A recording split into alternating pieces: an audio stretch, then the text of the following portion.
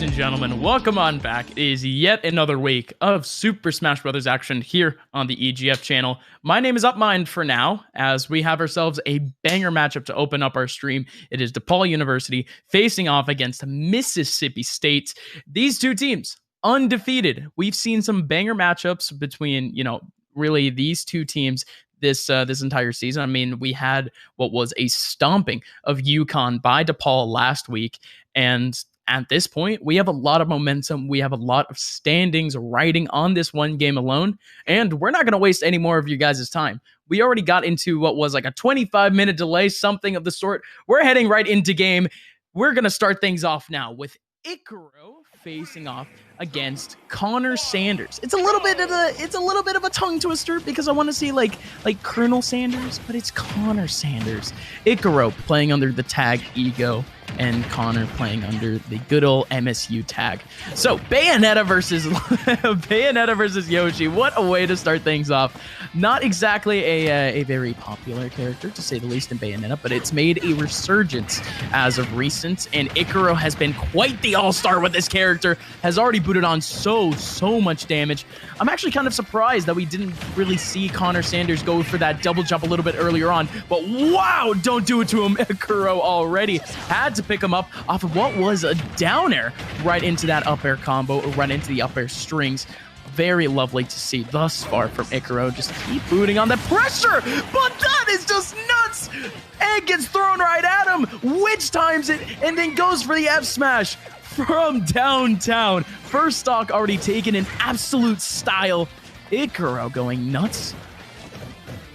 And again, ladies and gentlemen, I will be going solo for now. We do have a second caster coming up in just a little bit. But for those in Twitch chat, for those cheering on for both teams, how are you guys doing? I see you guys. Hey, we see some smilers. What's up? Any smilers in chat? Beautiful, beautiful stuff.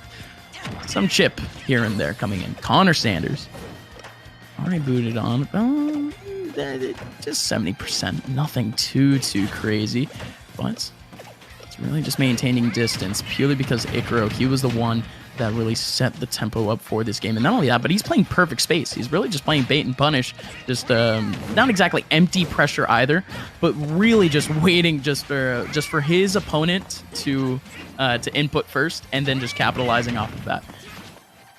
Now that in itself was empty pressure right in front of Connor Sanders. Now goes on the offensive a little, now that both players are at about the same percent, just about 80. Good approach, but couldn't exactly go for the second hit of down tilts. Back in it, good back air, still gonna chase super deep off stage, and he is dead. Does not have that second jump, ended up getting swooped on away by Icaro. Now this is a huge lead to start off our set. I mean, 2 stocks already. That's already 2 points up. Could extend this all the way to a 3. And look at this again. Just SDI forehead. You'll be fine. 30% already taken away. Still waiting out. Approaching with a back air. And now again, just pressuring off ledge, but not even going for any input, anything of the sort. It's just good pressure. But hey, there you go. Connor Sanders knocking him up. And then waiting out for what was the tech chase, reads out the roll, and gets the up smash. Beautiful, beautiful stuff. Now here we go again. Even more, just 3% for Icaro, knocking Connor all the way up to 120 at this point.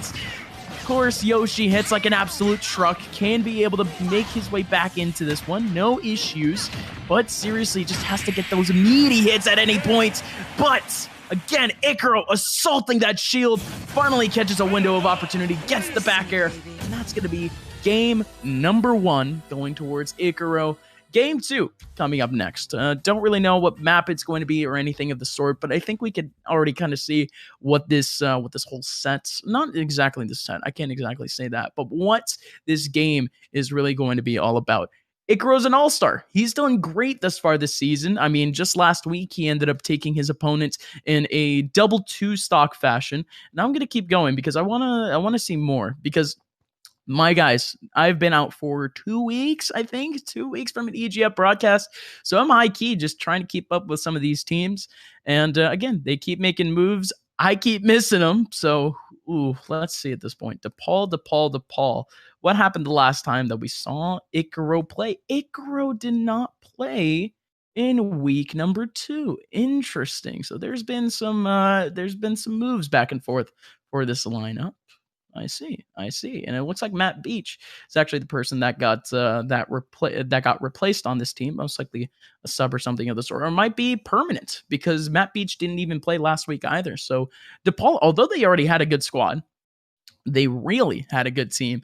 You had Matt Beach coming in for week number 2, maybe week 1. I can't really say that too early. Matt Beach was just a week 2 sub. I'm just thinking out loud, folks. I have no one to throw it out to. The only person that I can really throw it out to is you guys at home. Ladies and gentlemen, I hope that you guys are all having a beautiful day. That it is election day in the United States. And if you guys haven't voted yet, it is 5 p.m. at the latest for most regions. And even if you guys haven't registered, the following states can register same day. You guys can go to a polling station or a polling place today. California, Colorado, Connecticut, Washington, D.C., Hawaii, Idaho, Illinois, Iowa, Maine, Maryland, Michigan, Minnesota, Montana, Nevada, New Hampshire, Utah, Vermont, Washington, Wisconsin, Wyoming. Ladies and gentlemen, you guys should go vote. But, of course, politics aside, we're going to go right into the game where we have game number 2 between Icaro and Connor Sanders. And it's going to be on Battlefield. This, I would like to assume, does, I at least tend to go over towards the side of Yoshi, but from what we've seen thus far with Icaro, just with small mechanical things, in terms of just wave landing, really playing around the PS2 platform super well in game 1, I don't see just a major advantage anymore between these two players. Icaro is just on another one at the moment, but here he goes again, down tilting in, gonna get blocked out. Good stuff, again, from Connor Sanders, this time playing a lot more cautiously, but that's exactly what he needs to just keep on doing, because some way, somehow, Icaro always finds at least a little bit of a window of opportunity to just get a chip hit in, just a combo starter to get things going. But once again, these two in more or less a weird situation where it's just Icaro kind of, again, empty pressure throughout the stage. You don't really have a linear opportunity where he is going to attack. But in we go again. Oh, okay. Forward throw does actually send Connor Sanders a little bit farther than I expected, but he is still alive. It is a chunky little dinosaur, to say the very least. We've seen a lot of good witch times thus far from Icaro. One of them ended up connecting for a kill in the last game and still has been capitalizing on, again, these small opportunities. In we go again. Nice little dash attack. That could have broken shield, but he lets go. I don't really know if he let go or anything of the sort, or if it was Sour Spot. I might have missed it, but my lord, he was certainly dead from that. Still alive, though. In comes Connor Sanders, landing in with a down air. He is still off stage. Icaro's fishing. Goes in for the nair, too, but he's not dead. Was a little bit weird, but he's still not dead. Down B, right at ledge for Connor Sanders. Has full rage, so he can just home run bat this Bayonetta off this stage ASAP. And good response, too. The jabs came in. Very small window for him to actually respond with, and he actually does. Nairs it on away. 200 to 101, and that one's finally done. The dash attack action. 100 now for Icaro. Just trying to maintain this, trying to extend that lead, playing around ledge, and oh, he was going for some Swiss cheese, ladies and gentlemen. That is some thinly cut cheese that he was going for off stage, just off that nair opportunity, looking for a stage spike and just looking to continue that, but it simply did not get it. Currently tied 2 stocks to 2.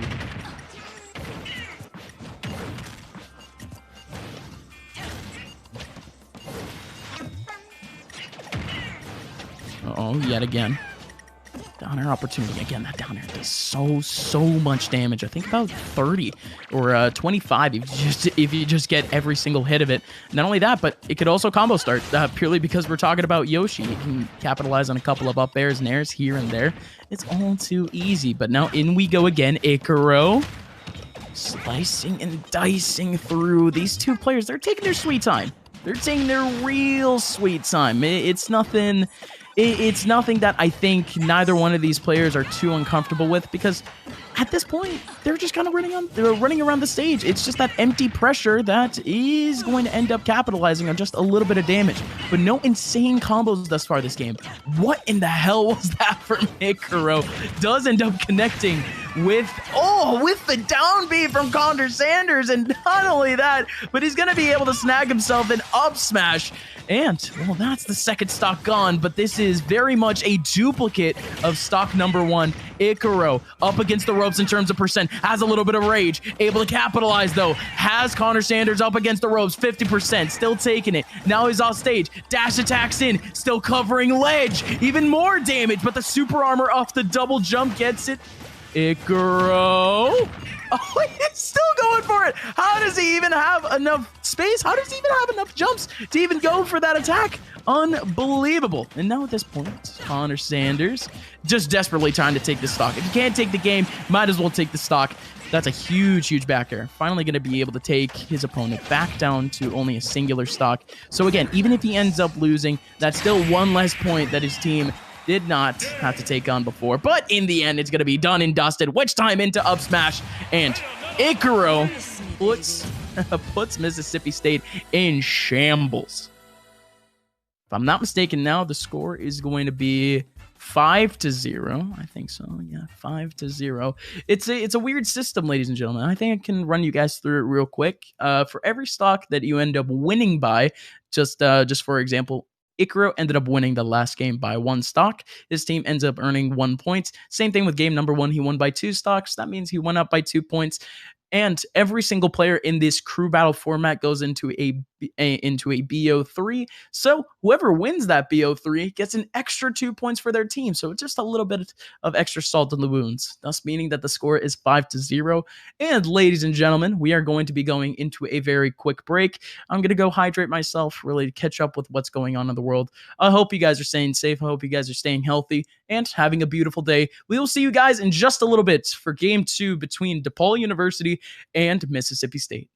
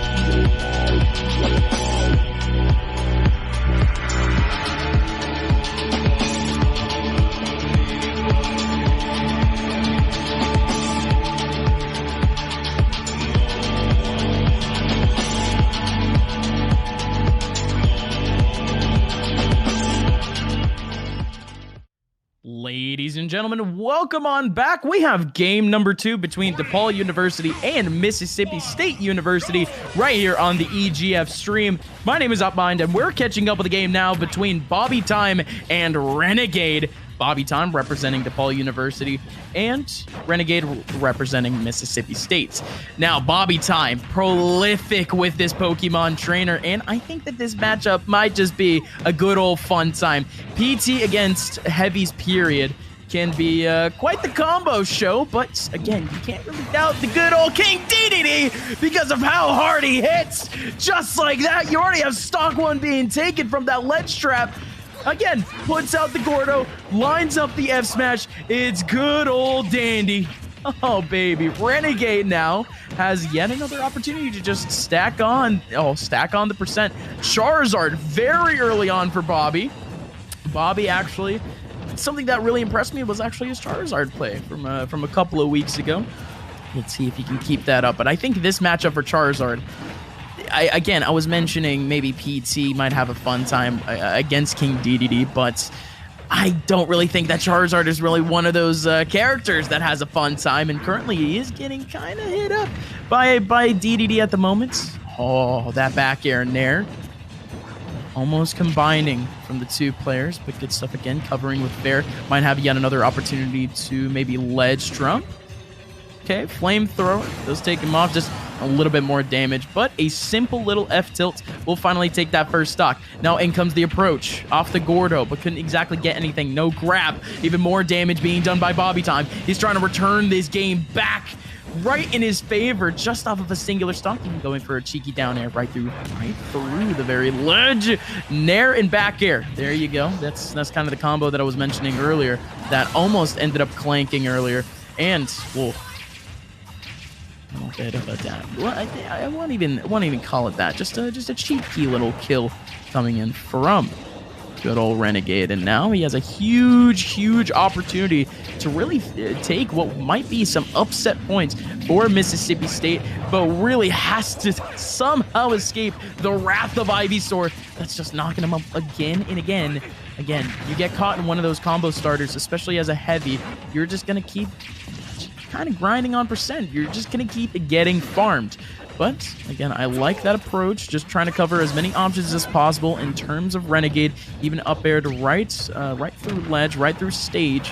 So that again is a very good option. Just try to space out a little bit and get some extra damage. Nair into back air, coming in now for Renegade, booting on even more damage. Bobby getting pressured out towards ledge, had to jump there, either that or roll, and he escapes the throw or escapes the grab. Back air finally equalizes things back to last stock. Oh, Bobby is going to go to Squirtle. Again, DDD. Oh, super heavy hitter. So if that Squirtle even gets touched, he's going to be gone. 130. Charizard, almost full rage at this point. And just keep assaulting that shield. Gordo covers him up. Now at this point, he's really at full rage. Trying to make his way back. That Gordo is just taking up so much space. That F tilt could have just done it, especially with how much time that hitbox actually lingers. That get up almost did it for him. Bobby holding on to shield, finally gets something done in terms of a back air, even a fair. He doesn't tech at all. Oh man, okay, does approach with a nair, but the Gordo is gonna take him away. Game number 1 is gonna go towards Renegade. Mississippi State, they have points on the board. That's 1 for them thus far. Man, oh man. Hey, we actually do have some action here in our stream, folks. I mean, from what I was kind of thinking for this matchup, DePaul, they had what would be the more confident squad. But now, I mean, this Mississippi State team, you can't really count them out. I think they've had multiple players, in a sense, be replaced for their squad throughout the last couple of weeks, really just trying to experiment with other players. Although they are, again, it's not exactly the same thing as DePaul, but they still are inserting players here and there. It still is very early on in the season, so you never really know what type of players are going to step up for the team and really get themselves a couple of points. But if I'm not mistaken, this is the debut for Renegade, so who knows? Who knows what type of stuff that he has for us here on stream. Hey, For all we know, he might have a sick DDD, which again, Bobby Time, he has been a player that is kind of known to farm. Just like last week, he ended up taking 5 points for his team, and again, very consistent. That's really the whole theme with this entire DePaul roster. They're very consistent in terms of just snagging points. It's a very solid one, to say the very least. This is a team that's, from the lineup that we had kind of going into the season, this is one that I kind of chalked up to just be kind of an easy go right into playoffs. But of course, adversity faces them. And now Mississippi State, they have a big opportunity now to take away Bobby Time and really potentially tie up this game, or at least get close to it. After this, ladies and gentlemen, it is going to be ADR facing off against El Jefe. ADR representing DePaul University, El Jefe for Mississippi State. That'll be a fun matchup, I think. I think ADR was supposed to play this game too, so the lineups just change all the time. So I might just be completely incorrect. It is what it is. Ladies and gentlemen, I hope you guys are having a good day. My hair is a little rough today, honestly. It's a little dry. It's not exactly the fro that you guys are used to. I think because my green screen has like this weird little mop effect. Is what it is, right? We're vibing. Game number 2 between these two should be coming up in just a little bit. They're ready. Let's head right into game. Ladies and gentlemen, big opportunity for Mississippi State once again. Take a couple of points back into this set. Again, didn't really expect DDD to be a competent matchup for the Pokemon trainer, but hey, let's see what happens. What map do we have? What stage do we have? Ooh, Town and City. So very interesting. I mean, Town and City, don't really know if... I just don't know DDD. Like, no matter what I say here in terms of just opinions, I just don't know DDD. It's just one of those things, right, that you just can't watch all too much. But I would like to say that Pokemon Trainer can have quite a fun time on this stage. And, I mean, you kind of see a little bit of the platform play coming out from Bobby Time. And not only that, but covers up the roll. Still a little bit extra damage. He's going to have to really work to kill DDD. But Ivysaur, again, has a couple of very trusty kill options, so it can't really be all that bad. A little bit of a suck there coming in from our boy Renegade. But even then, Bobby Time still booting on the damage. Gordo being whipped on back from the Razor Leaf, but still nothing happens. Fairs, nairs, everything that Bobby Time can really throw out just to space himself out from Renegade. He's just trying to maintain it, but it's simply not happening. The Gordo still stays. It gets thrown out, and now both of these players are at extremely similar percents. Oh boy, fair into up air. Finally going to finish up the stock for Bobby Time. Now he has his first lead of the game. And now, low percent combo. We're talking about Ivysaur. We're talking about hitting like a truck. 41% just like that, and he can't land 56%. Still covering ledge. Oh, that Razor Leaf too could have struck into something. Potentially, we're looking at 75%. Still nothing though. Somehow makes his way back. That fair would have done it for him, but he's still alive. Bobby Time, he had the spacing, but he's still alive off the fair.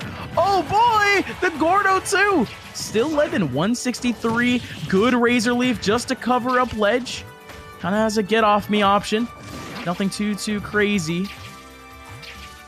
He's really just trying to extend the stock as much as possible. Great DI from Bobby Time, barely surviving, and he still has that full rage to try to assault Renegade.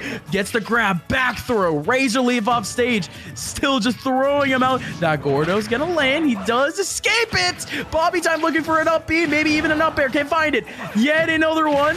Bobby has him up against the rope, but it's still a kill, and a flying Gordo. A wild Gordo ends up getting the kill. Oh no, that is unfortunate, but he got so much damage off of that. The directional air dodge actually going to allow Renegade to survive. Unfortunate. Down tilt into up air. It's too high of a percent. He can't exactly connect.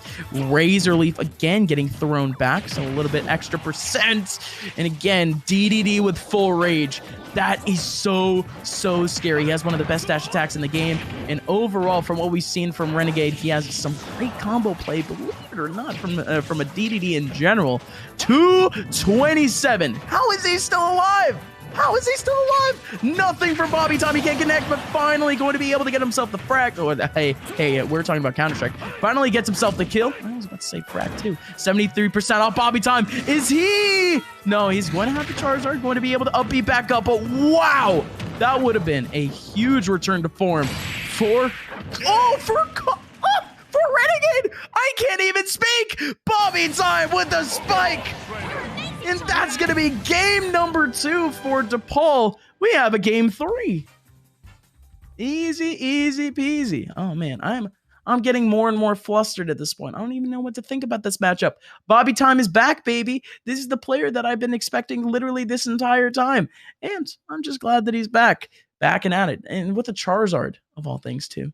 Again, we sort of expected it. He himself with what has been some, I'm not going to say cheesy Charizard play, but, you know, at least a very good utility off of it.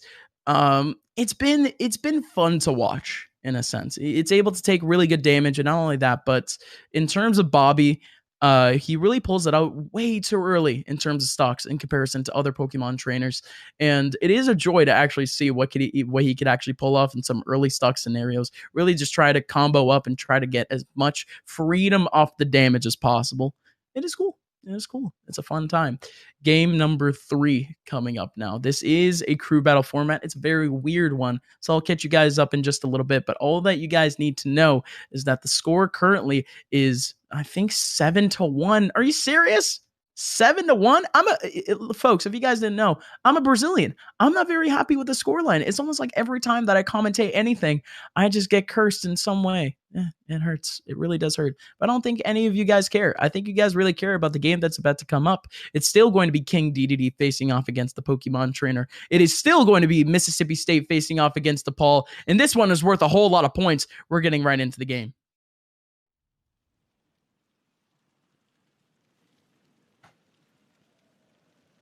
So let's see now. Do we get ourselves... Oh, we get ourselves Smashville this time. Interesting. Okay. I think at this point we are seeing what is maybe a bad option. I kind of like PT's chances on Smashville in comparison to Town and City, but that mainly just might be me and my inexperience in this matchup. I always got to cover myself up. It's that insurance, folks. Bobby Time now. I mean, both of these players almost immediately within 20 seconds, they're already up to just about 60+%. Bobby Time up to 90 off of that one. Gordo still covering up space now as Renegade. Oh, I love the option coverage again. It's super easy to cover options with King DDD. You knock the Gordo up in one linear direction, get yourself an F smash or an F tilt that lasts forever, but it just doesn't work out in his favor a little bit later on. Back air from Bobby Time. The little spicy tan is going to be able to take at least stock number 1. 146 now on Bobby Time. These two guys just training off nairs. None of them can really connect.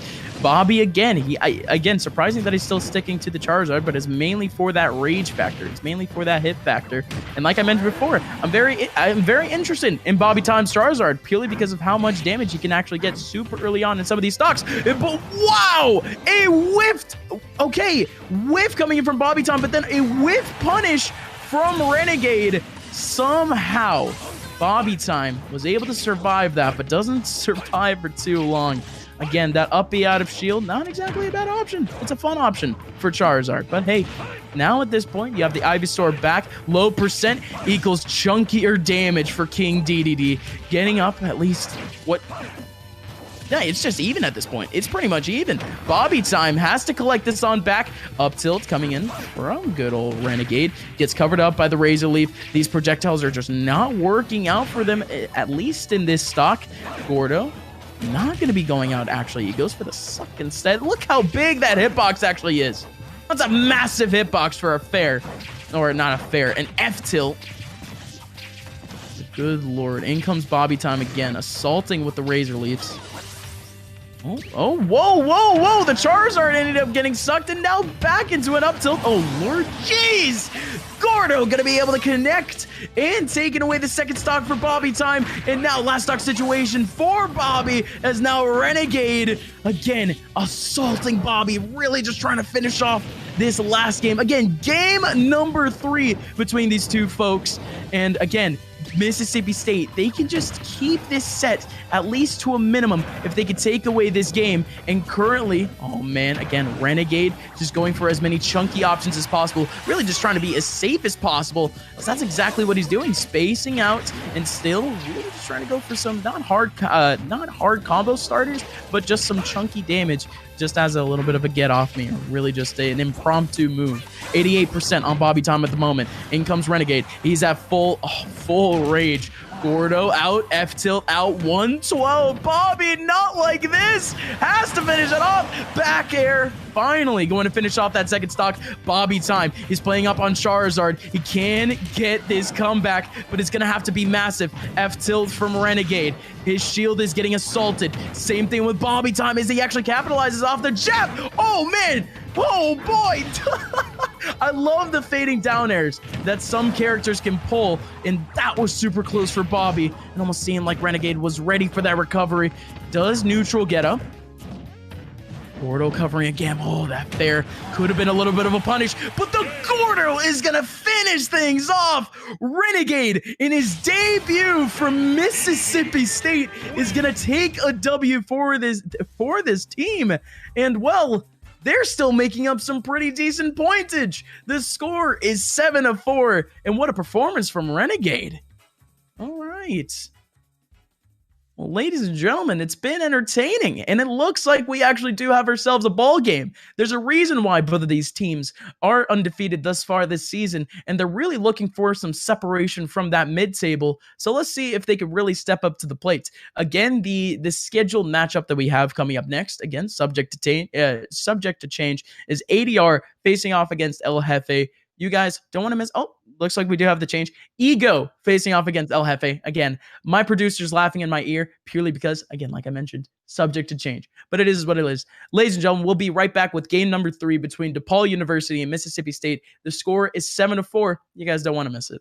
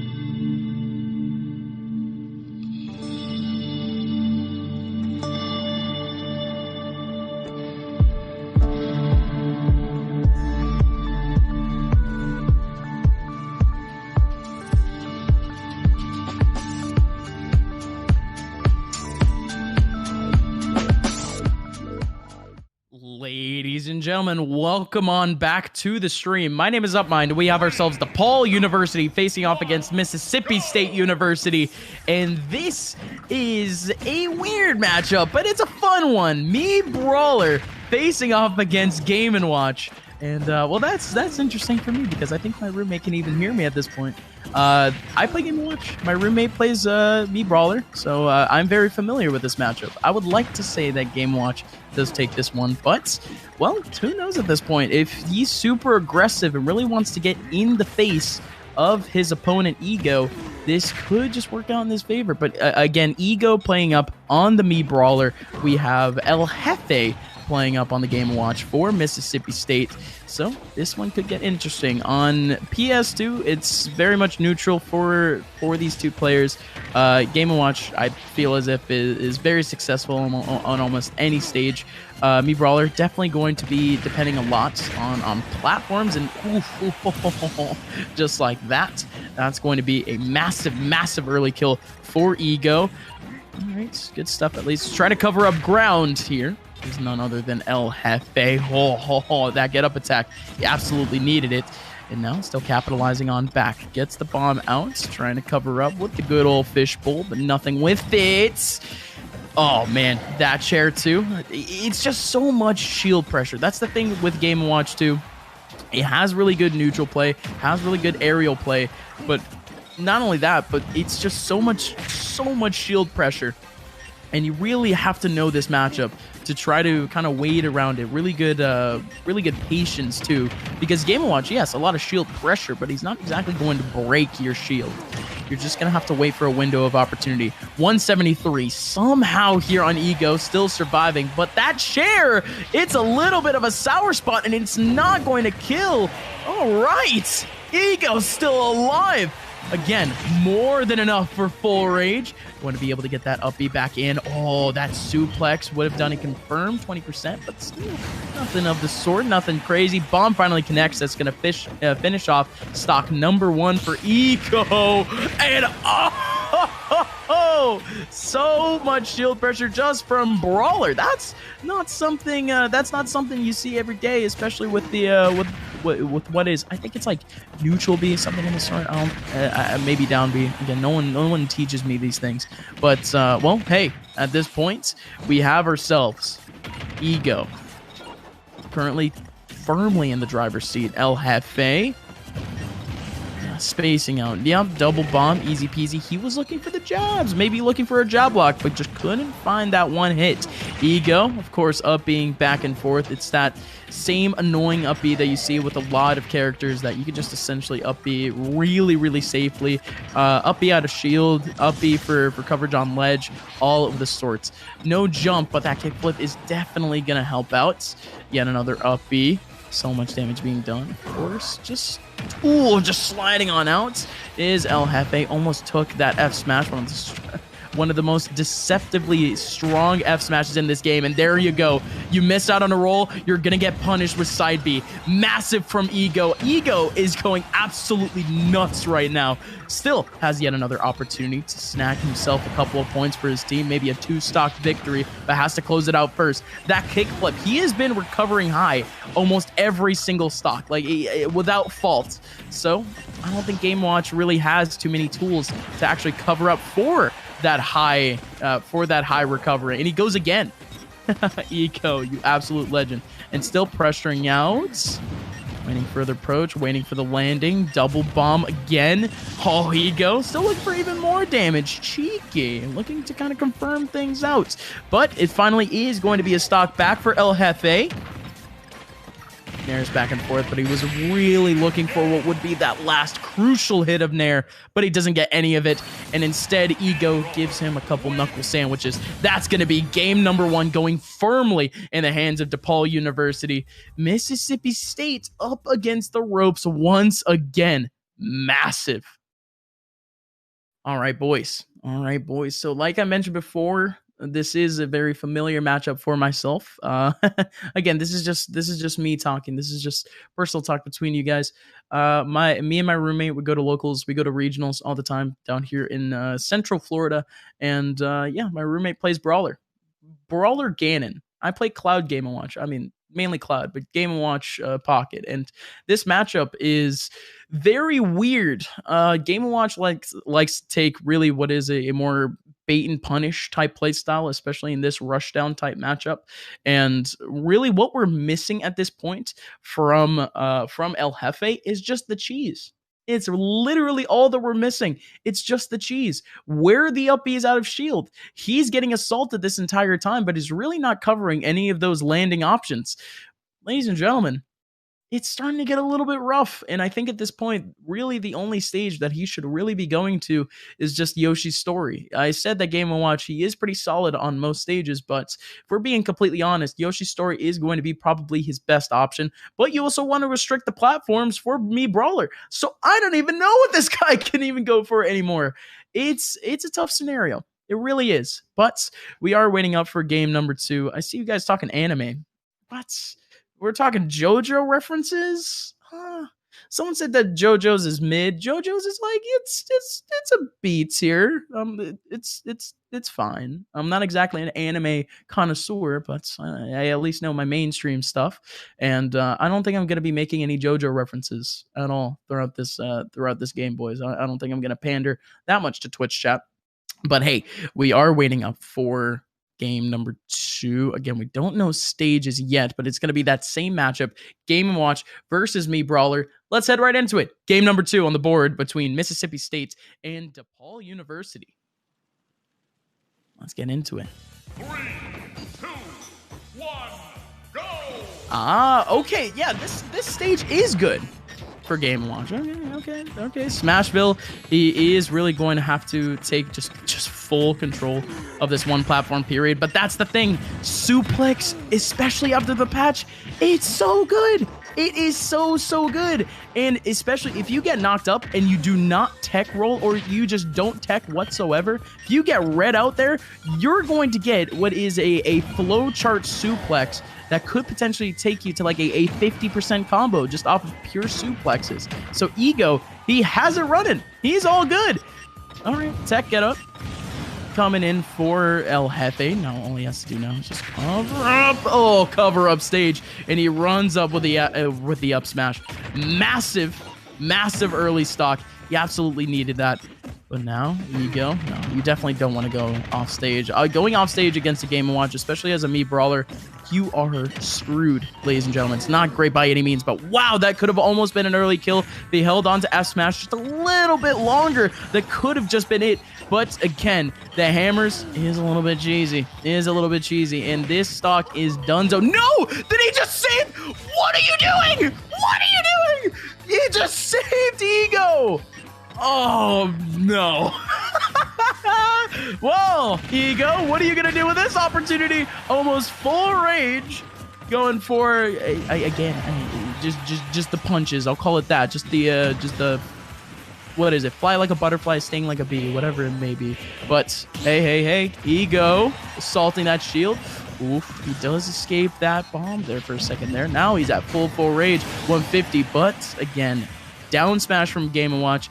Again, it covers up so much space. He's going to be just fine, but up, you got to do something. You got to do something there, El Jefe, off of shield. You know you have the options. You know you got it. And there you go. Ego, he's looking for the suplexes. It's all too easy. Like I mentioned before, you can take so much easy percent off of suplexes, especially at the early percent where your opponents just simply don't know kind of what that flowchart really is for Brawler. It's fun times. Maybe not a fun time for Mississippi State, but it's a great time for Ego. He's made up so much space in such little time. And now, okay, at least has an opponent up at a high percent, and the stocking.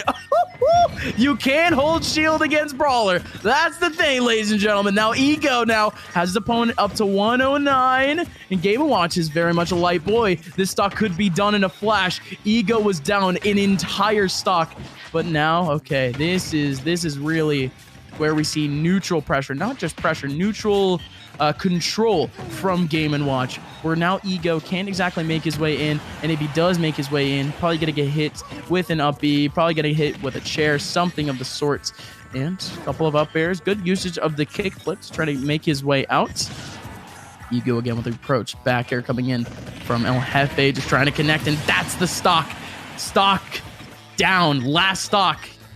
Ego, can he potentially take this one? I could maybe see it happening, but look how much pressure. Look how many options that were covered there by El Jefe. That is absolutely massive. Game number 2 taken by Mississippi State.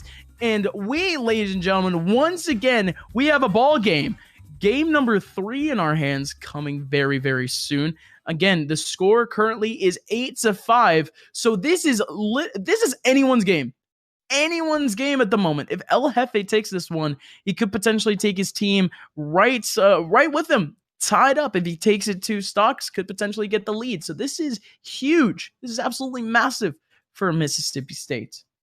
Now, I want to see a quick something if I have this right. I don't want to assume, but I've heard the name El Jefe quite a few times, and it's weird purely because I know a couple of people in just the scene period with the name El Jefe. If you guys know where he's from, please let me know what region he's from, because that's really how I associate people. It's really just through regions. If you guys know where he's from, of course, not just from Mississippi State, but otherwise, please let me know in chat. Someone asked me, what's my favorite type of tree? I saw that video, just kind of overthinking. Like, oh, what's your favorite type of tree? Are you a birch? Are you a birch? Are you an oak? Something of the sort. Yeah, no, I've seen it. I think I'm more of a sakura. Very, very lovely, very beautiful in terms of the petals. Easy stuff. He's from central Mississippi, Jackson area, so he's not exactly what I'm thinking of. It's all good. Appreciate it, folks. But now, going forward, game number 3, I'm trying to think of really stages that we could see a counter pick from Ego from. Again, platforms would be super optimal. I'm thinking back to Battlefield.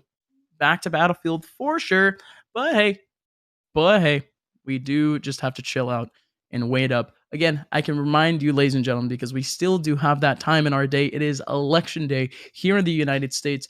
If you guys haven't voted yet, if you guys have, thank you guys very much for covering your civic duty for the United States. This isn't sponsored by any means. This is me just saying to you guys, please go out and vote. The following states, and I'll be going through this entire ramble, almost this entire stream, but all I'm saying is that there are multiple states that still accept same day registration, voter registration. And if you guys haven't voted or registered yet, please do so. California, Colorado, Connecticut, DC, Hawaii, Idaho, Illinois, Iowa, Maine, Maryland, Michigan, Minnesota, Montana, Nevada, New Hampshire, Utah, Vermont, Washington, Wisconsin, and Wyoming.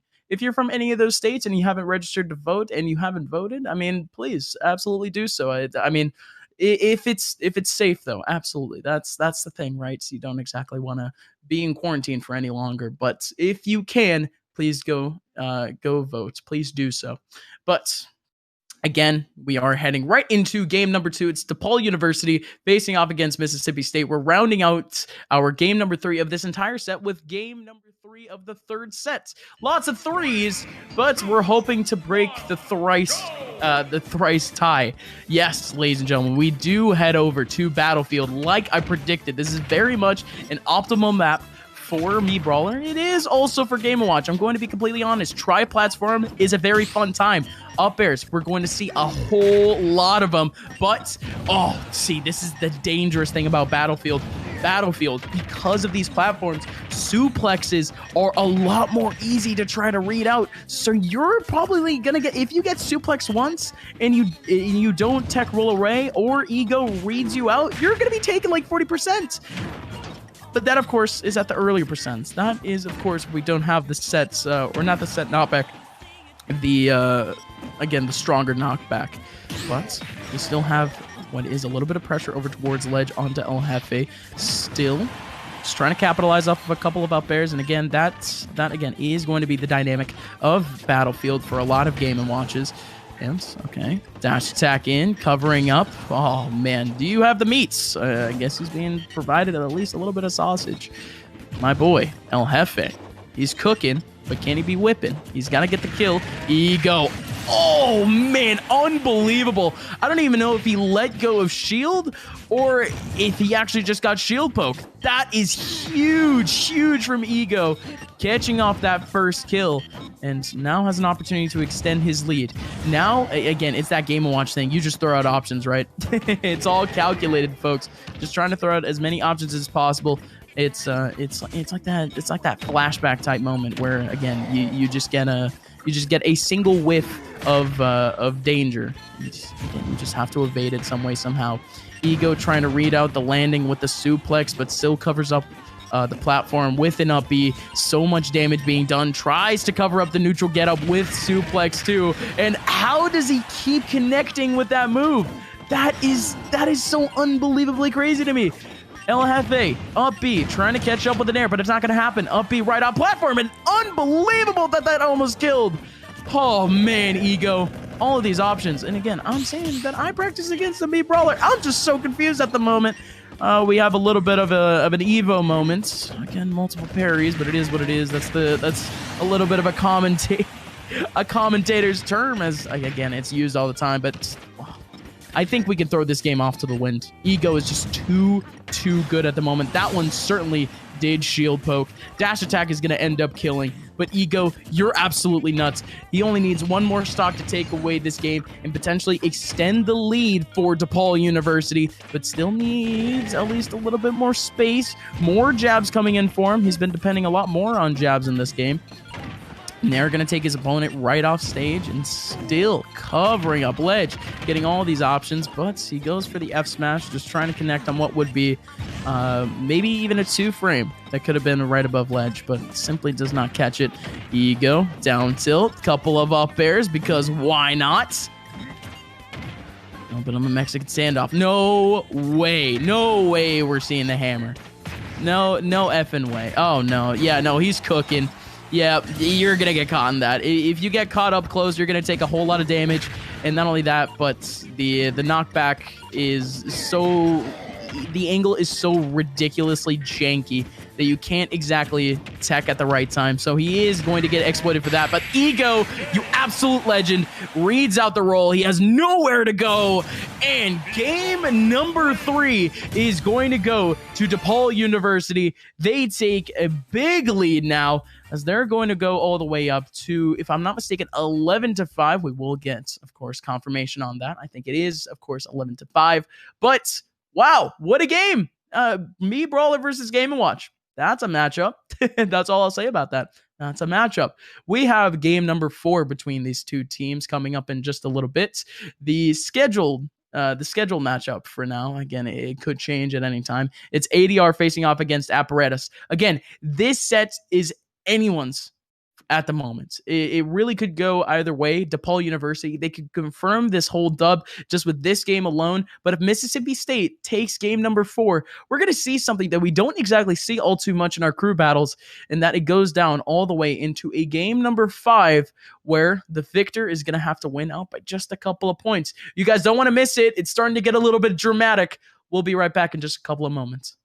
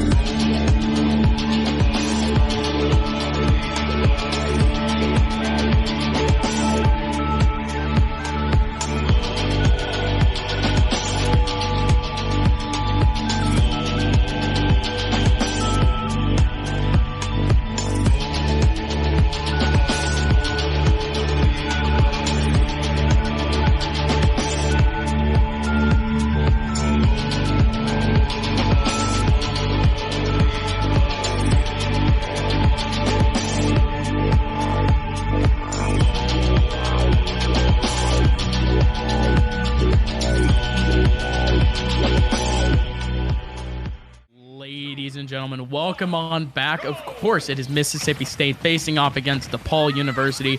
My name is Upmind, and I actually do have a good old friendo with me joining the stream. It is none other than Overwatch caster Septilence. How are you doing, buddy?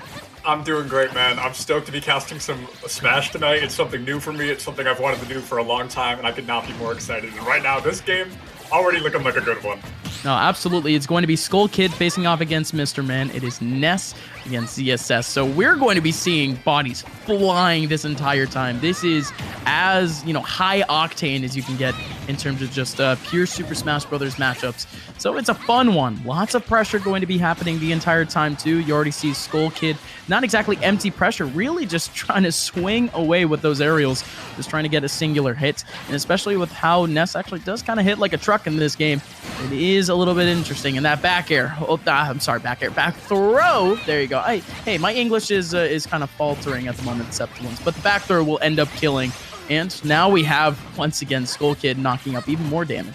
Yeah, Skull Kid just already 40% into that second stock. The back throw from Ness is a lethal one. Pretty much anything over 75%, you're going to go flying. And it's interesting to see a ZS that's in this situation where she's going to end up losing this because Smash 4, we all know she was top tier beginning gold, and she was at the top as well. And then here she is losing to PK Fire, and it's just not looking good for her. Skull Kid right now, though, in a really good position to already take this second stock. Oh boy, those are times well and gone. I do miss the Smash 4 days. I think my weeklies were more popping during that era. So, oh man, boy do I miss it. But hey, it is what it is. We have Skull Kid coming in with what is a little bit more of a meta character in comparison to what we've seen thus far today. And boy, oh boy, he has been knocking out so much damage. Yet another one, yet another kill coming in for him, just based off the Nair. But now, Mr. Man, we haven't seen any opportunities for him in terms of just straight up combos. It's really just been hit and runs, just one-off chip damage. Yeah, as soon as Skull Kid gets in range for Mr. Man to really start doing that damage, Skull Kid ends up finding the first hit, and that is what knocks Mr. Man out of these possible combos. But there we go. There's going to be an up attack that's going to find Skull Kid and take him out for the first stock, so that free stock off the table. Mr. Man, in a dangerous situation, they take, I don't know, maybe 30-40% more damage, and they are going to be in a pretty much lost scenario.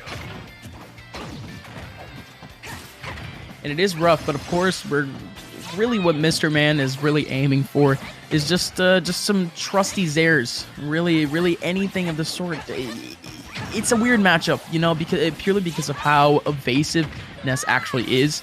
You can't really catch him up with just a singular up air and just expect to actually get yourself a little bit of damage off of that. When I said that we have chip damage, he's going to take a lot of it. Huge back throw coming in from Skull Kid, but it's not exactly going to kill. But Mr. Man is collecting up a little bit more rage. Could potentially at least equalize things back to a singular point, but an F-tilt is going to take this one away. Skull Kid, a massive 2 points being taken back for his team. And, well, I mentioned before, DePaul University, they win this game, they win this best of 3, and they win this entire group battle. Yeah, that F-tilt, it's a nasty one. It sneaks up on you quick, and we saw that Zero Suit Samus did not have any time to respond to that. It's difficult. Like you said, this is a difficult matchup. A Ness versus a Zero Suit Samus. The Samus is definitely at the disadvantage there. Ness found some great opportunities to space her on that map and keep ZSS as far away as possible. And I think that is really what made the difference in the end there, was just keeping those projectiles and keeping her as far away from him as he could.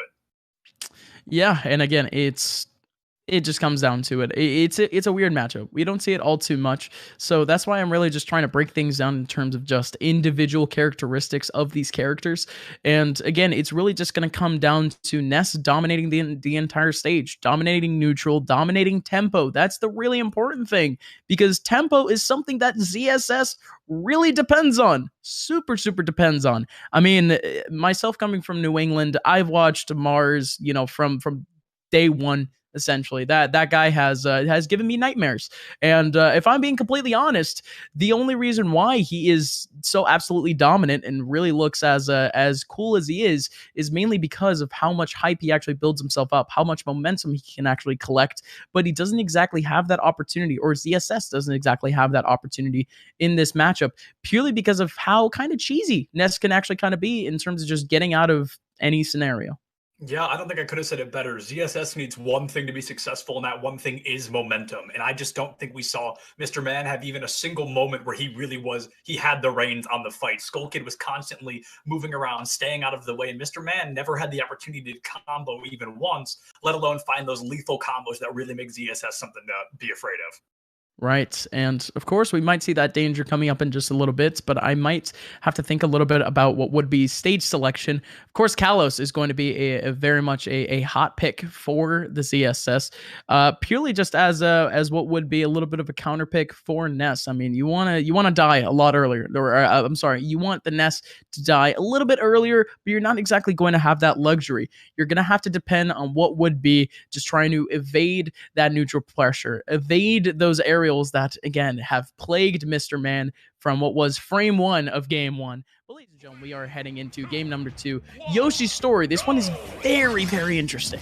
This is interesting. It's a great word here because ZSS now has the opportunity to get those combos very early on. Skull Kid has a lot less room to run on this map, but right now it's already working out in Skull Kid's favor. The zoning has been great so far. PK fire off the map is going to dump 24% onto Mr. Man right there, and that 24% could make a back throw lethal now. So Mr. Man, they've just got to be hitting these shots on Skull Kid a lot more often. No, absolutely. And even again, even as he was stunned, he still found his way out of it. But Mr. Man did get a little bit spicy, making his way real quick back into neutral, and that's good. Gets that fair up. But again, it's that thing with Ness. It's the Ness diff, folks. Skull Kid is going to be able to not only escape, but trap Mr. Man right off ledge with a down smash. Yeah, it's not often you'd expect an intergalactic space hunter to get beaten up by a little kid, but Skull Kid right now is just really putting the work into this Zero Suit Samus. And Samus finding in those pot shots, like you mentioned earlier, it's always those one-and-done shots where she really is struggling to find the combos that, like I said earlier, Samus really needs to succeed. Skull Kid is abusing that fact and just dumping projectiles into the Zero Suit Samus. And that really is making the difference in this fight. Truly is, and now Skull Kid, once again, and that down smash, that yo-yo stretches right below ledge. It's one of the best smash attacks in the game in terms of just pure ledge pressure. And I mean, Skull Kid, he can abuse it all day, every day if he wants to. Gets out of, once again, yet another stun. But, oh, Mr. Man, he tries to make his way in. Yes, kick flips just to try to evade the down smash, but the down smash comes right back at him like a homing attack. Skull Kid up 2 stocks once again. Yeah, Ness's down attack there, kind of a bit of a boomerang, and that really did go to proof. Mr. Man just could not avoid it. Skull Kid right now still in a position to 3-stock here, but it's going to be difficult. Any shot, including that one, is going to take that stock off the table. But Skull Kid's still in a very good situation. No, absolutely. And Skull Kid, nice. Jeez. And again, that's the thing with ZSS too. I mentioned how evasive Ness can be. I mean, ZSS too. You can't exactly very, very trustedly take ZSS in terms of just an offstage ladder. It's simply not going to happen. So, all right. So Skull Kid, he does have at least a layer of challenge for himself. But Mr. Man, it's really neutral. That's the big issue. Absolutely. Skull Kid still a stock in the lead, but Mr. Man finally finding those combos we were talking about earlier, dumping in the damage necessary. The back air is going to find Skull Kid right off the side of the map. They're down 1-1. This is really the first time Mr. Man's had a chance to take in the series here. Yeah, no, and that's massive. That's really the first taste of what we have of really one of Ness's downfalls, and that purely because of how light he is. It was knocked up pretty much once. I mean, that up B almost ended up killing, and then just a very simple fair ended up taking away the stock from Skull Kid. So this one, not exactly tied. We are down to last stock. It is last hit for Mr. Man, but let's see what type of magic he can pull off. He is getting pressured at the moment. Yeah, it's going to have to be magic indeed. 117%. One connected throw from Ness, especially a back throw, is going to take you right off the map. So Mr. Man's going to have to pull out a combo, but just take those shots. Nope. And there it is once again. Skull Kid's going to take that fight as well. Yeah, and that's huge. Again, DePaul, they will be taking this entire crew battle in style. It did get a little bit dramatic in the very middle, but Skull Kid, he steps up to the plate right when his team needs it, hits a grand slam, and now it's the walk-off. We still do have another game up next on stream. It is going to be ADR facing off against Apparatus. Mississippi State, undefeated no more, but let's see how many points that they can take back. Again, standings is going to be absolutely huge. Point differential is going to be massive towards the very end of the season, and especially against such an important opponent like DePaul, it could be at least a little bit more demanding. let's see what happens, folks. Game number 5 coming up in just a little bit.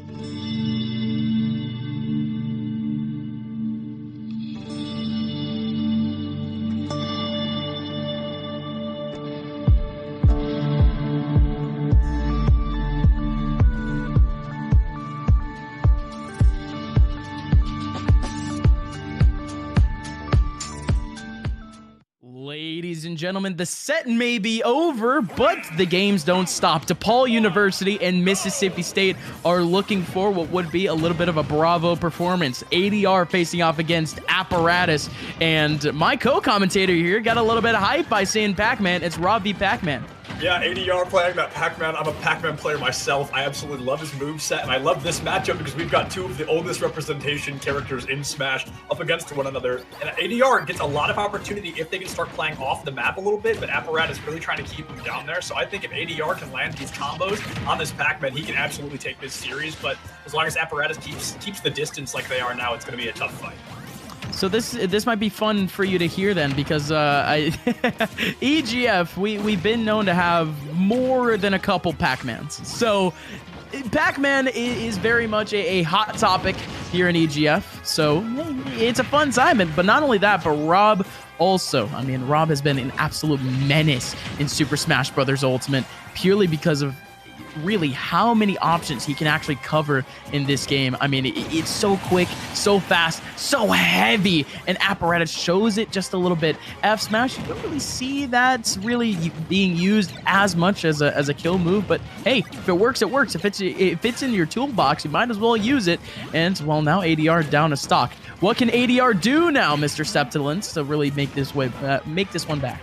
ADR is going to have to do exactly what they're doing and try to use these projectiles, but Apparatus playing against a Rob is going to make that difficult because Rob's got just as many projectiles as Pac-Man, so ADR is really going to have to start finding this Rob off the map and keeping him there. We're seeing the complete flip script here. Apparatus is taking ADR off the map, and we've seen ADR fall once already.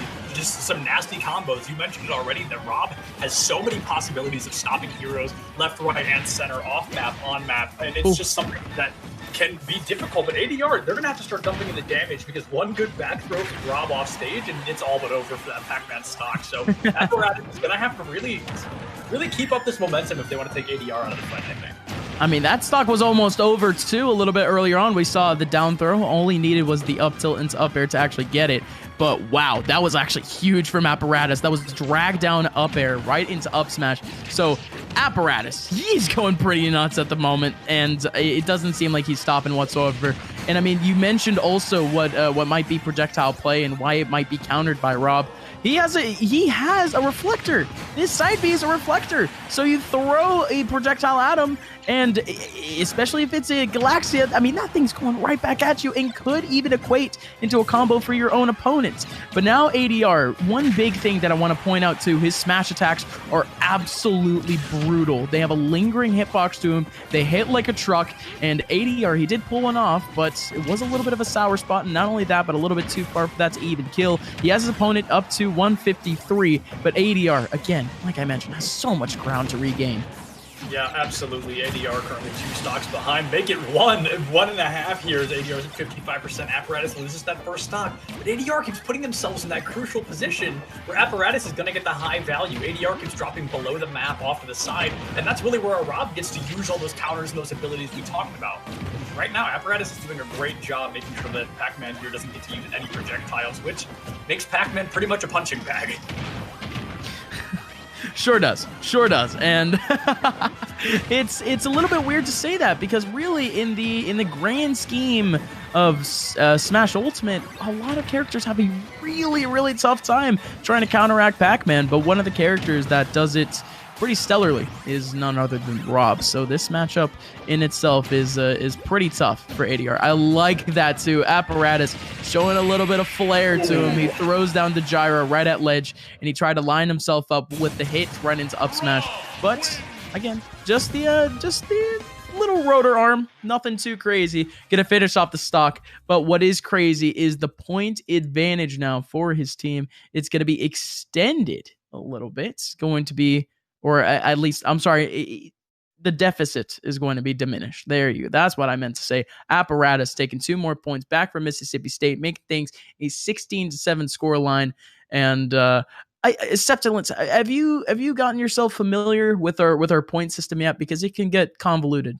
I honestly have not, and I was hoping I could figure it out as I went along, but an explanation would probably be very helpful. Got it. One thing I want to comment on before we jump into the next map is how Rob was such a meme pick for both Smash Bros. Brawl and Smash 4. Yeah. And then all of a sudden, in Smash Ultimate, he comes out swinging, and he's just been pretty much a nuisance on the ladder ever since. Rob is such a niche pick, but a very effective one. And I mean, we saw it here. That was the best example we could have seen. Apparatus really putting in the work on that Rob. Yeah, and that's the thing with Rob mains. I mean, you mentioned the older games, and players who play Rob didn't exactly stop near Smash 4 and Brawl. I mean, we saw players like Rafi X, 8-Bit Man, all keep up with the character no matter what, no matter how trash the character might be. And they were literally given a silver platter opportunity with Smash Ultimate. Just like, you know what? You showed your devotion. Here's a character that will break your game. Use it to your advantage. And it certainly seemed like it's working for a lot of players out there. But hey, now just to go back to our point system, for those that are unfamiliar, for those that are tuning in for the first time, this is a modified 5v5 collegiate crew battle. Each player from each team goes up in a best of 3 format. So for example, you guys are watching a game between ADR and Apparatus.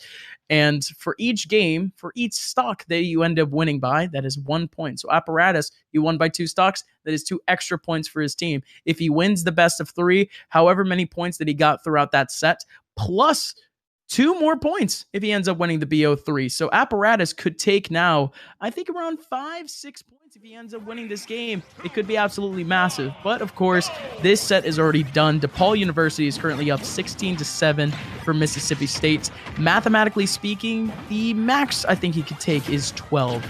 But, ladies and gentlemen, we do finally have ourselves game number 2. Game number 2, and ADR jumped in with a nasty combo, hit an early 33% on the Apparatus, but dropped the combo and paid 28% in change for that. Wow, already up to 54 in the lead. ADR had is just gone already. And this is where we're going to see Apparatus really take the lead again. Doesn't give ADR the opportunity to move or get any projectiles out, and that's when this Pac-Man is really going to be at his worst. And again, Pac-Man disadvantaged state is brutal. It really, for both of these characters, if I'm being completely honest. Rob, he has a couple of more or less disjointed hurt boxes. So, I mean, you could really hit him from almost any angle, and that might be in itself a combo starter. So Rob isn't exactly the immortal robot that I thought that it would be, but man, already playing CS or what? Because man, what a snipe that was. Apparatus right now just putting on the works, just giving us a masterclass of how to play Rob and just hitting some combos we did not see even in the first game between these two. Apparatus really finding the necessary combos to take ADR out. It looks like he's adapted to ADR's playstyle, and now this Pac-Man's really going to start paying for it, but no! Finds that elimination onto Apparatus instead, so this is going to be a little bit closer than it seemed just literally 2 seconds ago. Well, that is massive. So ADR, he does bring back one, but that's just the F Smash special. That's just the Pac-Man special. And I think ADR, he's given himself a little bit of a, I guess you could say, a name for himself, a reputation for using roll a lot and using F Smash a lot. So I think one of our broadcasts early on in the season, we literally had people counting every time that he pulled out an F Smash because of, I mean, honestly, if you have it, you might as well use it. I'll say it again. But love that from ADR. He just walks on away from pure danger. But yeah, it's a fun time here in Smash EGF Septilence, as we do have last stock coming up for ADR. Yeah, last stock for ADR right now is not going to be great, but yeah, I couldn't have said it better. That F Smash is Pac-Man's just lifeline, in all honesty. You can't hit his back air, you need to be hitting an F Smash, and right now, ADR is surprisingly struggling to do that, even though the F Smash is a very large hitbox to find. But Apparatus is constantly staying out of the way, and that is making all the difference so far. ADR there. Oh my lord. The gyro ends up hitting ADR right towards Legend. Apparatus right through it ends up getting a nair up. So that's a little bit more cheeky damage. But ADR does finally take back the stock. I swear to God, can we get a controller cam on ADR? That guy has to be mashing his life away to be getting out of down throw that quickly. But wow, ADR. I mean, if I'm not mistaken, he also lost his ledge invincibility off of the drop down. So that was huge from Apparatus just to try to go for the rotor arm right below it. But now ADR did collect up a little bit more damage. He gets sniped up once again. 152. Apparatus again. He's shooting clay pigeons, just sniping ADR out of the air once again. But what in the world was even that? What did he die to? I literally watched it happen, and I cannot tell you. I was about to ask you the same thing. I'm not even sure what he just did he throw the apple at the hydrant and it went back at him? That's what I was thinking. That was the only solution I had lined up, is that the fire hydrant betrayed him and just took him out with his own projectile. I'm not sure that's what happened, but that's what it looked like. Sure. That was unfortunate, to say the least. No matter what happened, that was a bad way to go. Well, ladies and gentlemen, that is indeed GG's. Mississippi State, they do make back the points that I mentioned before, and it is very important for them going later on in the season. This was a very highly contested battle between two teams that were undefeated going into today, and the one team that remains immortal is DePaul University. Congratulations for them. They're going to be moving on. And, well, we do have another game coming up for us here on stream. It is going to be none other than Canisius University facing off against Rider University. You guys don't want to miss it.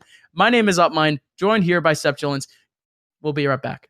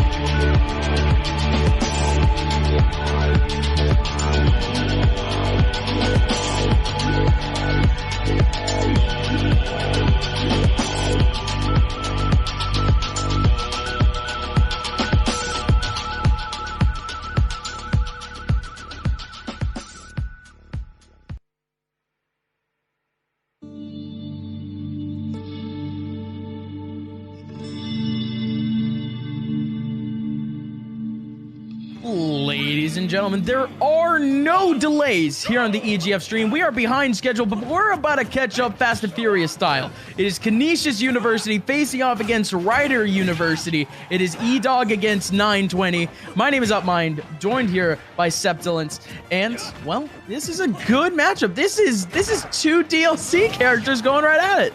Yeah, we've got the fight of the newbies here, the Byleth versus the Terry, and Terry already getting very close to that 100%, which could turn the fight in his favor, but he doesn't have as much mobility as Byleth, so these combos are going to have to start coming out quick to even up his percentage. Yeah, rightfully so. And I mean, it's really, these two characters have just around the same amount of mobility. Byleth, however, has so many wide-spanning options with his aerials, so you're absolutely right. He hits like an absolute truck, and Terry Bogard does have a very tough time just trying to evade what is a very prominent aerial attack from Byleth. We do have a little bit of lag, but we're chilling. 100% on the dot. That's a rarity, but for Terry Bogard, that is so fortunate. That's so convenient because he does get that go right at 100, but he is down and out of there. That's going to be the first stock being taken by the boys of Canisius. He gets his go and then gets to go off the top of the map there. Byleth takes him out, but he's going to look for that stock return almost right away, trying to make this a clean 2v2 stock here. But Byleth has that pretty nasty recovery. And it's going to get difficult. Wow, that was a lot of damage quick. Word, and it does combo too at earlier percents, as you guys just saw. That is absolutely massive.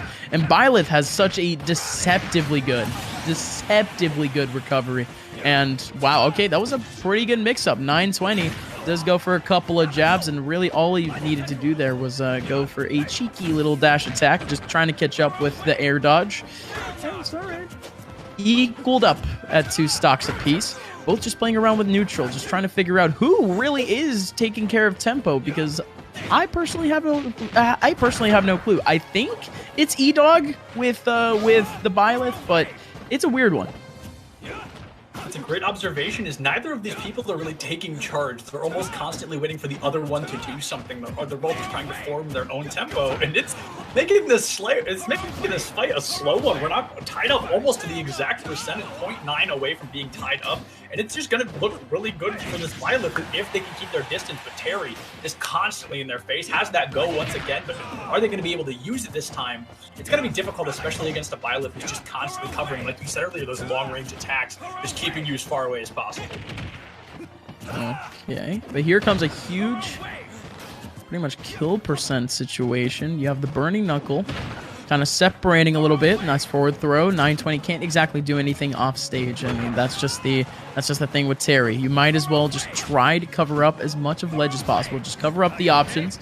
And again, that's indeed what he's trying. And oh man, again, that go meter, it is so dangerous, and his opponent knows it, just trying to be as mobile as possible, just trying to run away just so he can get a singular hit in, just a hit and run. But 920, he comes in swinging, and he takes stock number 2. All right, E-Dog up against the ropes.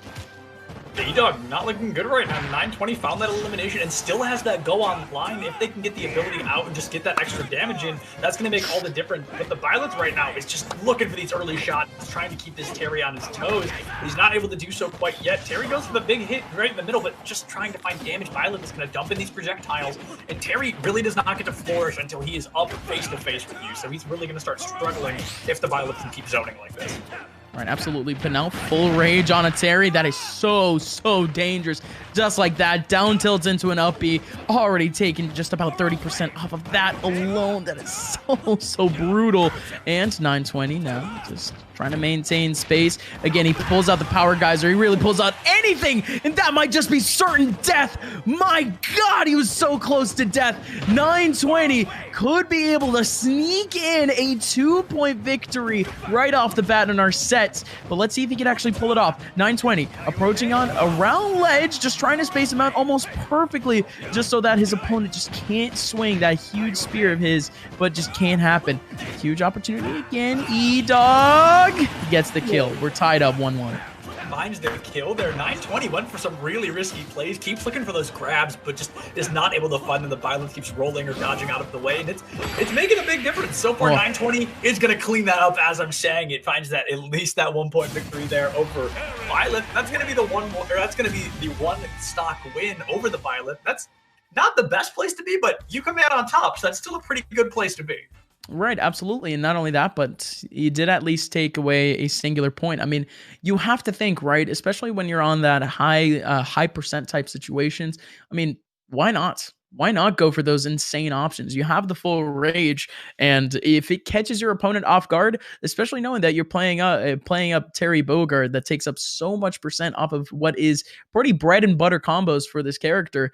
I mean, why not? Again, so ladies and gentlemen, maybe we might see that same dynamic going forward.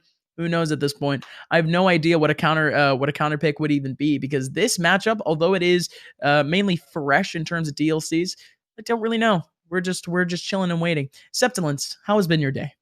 My day's been pretty good. It's getting a lot better now that I finally get in here and cast a little bit of Smash Ultimate. It's something I've been waiting to do for a while. I'm just thinking, you brought up that question of who would be a good counter for Terry.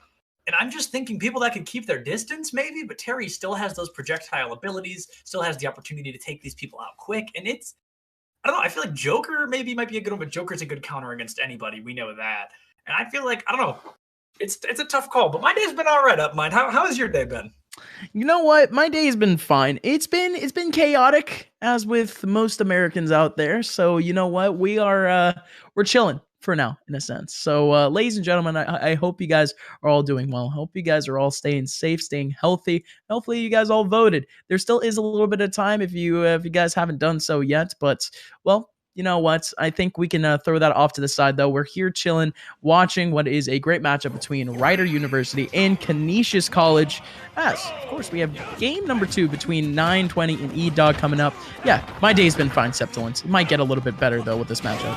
Yeah, absolutely. This is a great map. It's one that I think Violet really gets the advantage on. The Terry doesn't have a lot of places to play on the high ground, can't really flank up, just has to approach from that straightforward tactic. And it's going to be difficult to find damage, but so far he's able to do so as the Violet isn't getting as aggressive as I think they need to be in order to take this Terry out of the fight. Instead, almost just barely recovering onto the back of the map there. Right now, already 80% on their first stock. They're going to have to start dumping in the damage. Really is, but that's literally what Violet is all about. Just hits like an absolute truck. Any option that he pulls out is going to be taking 20%, very reliably. So at this point, it's really all that E-Dog is really fishing for, just those high impact options. And just that back air alone is going to tie things up. And 920 barely survives, but he's going to be able to make his way back. This tied up to an extent, and nice stuff there. Again, it's the JJPD. It's the jab power dunk. Everyone knows it well. And well, now at this point, 920.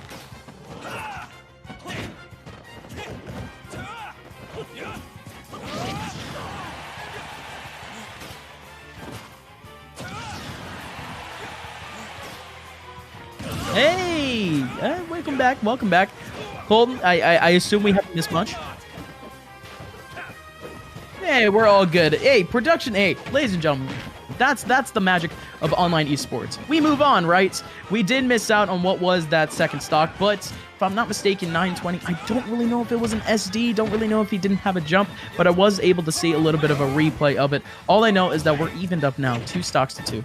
Evened up 0.1% away from exactly even, actually. 920 barely in the lead, but not anymore. They're going to be dumping in these early damage onto one another, trying to find these eliminations. But as I keep saying, the Violet finds that grab, and if they can keep Terry off the stage just even a little bit off, it's going to be difficult for Terry to recover. That's arguably one of his biggest downsides, is when he falls below the stage level and can't really recover to get back up. But both these people still playing more of a defensive state than an offensive state, kind of waiting for the other person to make a move so they can react, rather than kind of setting the momentum themselves. And again, it's still awkward because we're talking about Kalos. This is very much just a neutral-heavy stage where we are going to be seeing a little bit more of that showcase, really trying to establish who exactly has the tempo in this matchup, who has that momentum.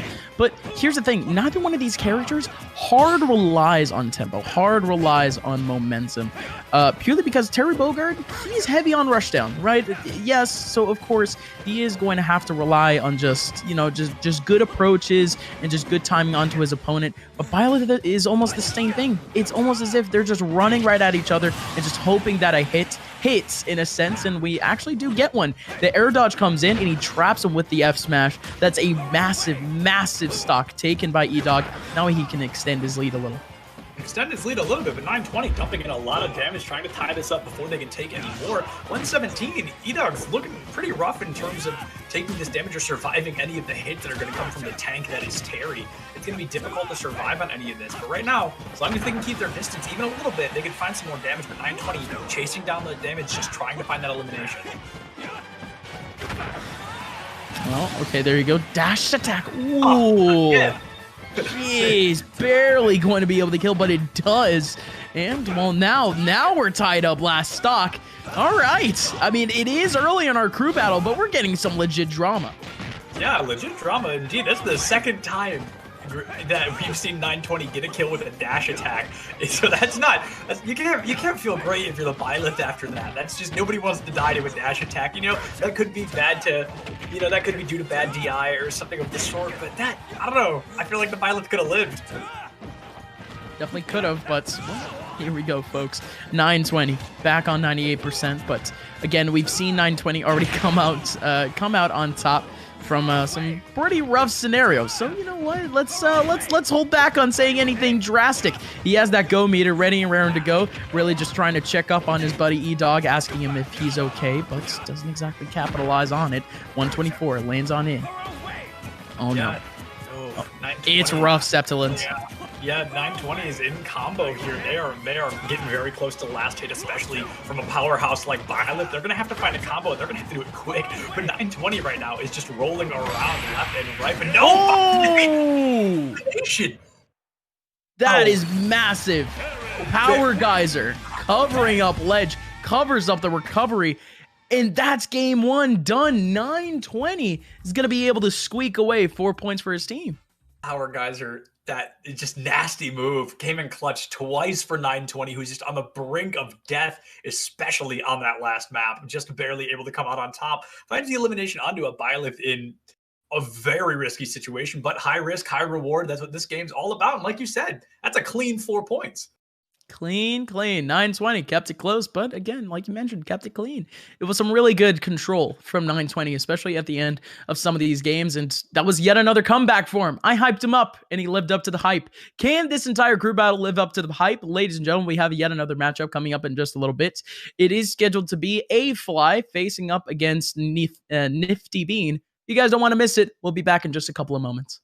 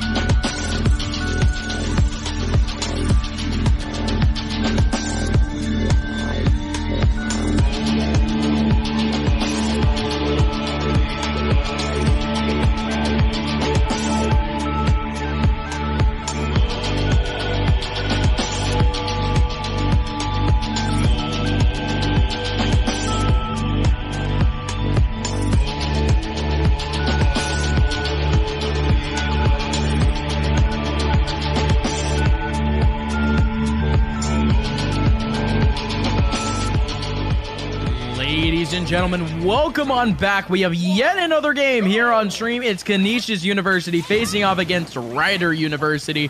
Representing Rider is TSR, aka the Sonic Ray. And oh man, oh my god. All right, this one has already exploded off the bat. A-Fly representing Canisius on the Griff esports side. It is Joker facing off against Ness. Yeah, he may be the Sonic Ray, but he was getting beamed in the beginning there by this Ness, a 48% combo onto him. Already has Arson online as well, so that's going to put our Joker in a much better position to take this. But we saw what Ness can do earlier. Ness can be really nasty if he finds the possibility to do so. But right now, the Ness that we're watching isn't playing as defensive as the one we'd seen earlier. We're seeing a lot of aggressive attacks, a lot of holding that stick towards your enemy, just trying to find early damage. But as he pushes into a Joker, it's a dangerous thing to do because with that Arson out, he's a bit of a tank himself. Oh, I like the little potential that we're seeing once in a while from A-Fly.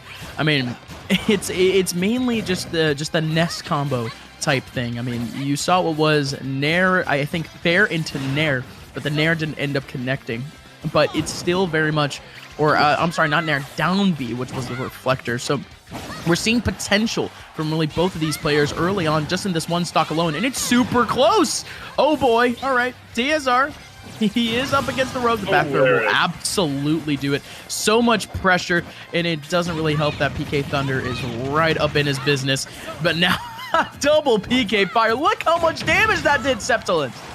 60% damage from that double PK Fire combo, and that is just nasty to say the least. Right now, Drift might be at 107%, but that's a stranglehold of this match against TSR, who, even with Arson out, seems to be struggling a little bit against this Ness.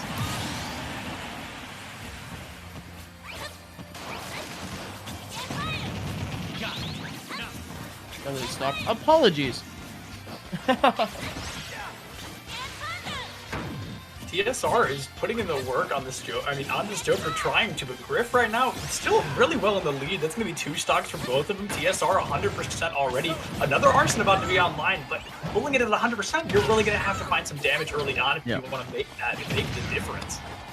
Yeah, no, I mean Arson, it does go a little bit more in and out, especially after what was the patch earlier on this year, where Arson, I mean, you can take it away in a flash, especially as Ness. I mean, Ness has so many very trusty options just to get some pure chip damage in, and Arson, the more damage that it takes, the more it just evaporates almost immediately. But not only that, but multi-hits will absolutely deteriorate it as quickly as possible, and we're really seeing that dynamic coming in from our boy from the good old Canisius side.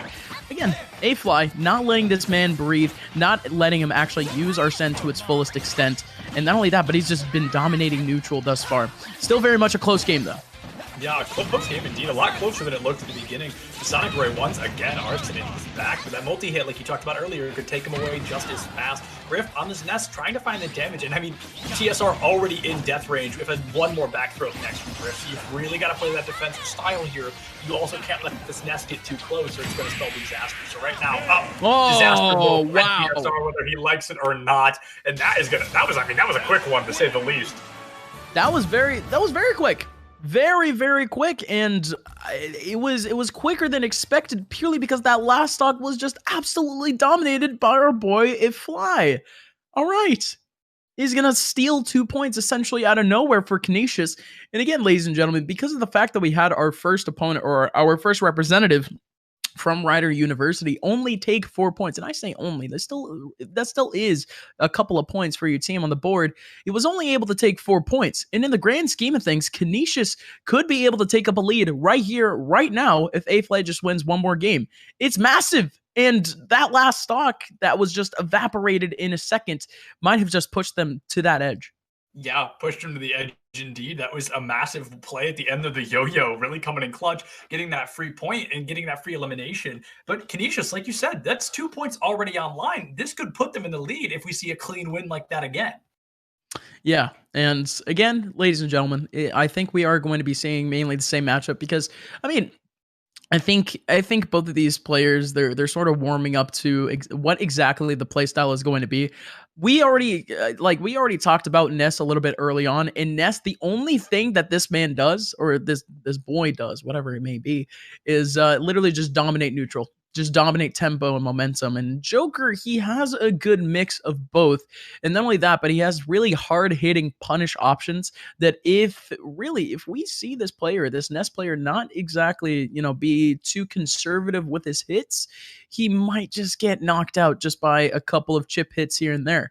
So it is going to be another interesting matchup. I think our next map that might be just optimal for the Joker period most likely is going to be Kalos. We could really see anything though, purely because of what is the weird concoction that we have between these two teams. Yeah, like you said already, Kalos most likely our next pick, a map that a lot of people kind of fall back onto no matter what hero they're playing. We saw it just a moment ago with that Terry matchup, and we're going to see Joker versus Ness. Again, we just saw this, the Ness really came out on top, but the fight was still very close. So whether or not the Joker won, TSR still has a pretty good opportunity to take the lead on this. Absolutely. And now, ladies and gentlemen, we're heading right into, of course, game number 2. It is Battlefield. And I don't know about this one, Septilence, purely because we're seeing what is, this is a good map for Ness. I'll just be straight up. He can have so much freedom throughout this entire stage and really just be able to trap his opponents towards those platforms, extend out those multi-hits, extend out those combos that really shouldn't be extending, period. I mean, of course, a better map for him would be something like maybe a Smashville or a Town and City, but this is just, it's second to none. It's beautiful. Yeah, this is a really good Ness map. You'd be just saying that as well. And it's just something that Ness finds a lot of mobility on, gets to keep his distance, and that arguably is where Ness thrives most. The TSR 70% already, but has dumped in 60% damage onto that opponent as well. Arson online, but not able to do much with it as Griff is just constantly left, right, and center on this map. Like I mentioned, a lot of mobility. It's working out so far. We saw some tilts already, and TSR 120% caught off map, almost doomed already. Right now, the Ness looking like they're going to have a grip on this fight once again, and that back throw is going to prove it. Yeah, real quick and clean, and at this point, again, it's still very much a fight here for our boy A-Fly, as, again, the Sonic Ray is catching up little by little in terms of just hits, but that's the thing, right? It is almost literally the same dynamic that we saw earlier from our other Ness player, where the only thing that Sonic Ray can really catch up is just it's just chip damage. It's just hit and runs. It's just hits here and there that he can't exactly take full advantage of, and it leaves me exacerbated.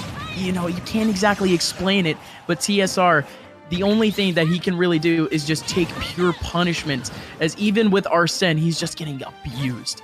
Yeah, he really is. 110% already on that second stock, and Griff hasn't even dropped the first. The back throw again takes TSR off. Once you hit 90, 100% against a Ness back throw, as Joker, the odds of staying alive are slim to none, and 50% already. Arson comes on, but we've seen Arson make no difference so far, so I doubt that's going to change here.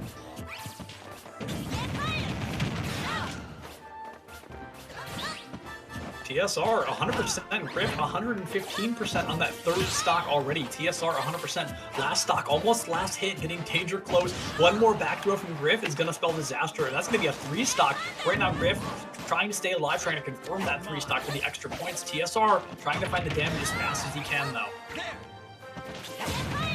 Just like that. Oh, PK Fire is going to bring it 110%, 121% back to life here. TSR recovers onto the map, but no, absolute yo-yo moment. That's going to be a 3 stock for Griff here. Oh boy, a good matchup again coming in from our boy A-Fly, stepping up to the plate, and I'll use the same exact pun that I used earlier for Ness. Hits it right out of the park. It's exactly what he wanted for his team, and it's really just going to be an extension of what is an insane lead now for Canisius, as they are now up 7-4. This simply was not expected. Rider University, they came out swinging, but now Canisius, they have such a great response in terms of A-Fly, in terms of such a good character in general, just to maintain pace for the team. And, well, now they have the control. Yeah, they've got the lead, and the lead is arguably going to make all the difference. It's going to help them kind of stay on top of the game and stay on top of the eliminations. And, like, the lead, obviously, is going to make your team feel good. The mental going to be a little bit off for your opponents. And the next matchup, I mean, hopefully they can win again, but it's going to be tough to really find any points here. Yeah, no, super, super tough for really either team at this point. So this one's starting to get spicy, folks. We have game number 3, which is for now set up as MKL Rising facing off against TLA. It's going to be a good one. You guys don't want to miss it. We'll be back in just a little bit.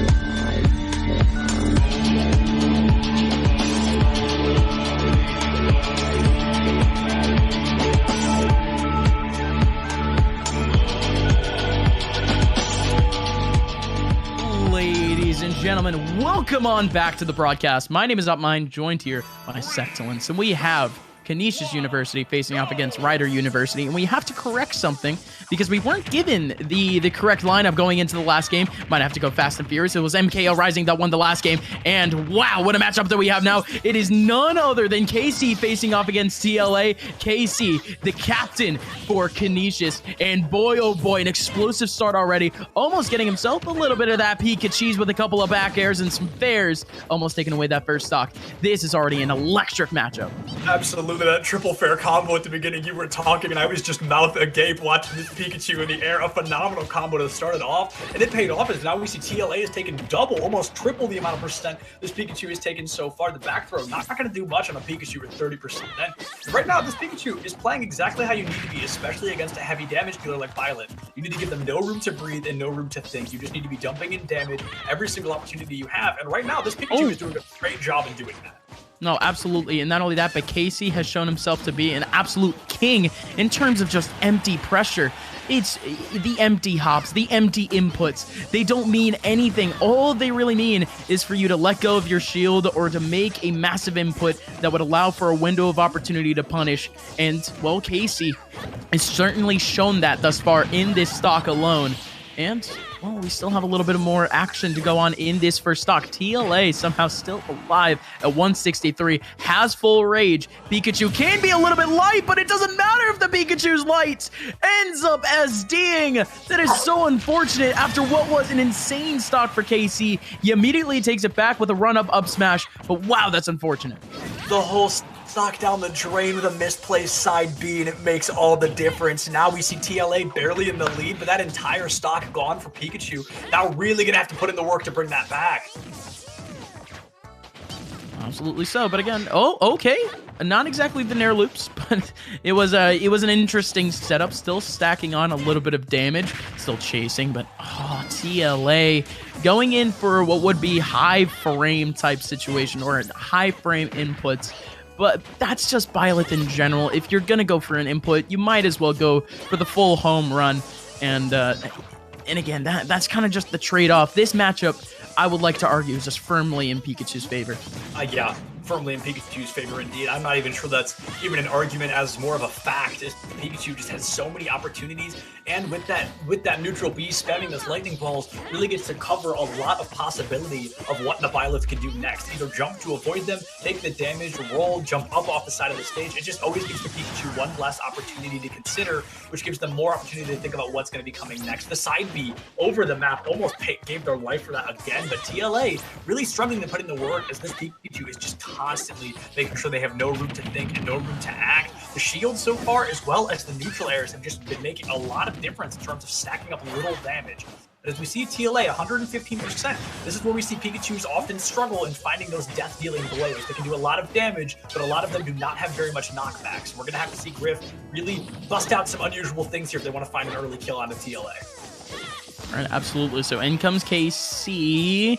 A little bit of a cheeky F-tilt, and oh my god, again, Casey just desperate for that kill, but it just doesn't matter. He just got whacked off the face of this stage as TLA once again has the lead in this game. Again, I can't even believe I'm saying this. The one person that has been firmly in the lead thus far in this game has been Casey, but TLA has somehow found himself in an advantage over KC. But now he has to take advantage of this rage. Byleth, again, just an absolute monster in terms of killing. And Pikachu can be a little bit light, but it doesn't matter. Wow, you gotta focus on that movement from KC. That is some king stuff there, Septilance.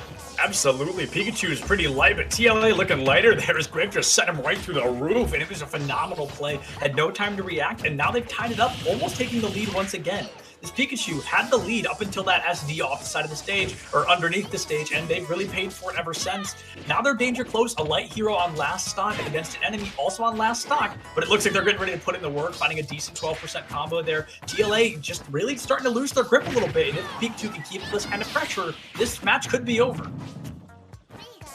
Could just be, but again, in comes Casey. Again, the T-Jolts, the Thunder Jolts, still making its way around. Just, again, it's just hard pressure over towards TLA, and even try to follow up multiple dash attacks thus far from Casey. It's almost uncharacteristic going for a high framey move like that could just be hard punished by Byleth. But again, it's calculated for now, but my god! Oh.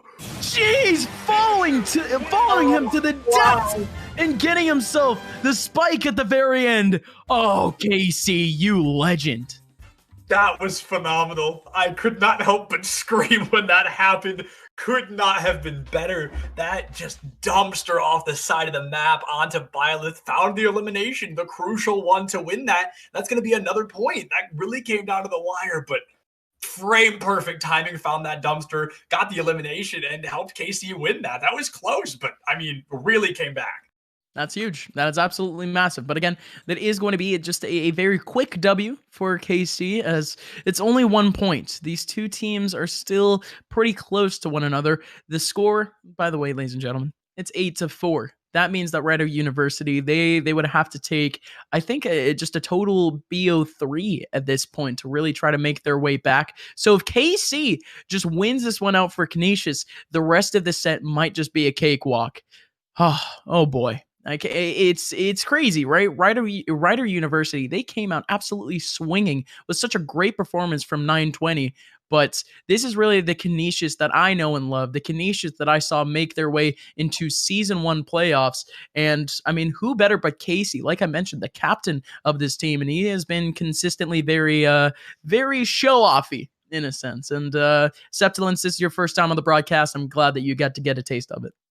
Yeah, show offy indeed. A lot of risky things, a lot of grabs, a lot of rolls, and a lot of down airs. And that one at the end finally paid off, found that very important elimination. And it really was impressive to say the very least. I mean, like you said, Upmind, he's showing off, he's flashy, no pun intended on the Pikachu there. But I mean, it really did end up working out. That was a phenomenal play. You don't see calculated Pikachu play like that often. Yeah, I mean, I come from two regions, technically, New England and Florida, that have some pretty prolific Pikachus. Of course, shoutouts to DM, shoutouts to ESAM. And yeah, they show me what exactly a high caliber, a high octane Pikachu is all about. And really, you don't really see a mix of what is like very neutral. I'm not going to say neutral, a very more conservative, in a sense, Pikachu, where you are really just trying to make up more space on stage and really just waiting out for just a hard punish. And Casey just makes it work. It's honestly really, really cool to see in terms of just this entire dynamic. But again, ladies and gentlemen, we do have ourselves game 2. This one isn't done just yet. You have to give it up, though, to TLA for even making this game close. Yeah, absolutely. TLA really brought that to the brink after the SD from Pikachu and wasn't able to make it back onto the stage. A little bit of a misplay with that side B. TLA really took advantage of that, took that extra ground that they found, that they were handed, really, and they really made it difficult. But we are about to go into an interesting match. It's going to be Sonic versus Pikachu, two very fast heroes coming out. TLA on the Sonic, Griff, they're going to stick to that Pikachu, but I don't know, this is going to be a weird matchup. Oh, absolutely. This, ladies and gentlemen, is the online special. Sonic has had such a resurgence in the online scope of things throughout the past couple of months. And I mean, some of the best players from Emerge from Wi-Fi are mostly Sonic players.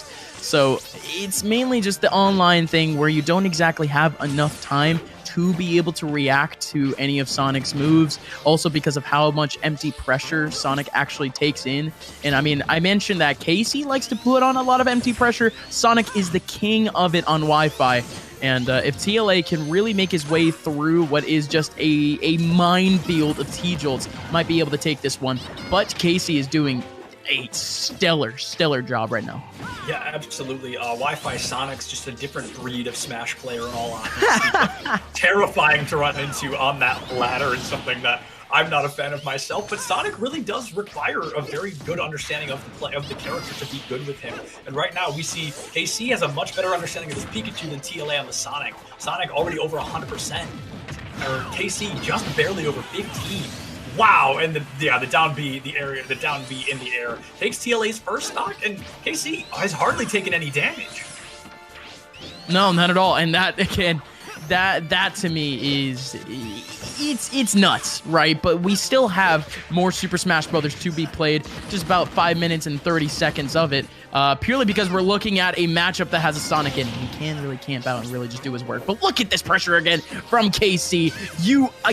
I'll say it again, KC, you absolute legend. He almost killed TLA off the very edge. But not only that, but he was still able to get himself the Thunderbolt right at the very edge of Kalos. This guy. Yeah, like you said, the Sonic is the one you'd expect to be putting on a lot of that empty pressure and that damage, but no, right now KC is just ripping TLA's Sonic to shreds, really looking to make this a 3-0 right away. Just that constant empty spare, that constant pressure space being made, and KC making sure that TLA still has no time to think, and that is what's making the difference, in my opinion, between these two players. Is that KC is just thinking 5-6 steps ahead, playing that proactive style rather than that reactive style that we're seeing from TLA. And that's really just the fun bit of it, right? I mean, especially with the fact that, well, did Casey just drop his Nair loops early just to try to get, I don't even know what he was trying to go. What just happened? I was about to say, I don't even know what this guy is even going for. He side B's back. He thunderbolts him down to the depths. I'm losing words here, Septilins. I am losing my mind. What was that play? I literally can't even tell you. KC just with the down B at the bottom of the map spikes TLA into the depths of the Kalos region, and I too am at a loss for words on that. Oh wow. Wow is the only word that can come to mind for that. An absolute mad lad. And such an unnecessary play, but a flawless one. Wow. Huh. So how about that, folks? We got Flare, we got Magic, we got Thunderbolts. Congratulations to KC. He's going to be taking up quite a few points here for Canisius, extending the lead up to 13-4. That's a Twitch clip if I've ever seen one. And again, I still fumbled my words right there in the middle. That's the thing that hurts the very most. But even then, it's the clean play from KC. That's the stuff you like to see. Ladies and gentlemen, we're going to take yet another very quick break as we have yet another game coming up for ourselves here on our stream. It is, for now, I think, because again, we've been saying things very tentatively. It is Flapjack versus Nifty Bean. Who knows at this point? We'll let you guys know who's facing off in just a little bit, as we'll have that next game set up for you guys.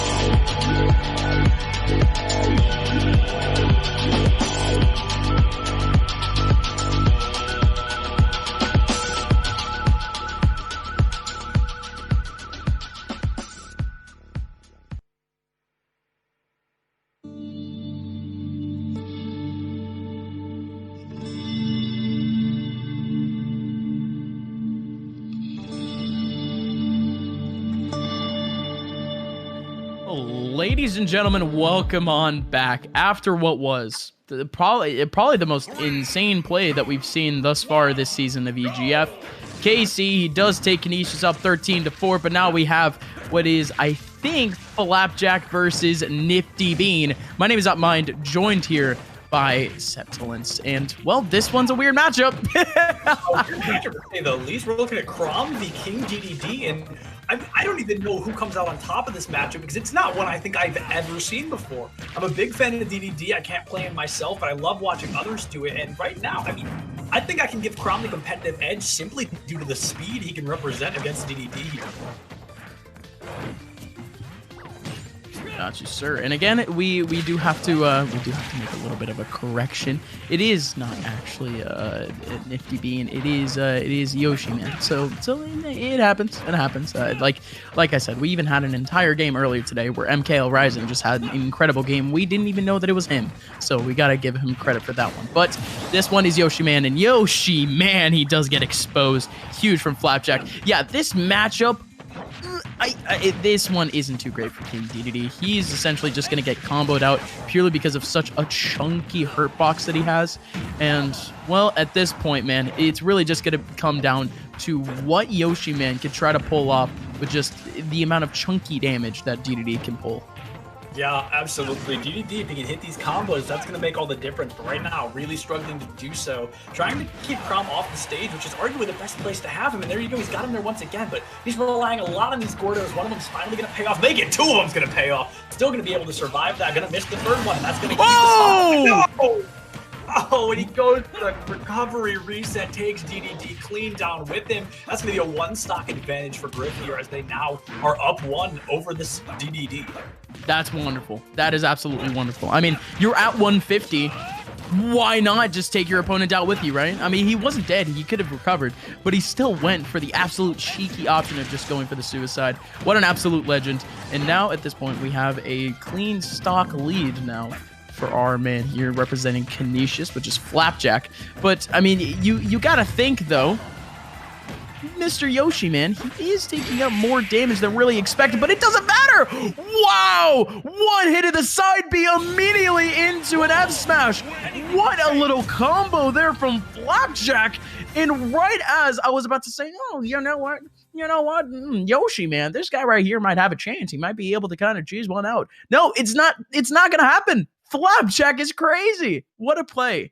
Yeah, what a play indeed. And I'm glad that I was right giving Crom the competitive edge there. I did not see DDD coming out on top of that fight. And that, I mean, really went on to prove it. Flapjack took him out of the fight straight away. And we're going to have to see a swap from the DDD. That was a high risk, high reward scenario. And there was no reward for the player holding that controller. So right now they are going to have to swap off that DDD because especially against Crom, he's faster. He does more damage more consistently. Like to be DDD, you'd have to be hitting some pretty nasty combos. And in a tournament setting like this, you want to be going with consistency. You don't want to be going for that high risk, high reward scenario. Yeah, absolutely. And ladies and gentlemen, if this one ends up going towards the side of Canisius, this one's done for. This set is done and dusted. So Rider University, they have a lot riding on this game alone. So Yoshi, man, I mean, if he lives up to the Yoshi, man, like name and actually pulls out Yoshi, that's a decent matchup, but that is simply just semantics. Let's actually see what's about to go down because, man, Flapjack, he just showed pure mechanical prowess. It's almost a travesty that we haven't seen many sorties on stream thus far, purely because of how great they can actually seem, how cool they look just in the game of Super Smash Bros. Yeah, no doubt. Sword fighters, I mean, there's a lot of them. Most of them come out of Fire Emblem, and they hold a lot of value. A lot of them are fast and heavy damage dealers, which is not something you see from a lot of other players. They're either fast or they do damage. But these sword fighters, in particular, Ike and Crom, and a little bit Marth. Oh, we're going to see a swap up, and it's going to be DDD to Yoshi, which is right. Yeah, it was a good call indeed, but it's going to be Crom versus Yoshi. And again, I still think Crom comes out on top unless this Yoshi can keep him off the map permanently. Yeah, no, but this matchup is a whole lot more competent. So at this point, it is going to be what is Yoshi, just trying to depend on, just kind of wide-spanning multi-hits. Again, you knock up Crom into the air almost once. He can't exactly escape just a couple of up airs or even an air just from Yoshi. I mean, Yoshi is very much a chunky little dinosaur. He's going to be able to take up so much percent off of you for really no reason. And not only that, but you have the double jump mechanic where you have just the super armor, and he's able to escape really all of the little combos that we saw there in game number 1. That is going to be fully escapable, my friend, for Yoshi, man. So let's see if he can actually live up to that. He just grabbed him twice. All right, cool beans. Even a down B, that was an interesting option, but does work out for him just as a little bit of a get off me. Not exactly in terms of damage. His shield is getting chipped at little by little. Now he's up against the ropes. Yeah, up against the ropes in that first stock already. Yoshi cannot take much damage and survive through it, so now we're going to have to see a much more defensive play style. But, I mean, as long as this Crom can get even a little close, this is going to be difficult because that sword, like I said, does damage fast. But right now, Yoshi almost has that 100% on the Crom as well, so this is looking a little bit closer, but Crom, much harder to launch than this Yoshi, so, I mean, still at a disadvantage here. Oh. No, that's it. Wow, massive. Somehow, Yoshi, man, able to slowly chip away at that stock, and now he finds himself in the lead. I like that little option there, just trying to land in with the down air. Down air, such a really good option with Yoshi. It does just about 20% if you get just a full hit. Not only that, it is a little bit of a combo starter, but really everything that we're seeing now from Yoshi, man, is just really hitting. Just has to continue it though. That uppy, no, again, you can't really depend on that. We're not talking about Yoshi man with a DDD. We're talking about Yoshi man with a Yoshi, and you can't be going for just those wide, not gonna say exactly cheesy, but wide situational options where you don't exactly have the optimal situation. Call him Yoshi Man because he's good at King DDD. They call him Yoshi Man because he's probably good at that Yoshi. And right now, it's showing that he was at the deficit at the beginning, got almost an entire stock, and then the next one to 100% already. So currently in a very good position to take the series if they're able to get on top of this fight. The Crown, like you said, relying a lot on the up Bs. Yoshi, not an easy character to do that against, as Yoshi can find a lot of value in the down Bs. So it's going to be difficult to get close enough and find these combos without getting yourself comboed. So right now, Yoshi Man has the opportunity to play slightly more aggressive, but can take a lot of damage very quickly if they're not careful. Certainly do so, but yet another down B is going to be the bane of this man's existence. Yoshi man now. I have never seen a Yoshi use egg roller so much. I'm going to be completely honest. That option, man, it is rough. If you can't get a hit, and not only that, but you don't get much percent out of it. You really don't. But I mean, hey, if it works, it works. If he can line up his opponent in the right way, I mean, certainly go for it. And well, at this point, Yoshi, man, I'm not going to down him by any means. This man could probably slap me up any day. And not only that, but he's slapping up his opponent. Yet another down air, and it's going to knock his opponent off in a really awkward angle. And that's going to allow a little bit of an F smash from Flapjack, but of course, man, we're talking about Yoshi. Of course, we're going to talk about shield breakers. Massive kill, massive game from Yoshi, man. Rider University still alive in this crew battle. Wow, Yoshi, man, I mean, that went down to last stock for both players, but that was disgusting, to say the least. Absolute nasty plays a couple of times. His Yoshi just next level compared to this Crom. Found some very creative opportunities, and it was, I don't know, that was neat. I don't see Yoshi play often, so to see that come to life as we just did, that was very impressive. Yeah, no, absolutely. And hey, that's what I've been waiting to see. Yoshi is, in my opinion, one of the strongest characters in this entire game. So whenever I see one, I really just want to see some good, hard-hitting action. And that's exactly what we saw in that game number 1. Or game number 2, sorry. Game number 1 with the DDD, though, man, I mean, we saw DDD early on stream, and he was absolutely nuts. He took down what was one of our regulars here on the EGF stream, and he did it all in a matchup against Pokemon Trainer. Pokemon Trainer beats DDD every single day of the week, but it is what it is. I digress, as now at this point, we have a new landscape in our set, a new landscape in this crew battle, as this could be flipped on its head. Yeah, it could be flipped on its head. We're 1-1, and this could go either team's favor. We see Canisius up 15-4 over Ryder, but Ryder, they're trying to do their best, but right now Canisius, they've just consistently found themselves on top. They've got the points needed, and it's going to be difficult for Ryder to break through. Yeah, it definitely is tough, but the score now, the 4 points were taken in the first set. So with that one, actually, Yoshiman does take up at least one, but you have to think of the potential of the rest of this set now. I mean, Yoshiman, not only did he take out the one, but in this next game, he takes back yet another one. That's plus another two. He could be able to take 4 points back for his team, equalizing all up to 8, 15-8 scoreline. That is very, very tough for someone to try to come back from. I think that's going to have to be a 3 stock and a 2 stock for your team to try to make back up. But it at least keeps your team in the running. And ladies and gentlemen, let's see if that prophecy even happens. If Flapjack wins this game, Canisius wins the crew battle. If Yoshiman takes this one back, Ryder University, they have a hope. Yeah, we saw that last series was very close. So while Yoshiman came out on top, Flapjack still may be able to turn it around unless Yoshiman really busts out the word. And it looks like he's going to very early on, picking up a 60% combo on a Flapjack who just now hits his first hit. And Yoshiman is not trying to drop this momentum anytime soon. Instead, trying to take this Crom out as early as possible because a 1 stock lead, I mean, that could make all the difference at the end of the day. Oh, absolutely. And this stage in itself, if we were talking about Town and City, it would have been a whole different story, IMHO.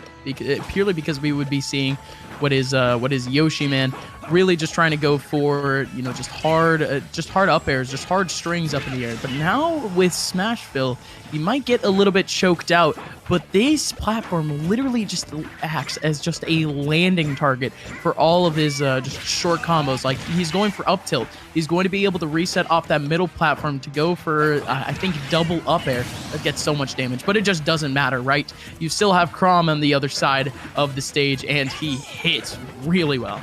Absolutely. He's going to hit well already, but he's still down that stock, and the stock is going to make all the... Yeah, like I said earlier, going to make all the difference. We see Flapjack still up, still has that stock online, and right now, Yoshiman is going to be struggling a little bit, trying to find that elimination, but it's coming down to that now or never moment. Losing one more stock could spell disaster. Uh-oh, but in again. Yoshiman just trying to finish off the stock. That back air, again, does hit pretty well, but couldn't exactly get the kill off that one. Now the up air, too, at 120. I'm quite surprised that this man is still alive. And wow, yet another down B. That is just a stellar option because he ended up baiting out the spot dodge and then the land on in. I mean, the Tims, right? The Tims ends up connecting really, really 15-15 just about in terms of percent. And this one is just about even. Yeah, just about even, really as close as it could be in this possible moment. That up B gonna dump 30% onto Yoshiman, excuse me. So Flapjack gonna be in a slightly better position. Shield almost goes down there to the size of a Skittle, and it's gonna be difficult to get aggressive with your shield being that low. But right now, Yoshiman's gonna have to do something because this set's looking a little more rough than the one we saw before. Certainly is, but now he's back. Flapjack. Whoa, okay, that was interesting. Very, very much of a short hop into an air dodge, but he almost gets caught off in it. He's at the funny number percent, but he's still not exactly safe. As, again, he gets pressured, but pulls out just a back air right in the middle of the stage. Still going to be able to connect. Flapjack, he wins this next stock, and he wins the crew battle for his team. And oh boy, is it close now. No, Yoshiman ends up going for the down B, but goes the wrong direction. And now he just gets whacked up. Yeah, he's going to get whacked up, and right now he's, like I said, really not looking good. At the moment, weird angle to be hit at that did allow for a little bit of a follow-up, but now here we go. Up smash right through the platform. Could get punished off of that again. These down Bs are starting to become less and less rare, but that fair using the dome. Finally going to finish off that stock. We're last stock. Yeah, last stock for both, and right now Yoshiman on the brink of death, and it's going to be really difficult to take out a 0% Crom who dumps 30 more percent into you off the map. Wow, and that's it. Elimination, that's going to be a quick one. The down air is going to be very important to find that late in the fight, and it worked out. Crom comes out on top. Yes, sir. Ladies and gentlemen, Canisius University wins this crew battle over Rider University. And again, it was very much a hard-fought battle. Both of these teams are right at around that mid-level of the table. But Canisius, they're going to go up to a positive record, up to a 3-2. And Rider University, I mentioned that they were more or less mid-table, but it's very unfortunate. They're going to be going down to 1-4. But you can see the potential in this squad. I don't doubt that they can make a little bit of a run later on in our season. But our broadcast isn't over, but it is for myself, unfortunately. You're going to be stuck here with Septilence. I mean, who would have thought? He's going to be here running solo for this last game. So for now, ladies and gentlemen, my name is Upmind. You can follow me on Twitter at Upmind_. We still have one more game remaining. It is A-Fly facing off against Nifty Bean. Septilence, it's been an absolute honor. It's been a pleasure, my friend, and I'm sure we will cast again one day soon. Thank you so much for hanging out with me tonight. But as he said, you guys are stuck with me on my lonesome for just a little while until my next co-caster gets here. Who would have thought Overwatch caster Septilence here on the Smash scene with you all? And, you know, just to fill you guys in a little bit between rounds, I've been playing Smash for about 13 years, maybe 11 or 12 years, but I've been in the scene for a long time. So it's something that I'm more familiar with than you may expect. It's something that I used to play competitively around 2014. So I know a little bit more than you might think, you know, the Overwatch caster showing his head in the area. But yeah, Upmind, thank you so much for hanging out with me tonight, man. It's been a great start for this. Absolutely. Ladies and gentlemen, we'll be right back with that last game. We'll see you guys in just a little bit.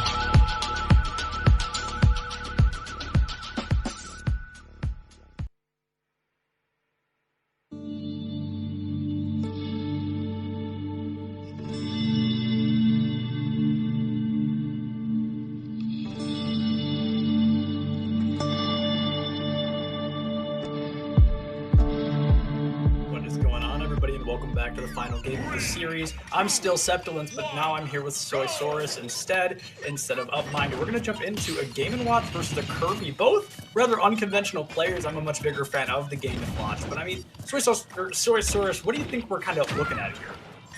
I think it's an interesting matchup. I think FD is almost the home of Mr. Game & Watch. He loves this stage, loves being able to catch players trying to land. Kirby a good kind of counter pick to that because he's got so many jumps, he's got so many different ways that he can try and land once Game & Watch gets him into the air. And also Kirby has a lot of bread and butter combos that work on a light character like Mr. Game & Watch. Yeah, absolutely. I think you brought up a great point. Kirby makes it difficult for Game & Watch to hit those very important combos. If you're not going to hit these combos as Game & Watch, you're not going to be doing the damage you could be. And Kirby has a lot of mobility, which is going to make it difficult to find those combos. We see both of these very light characters. This is already an incredibly close matchup. We see Game & Watch trying to find some cheeky offstage eliminations, but Kirby, once again, that mobility really making all the difference. One of those things that's also going to be pivotal because both of these characters are so light in terms of their weight is finding kill moves like that. Great stuff by Nifty Bean. Yeah, Nifty Bean kind of showing an early dominance, already at 122%, which is a kill percent for Kirby, but unless you're up against a Game & Watch who has already taken 34% more on his second stock, just trying to find that kill of his own. Yeah, and one of the things you saw there is the setup for how you're going to get the kills is so important. Game & Watch, typically you see a lot of easy setups. For Kirby, I think it's a lot harder, it's a lot more about finding the reads rather than, good stuff. As I was saying, it's about a lot more about finding the reads rather than, Game & Watch has the easiest setup of down smash into imagination, basically. Yeah, absolutely. It's going to be... Game & Watch, I feel, has a lot more unexpected combos, where Kirby, you kind of stick to a rhythm, you stick to a pattern, and I think that might actually give our Game & Watch here the advantage. Kirby might be a little bit more predictable. Yeah, but Kirby's doing a really solid job of making every hit count. Once Kirby gets in, he's setting up those combos and racking up the damage. Yeah, absolutely, and he's just racking up the damage as fast as he can with a massive lead, almost finds an elimination back onto the Game & Watch, who's just side B. His judgment is not working out. I think that's the third one that he's hit just in these two stocks alone. So right now, Nifty Bean with a very dominant lead on Final Destination here. And we talked about how it's kind of like a linear game plan for Kirby. Game & Watch, nice job taking the stock there, but Game & Watch also has a very similar game plan of, drag down Nair into, whatever, or jab cancel down tilt is something I see this Game & Watch do a lot of. Yeah, and I think this Game & Watch is just trying to keep Kirby in the air, but that's almost the most dangerous place to have him. As I keep mentioning Kirby's mobility, it makes all the difference. I think you might have better luck playing maybe a little bit lower. This is the fourth one we've seen. This has got to be some kind of record. Very unfortunate to see from this Game & Watch coming out at this point. He's now got Nifty Bean to 121%. The blink of an eye, he took a lost series to something that he can still come out on top of, but he's got to play very careful. Yeah, it looks like he's kind of hunting for the kill move now rather than trying to space this Kirby out. Kirby's got a couple disjointed, hitboxes with his feet, especially that forward air. It's very good and will kill at very high percents. This game keeps making a very risky play of rolling into the Kirby, and it hasn't worked out, but it hasn't failed them yet either. It's just something you don't see often, but no, the up attack is just going to find the elimination on the Game & Watch, and Nifty Bean, by the skin of his teeth, they're just barely going to come out on top. Great job there by Nifty Bean, and we mentioned this at the start of this game that Game & Watch likes this stage because he can catch landing options. Kirby right there caught Game & Watch on his landing option, and Kirby's up smash is one of his best kill moves.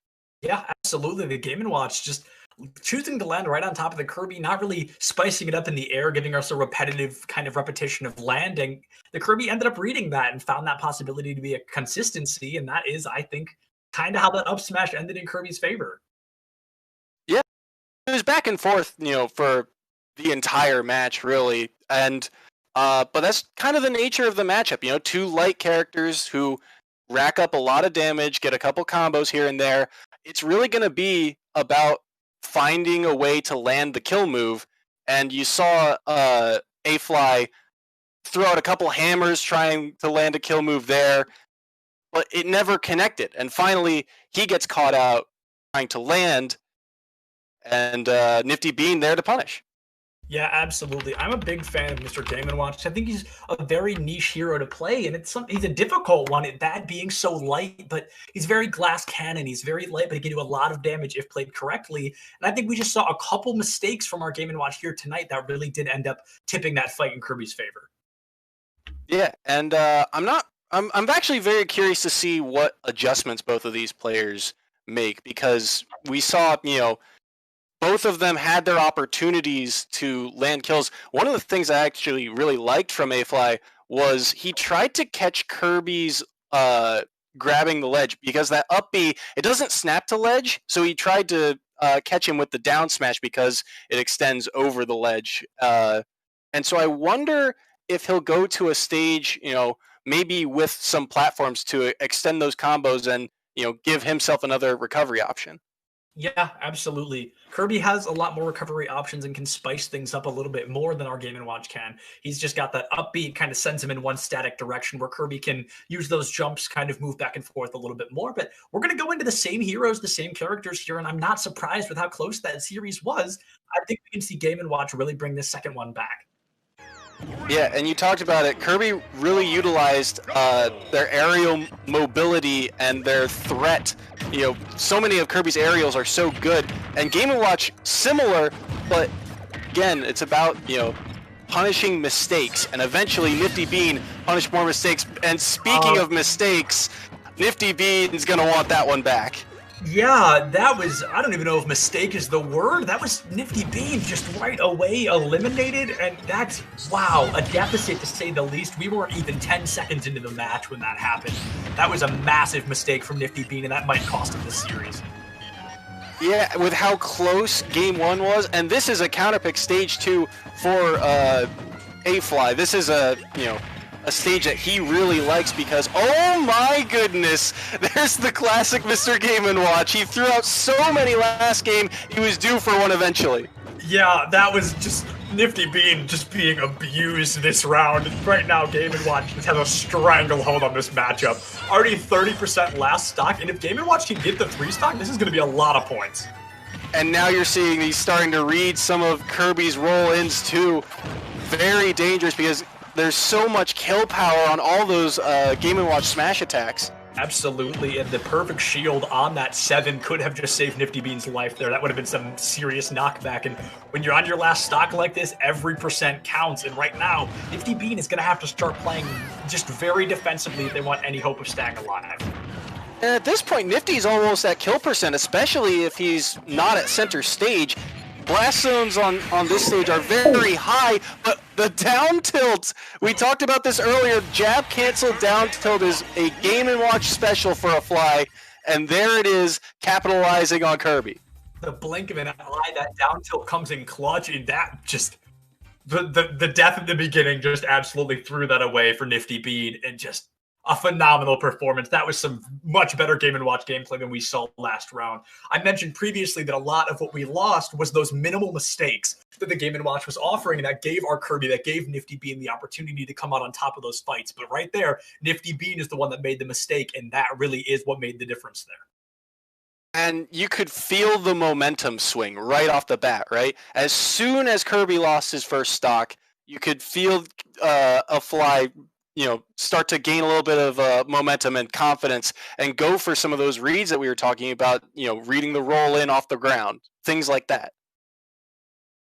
Yeah, absolutely. Just, it's all about, especially when you play characters that are such high tactic, like Mr. Game & Watch, it's all going to be about reading your opponent and what they have to offer you next. And that is, I think, what makes the difference of a good Game & Watch player and a great Game & Watch player, is you play proactively rather than reactively to what your opponent may be doing. You've got to be 4, 5, 6 steps ahead if you want to be a successful Game & Watch. And I do think that's what we saw there just a moment ago.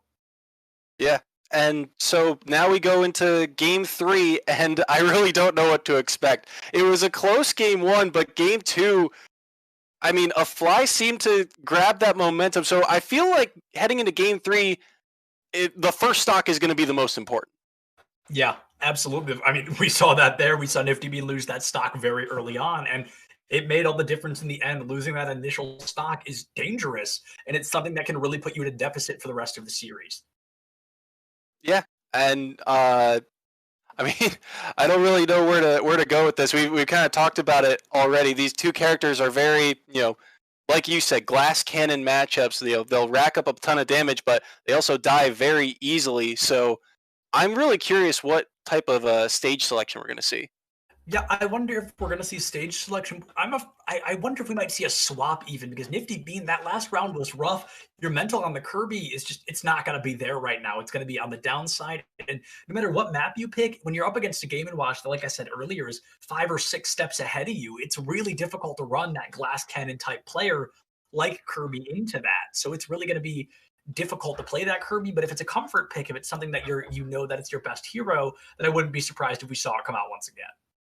One of the things I think that's interesting to note is if you look at the character matchup specifically, a lot of Kirby's kill power comes off the side blast zone. So I think if Kirby gets the stage choice here, he's going to want a smaller stage so that he gets more kill options, off the side. Whereas Game & Watch, I think, likes to kill a lot off the top more. You saw him land a couple up smashes. So I think Kalos was an interesting pick because it basically plays like FD, but instead of 0 platforms, you get the 2 platforms on the outside for recovery options and edge guarding options. So I'm really curious to see where we go. Yeah, I just think there's a lot of possibilities here, and we've beat the dead horse of discussing these glass cannon heroes, but I think the map could be the difference maker if they choose to stick to this Kirby Game & Watch opportunity. I think Game & Watch gets a lot more value on maps that only have 1 recovery option. They only have 1 ledge to grab. There's no platforms. But I think if you get to a map that has platforms, especially like Kalos, where the platforms are on the very edge of the map, I really think that's where Kirby might have the opportunity to shine.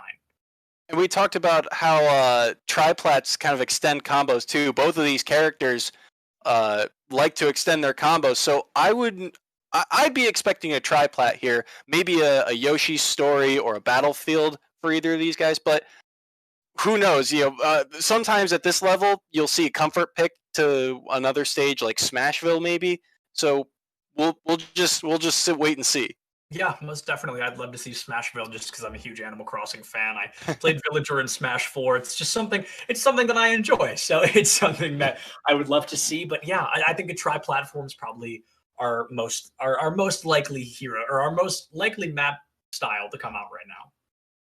Yeah. And I'm curious to see what adjustments both players make too. You saw, a Fly, I think, had a couple of reads in that game too. Whereas game 1, it was very back and forth, and you saw, it became a game of cat and mouse trying to catch landings. But we do see a character swap here as we enter game 3.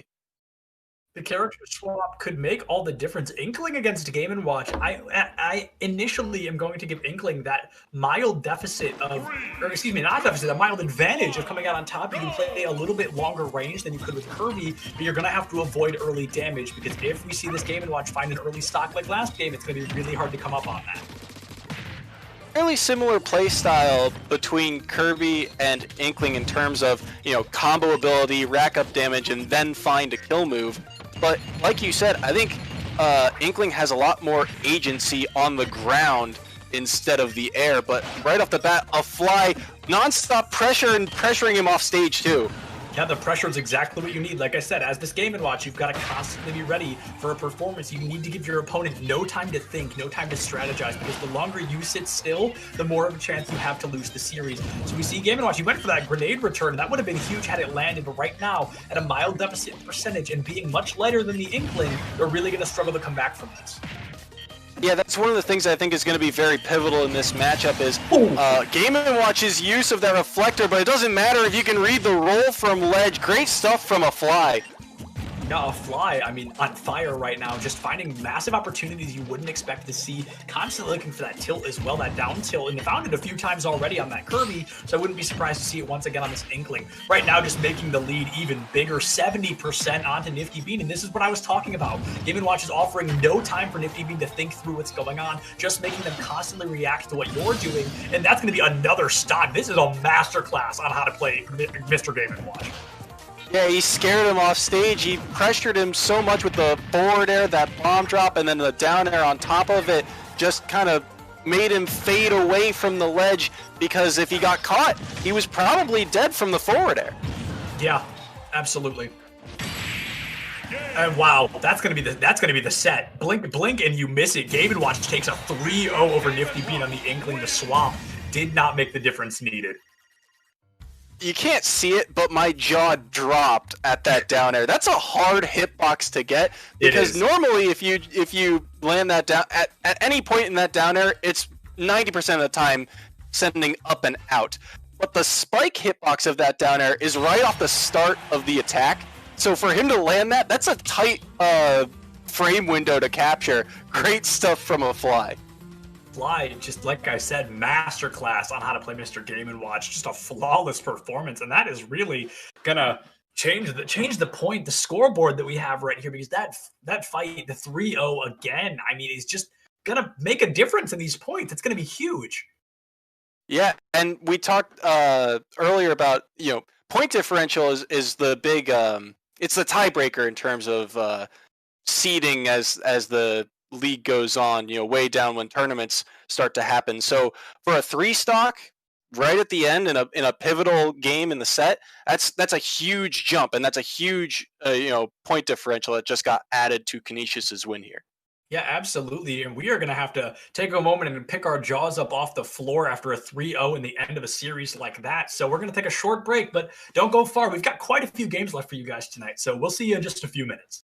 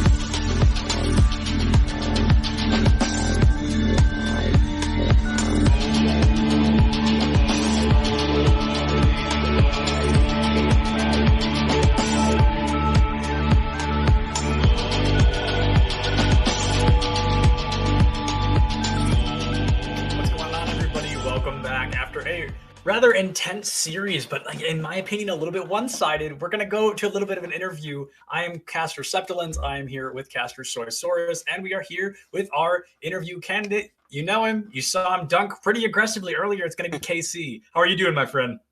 Good. How are you guys? I'm doing great. So I'm just gonna maybe offer one or two questions, then I'll throw you over to Soy, and we'll go from there. So my first question is just really we talked about it a little bit beforehand, but bottom left, Kalos. What happened down there, man? That looked like that was not supposed to happen. What happened there that turned that in your favor? Yeah, so generally, the Sonic TLA, mad respect to him. He has been off stage a lot, and he elects to recover high. And the big advantage with Pikachu is that you can cover like such high range above you with the Thundercloud. And since it has a spike, I generally use that to my advantage if I can catch him. He would have survived if the Thunder connected with me, but he decided to recover at the same time that I threw out the Thunder. So the spring hit me, knocking me out of the ability to be hit by the Thunderbolt, and the Cloud still dunked him because it comes out on some pretty early frames. So he just missed me and got spiked at a very early percent. Yeah, that was unfortunate to say the least. But you guys kind of walked away with a bit of aggressive win against this team today. So how do you guys feel kind of moving forward against this? We're pretty optimistic. We've got some new blood in our ranks, and we've got a couple of veterans that are trying to teach some guys some new stuff.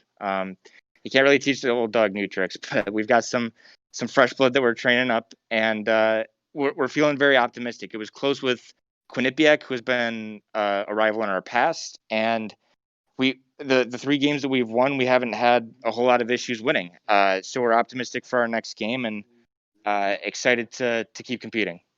Yeah, absolutely. I'm stoked to hear that you guys really did put on a great show tonight. But I'm now going to throw you over to Soysaurus, who's going to ask you a couple more questions. Sounds good. Yeah. Do you actually know who you play next week? I don't. Our schedule hasn't been completely updated. Okay. I was just curious. Yeah. So, congrats on your win and congrats on your clip, by the way. Thank you. Both spikes were very good. Can you take me through game 1 against Byleth, what you were thinking? Yeah. So game 1, the matchup is usually pretty Pika favored. Lots of Byleth's heavy, Byleth's slow. The tether recovery is usually pretty susceptible to lots of Pikachu moves, forward air and back air being the main ones. I was having a bit of trouble with the internet. Dropped a couple of my combos, dropped some of my edge guards, but it's incredibly easy for Pikachu to die to anything Byleth throws out with the axe. So I had to watch my spacing a little bit more. And once I got to those higher percents, I had to start searching for my kills, and that got difficult. But I was able to pull it out, and then TLA decided to switch to Sonic, and I actually feel a little more comfortable in the Sonic matchup. Nice.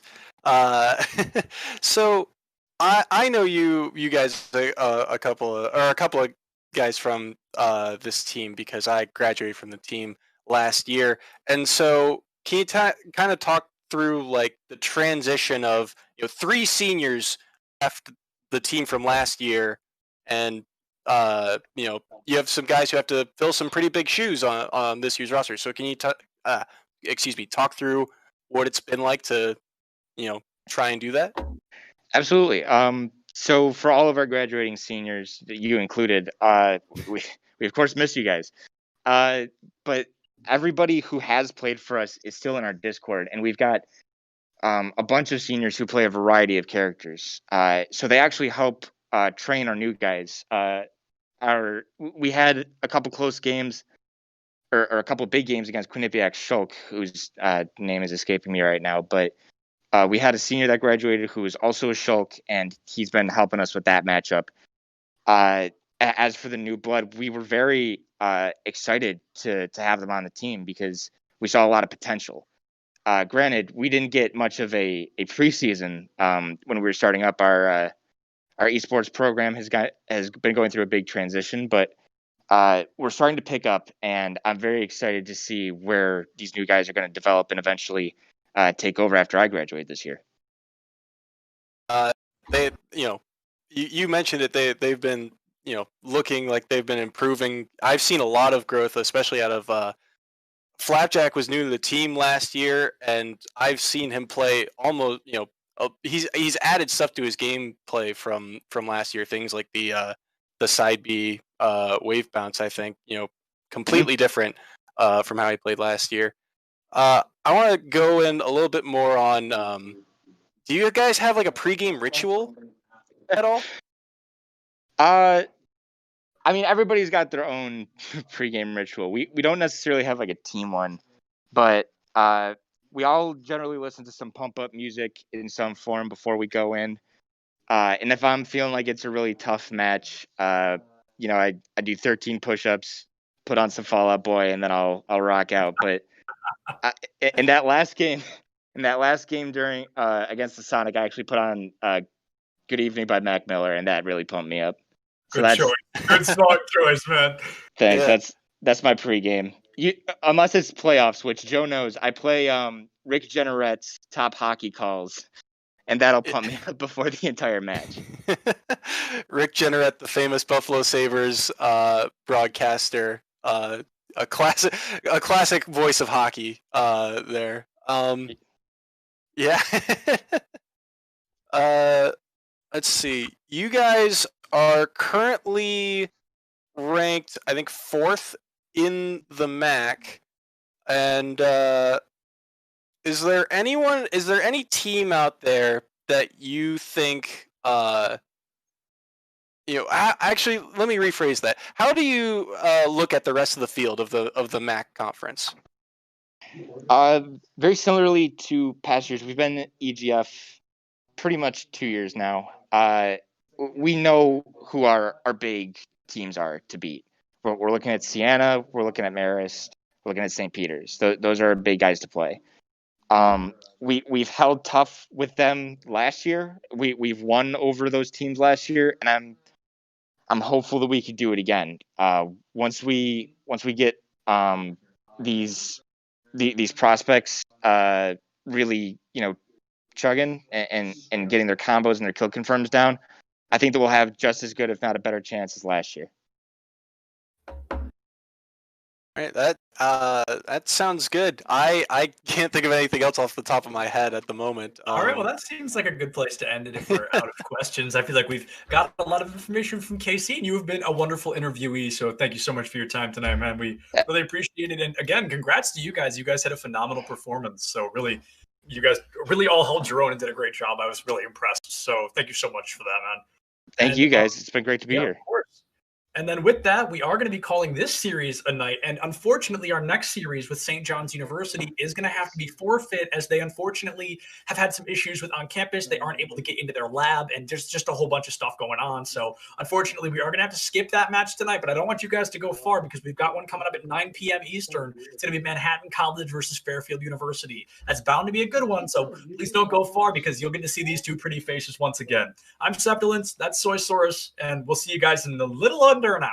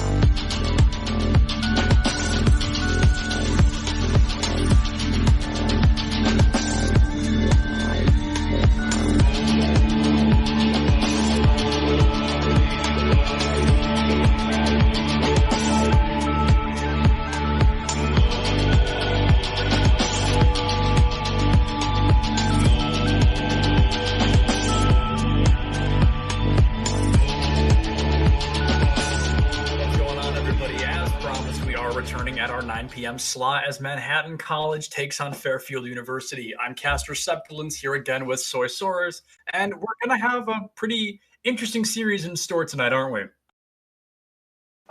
This will be an interesting one to say the least. Fairfield and Manhattan, both teams looking to rebound off of losses last week, so I really don't know what to expect. Should be good.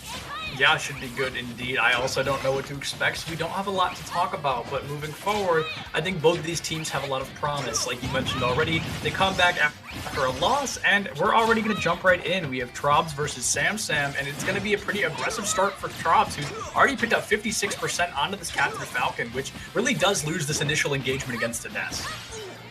Yeah, Nest does a really good job of holding center stage with all his projectiles, and Falcon, in this matchup, his issue is going to be finding a way in on this Nest. Once he gets in, he can really rack up the percent, but the issue is working his way through all of these Nest projectiles. Yeah, absolutely. Since Melee, Nest has kind of had a stranglehold on the matchup against Captain Falcon, and that's showing. We're currently looking at a 0% Nest. As I say it, I cast a curse that to life, but Captain Falcon already at 140%. We're going to have to see an incredibly nasty combo if he's any hope of not losing this stock, and Sam is really looking to bring that combo to life, but just barely Trobs is able to make it back to the map, and it's just really anybody's game at the moment right now. Sam at a massive deficit. Oh, one of the things that good job there getting that back air, catching Captain Falcon, getting overextending, getting a little aggressive in neutral, but that's kind of the mentality of a Falcon. Falcon is a rush down, in your face type of character, and I really think the thing for Sam is he's got to push his advantage against Ness. If Ness is going to control center stage like that, he has to be able to capitalize when he gets his opportunities. Yeah, absolutely. I could not agree more. You really need to capitalize on a Nest. Whether it's a little slip up or just simply a read, you've got to be on top of this Nest, or he is going to take this series away from you. And while they both have 2 stocks, we see Sam has taken a lot more damage for the time being, so Nest is in a much better position moving forward.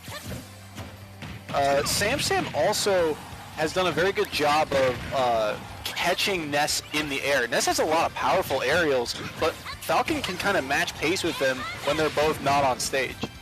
Yeah, absolutely. Falcon can definitely maybe keep up with the pace a little bit more off stage versus Ness, who kind of, like you said, has that mid-stage advantage, can get a little bit more aggressive and afford to do so. Currently can afford to get a lot more aggressive, but instead, SD's off the map. Yeah, that's unfortunate. He wanted to air dodge back to ledge there, I'm pretty sure, but the game said no, I guess. But for Sam, that's a we take those. Yeah, absolutely. Sam definitely, we take those vote. Now actually in the lead due to that very unfortunate SD. So that's not something you'd love to see as Trobs, but Sam got to be pretty stoked that may have just given him the series. Yeah, and you can start to feel the momentum swing now as Sam backs up a little bit of percent, and that combo is almost true, almost got the knee. If he gets the strong hitbox of that, Ness might have been dead. Yeah, absolutely. And right now, Sam looking to wrap up this series maybe a little bit earlier than we expected, and yes! The up attack is going to be able to do it, and that's all that it's going to take it. Trobs had a phenomenal stranglehold on that match at the beginning, but that SD off the map just spelled disaster for our Ness. That up smash was so good, but you're right. The turning point of that match was absolutely the SD. You could feel the momentum shift, and Falcon players kind of thrive off that momentum, right? Their characters very much, the mentality of in your face and, keep pushing your advantage. And Sam right there, that up smash was so good. I want to talk about up smashes with multiple hitboxes like that can kind of get tripped up by platforms, but it was such a good read by Sam to turn that around and catch Ness's landing. Yeah, absolutely. So Sam had a couple of options there, like you mentioned, but the up smash was that difference maker. It was a risky call, but a good one. Could have gone for the Falcon kick, could have gone for the Falcon punch, could have done a lot of things. The up B, a lot of things could have come out there, but that was probably the best possible move. And as we saw, it worked out really nicely for Sam, who is now kind of up 1-0 over Trobs in this 1v1. And Falcon has a lot of moves that are they have a lot of knockback to them. It's like you have your set of moves that are meant to kill and your set of moves that are meant to combo. And up smash is definitely on the kill side, but it's just so much harder to land because of that multi-hit. It's so easy to fall out. Yeah, absolutely. The multi-hit can really screw up a combo. Yeah, I couldn't have said that better. It's something that we've seen happen before, and I'm sure we'll see it happen again with a lot of Captain Falcon players. Now, the question is, do we think Trobs is going to swap? I personally say no, because I think he would have won that had he not SD'd off the map. So it really comes down to, do we think he's still comfortable on that Nest? Maybe his mental is a little bit shaken up. So Sam right now in a pretty good position, but Soy Source, what do you think Trobs is going to do moving forward here? I think he's going to ride out the Ness. It was, like we said, it was pretty close until that SD, and you could feel the momentum get away from him. I think in terms of this matchup, we talked about how combo characters like platforms, and Falcon is absolutely a combo character. So I'm looking for Ness to avoid any triplats here, go to something maybe like a Smashville or Town and City. No, Town and City is still a triplat, but it's got the awkward platforms that, opposite of Battlefield, basically. Maybe Kalos might be the pick for him, because Kalos's blast zones towards the sides of the stage where Ness has a lot of kill power are actually pretty close. I was thinking that exact same thing. I was thinking Kalos was most likely going to be our choice of map, because, like you said, same reason I had in mind is those blast zones are a little bit closer than normal. And Ness, we know that his back throw is lethal, and with those opportunities being a little bit closer, that could be the difference maker. As we saw, Trobs took Sam to the edge of death every time, but was just not able to confirm those kills. So maybe with blast zones just a little bit closer, he'd be a little more successful.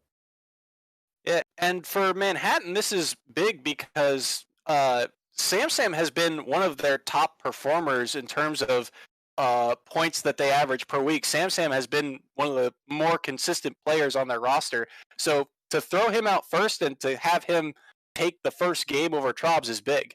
Yeah, absolutely. Sam definitely coming out as a powerhouse here, and that SD from Trobs definitely helped. We are going to see that mirror matchup, something we saw literal moments ago, that Ness v Captain Falcon, and it looks like they're going to stick to it. FD going to be the map of choice, and I don't know, it's really going to come down to, can Trobs hit the aggressive combos we saw earlier, but now Sam a little more familiar playing against this Ness, maybe a little more understanding of the combos that Trobs are going to kind of go for, so Sam going to play a little bit more reactively than we saw last time. Yeah, I think this type of stage makes it so that it's very volatile both ways. The pendulum swings way farther, puts you in far more disadvantage or far more advantageous positions with no platforms at all. Yeah, absolutely. Trobs, it's going to struggle here as he has a lot less options. And I think a tri-platform would have helped both of these heroes, or maybe not helped either of them how we ended up here on Final Destination. But Trobs right now really looking to take this early stock on Sam, but he's really not that far behind on percentage. Yeah, it's so difficult. Again, once Falcon's in the air, he does not have an easy way down, and that's going to be an easy back throw for Ness. Absolutely, and like I mentioned earlier, Ness's back throw, probably arguably his most lethal move, one that does a lot of damage early on, and Trobs in a much better position all of a sudden. Definitely a kill percentage against the Captain Falcon, but Sam gonna get a little more nervous here. Yeah, and the issue is for Falcon, his approach is fairly linear. If he's gonna weave his way around a projectile, he's really got that, he has to jump and then do something else out of it, and Ness can read it pretty easily. Yeah, absolutely, and it looks like Trobs is going to be a little bit ahead again. We see almost an entire stock difference between these two fighters right now. So as long as another SD doesn't show up, this could be Trobs' series to take. And that back throw once again almost takes Sam off the map, but it's just not strong enough this time. Sam now in a very difficult position, being ledge guarded by a Ness is a dangerous place to be. The throw from Captain Falcon almost takes out the Ness here, but again, going to return just barely, misses that down smash. But no, it's going to be the back air from Trobs that takes out Sam's second stock. The Trobs is doing a really good job of just holding center stage, making this matchup as difficult as possible for Captain Falcon. And at low percents now, Ness can land some of these combos and really extend the lead. Yeah, absolutely, and the lead is a large one. Trobs, if they can 3-stock this, will actually end up getting his team more points than we saw from that 1-to-1 stock taken by Sam last engagement. This could put Fairfield in the lead pretty aggressively if we see the 3-0, but right now, Trobs on the brink of death for that first stock, so Sam really going to have to bust some moves if they want any hope of winning this. A good answer there to up B, catch him shielding in place. Up B is a deceptively powerful move. It doesn't look like it does a lot of knockback, but it has a ton of knockback in this game. Yeah, it really does have a lot of knockback, more than I think we saw in any other game since Melee that it's seen Captain Falcon in it, and it's just something, a very underrated one in my opinion, a good combo opener, if they're at the right percentage, of course. And, ooh, Sam just constantly looking for these down smashes, just not able to, or excuse me, down airs, but just not able to find them, trying to get the elimination here early on. It drops, oh, and that's gonna do it! Now we're down to 1-1 stock. Sam really coming back to life in this final moment here. Just about to point this out, Sam is, when he's able to get this Ness off stage, he's throwing out those up tilts right next to ledge because the tip of the top of that up tilt is actually a spike hitbox, and there you see he lands it and evens up the game. Evens up the game, yeah, very early on. It was able to spike and take out Trobbs, but now Trobbs still 72% less than Sam, but Sam also needs a lot more percent to be launched. So right now we see this Captain Falcon down, but absolutely not out. Oh, but the yo-yo is going to send him, not quite find the elimination, but stack up a lot more damage. And now Sam at that high launch percentage is really going to struggle to find any value on a projectile aggressive hero like Ness. Second chance at life here for Sam. He has to find one opening, but Trobbs is doing such a good job of holding center stage. Yeah, and that's where Ness really thrives the most, is on that center stage. The back air doesn't completely connect, but no, the off the edge of the map takes Sam home. That's going to make it 1-1, and that really did come down to the wire as Sam with the final stock was able to almost take all 3 stocks back on Trobbs. So we mentioned early that, I mentioned that, this stage was very volatile both ways. It kind of, pushes the advantage and disadvantage for both of these champions. This is why, when you're off stage, it's so easy to catch your opponent in a situation like that. And Ness, that's one of his attributes, is that yo-yo up smash and down smash can actually stop a character from grabbing the ledge like Captain Falcon. And so you see right there, a trade for trade on edge guards, stopping the character from grabbing the ledge. Yeah, absolutely. And the yo-yo, we actually have seen that happen twice today. Before you joined me for this co-cast, we saw another Ness do that exact same thing. That yo-yo just barely tips over the edge and prevents that edge grab. And with heroes against Captain Falcon or Terry, perhaps, just ones that don't exactly thrive below the stage, it really does eliminate an entire stock if executed correctly. So Trobbs, a risky play at the end there, but one that very clearly paid off. It is now 1-1. Yeah, and I think if you're Sam going into stage selection, I think it's a pretty even matchup both ways, so I don't expect a character switch. But in terms of stage selection, I think you go to a triplat. I think that the triplat will extend your combos a lot more on a floaty character like Ness, and Ness is also a fairly lightweight character too. You might be able to kill Ness earlier. Yeah, absolutely. The triplat, I think, gives Captain Falcon a lot of advantage and opportunity to attack the Ness from different angles, whereas as a no-platform map like Final Destination makes it very difficult for Falcon to switch up their approaches, as they can really only move forward. Perhaps they can jump or maybe side B, but there's only one opportunity for them to attack their opponent, where Captain Falcon really thrives off of that unpredictability. Yeah, one of the pivotal points of that last match was watch how both of these characters interact off stage, because they don't really have good edge guard options on each other until they get close to the ledge. Falcon can dip kind of low, but outside of throwing out an up air or a back air, he doesn't really have a whole lot of other options. And Ness, it's similar, because their recovery is so linear, they can't afford to go out as far unless they're assured to kill. Yeah, absolutely. Sam, we saw a lot go for that down air, just that down, the Captain Falcon boots, and just never able to find that opportunity. But that really could have been an opportunity, a good one, had Sam landed it, because a few times they used it kind of as an edge guard opportunity, just couldn't find the hitboxes proper, as the hitboxes always get a bit wonky when someone grabs the side of the stage. But I think if Sam can kind of perfect that down air, I think that could really be the difference maker. And like you said already, I don't think we're going to see a swap. And yes, as I say it, it is confirmed. They're going to go for the same heroes. Ness v Captain Falcon. Now it's going to come down to the map choice. Yeah, and I think the first stock is going to be very pivotal here. We've seen Trobbs, take the lead in both first games, but in game one, we saw Sam turn it around off that SD. Trobbs, if he takes the lead again, he just has to play careful. Yeah, absolutely. And playing as Nest, I have used this term a lot tonight, but Nest, depending on your playstyle, can be very glass cannon-y. He's very easy to launch. He doesn't weigh very much. And now, he's not a glass cannon like Game & Watch, but if you get Nest to a certain percentage, you're pretty much asking to die. So you really got to play careful with these low percents and try to preserve them for as long as possible. And that's what Trobs is trying to do, already finding 50% onto Samson, but taking 50% of his own. Yeah, and this isn't, we were talking about the stage selection, this is an interesting one with that solo platform right in the middle, means that Falcon can only extend his combos from center stage, which Ness usually does a good job of controlling. Yeah, absolutely. Ness center stage is kind of where he does his best, and right now, I mean, Trobs is trying to prove that to us, trying to keep Sam off stage, but instead chooses to recover to the other side of the map. Now, this is the Sam we needed to see, keeping Ness off the stage, keeping him away from the middle, because this back throw is almost lethal once again. That's the only way we've seen Trobs take out Sam, but Sam is not adapting, I think, as quickly as they need to be in order to win this matchup. Yeah, and you saw Trobs try to cover as many options as he could with that neutral B. It allows you to fade out, and if it's a large enough hitbox, it can cover the ledge. He just misplaced it a little bit, drifted it too far back into stage. But the Falcon kick, another move with deceptively large knockback. Yeah, not the kill confirm you see often from a Falcon player, but one that is a good choice a good amount of the time. It's just not a common one. And as I mentioned, adaptation, Sam went ahead and proved me wrong right away. He waited out the yo-yo on that recovery and didn't up B right into it, which is what got him that elimination and back onto the map. Now I'm worried Sam might rely a little bit too much on that Falcon kick. The playstyle we've seen is if a move works for him, he sticks to it a little bit more, with the back air from Trobs gonna take Sam down a stock, so we're gonna be back 2-2 stocks. And this is the first time we've really seen Sam with the early lead in the game, and you could see once he was at that high percent, he wasn't playing, careful or cautious. He was going in. He wanted to rack up as much extra percent as he could.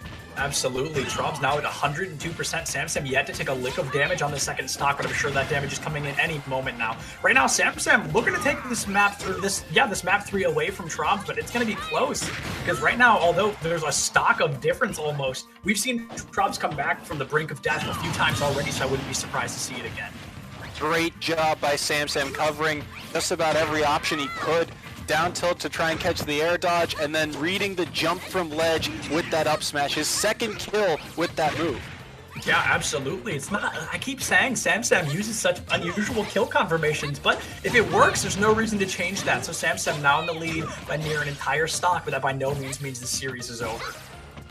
Yeah, and now they're back into neutral, but with a full stock lead, Falcon can afford to, play his own play style and be a little aggressive.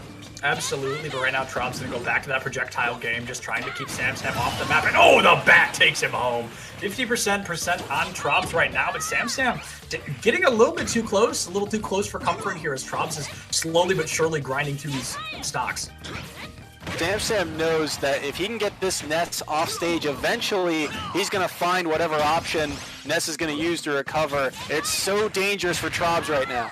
Absolutely, and Trobs off the map once again. Does Sam go for the down air? No, instead goes for the grab, the back throw off the stage once again. This is like you said, this is what he needs to be doing. Oh, the down smash, but he makes it back out of the stage. The down air almost takes Trobs out of the fight. And Sam doing exactly what needs to be done, keeping this Ness off the stage for as long as possible.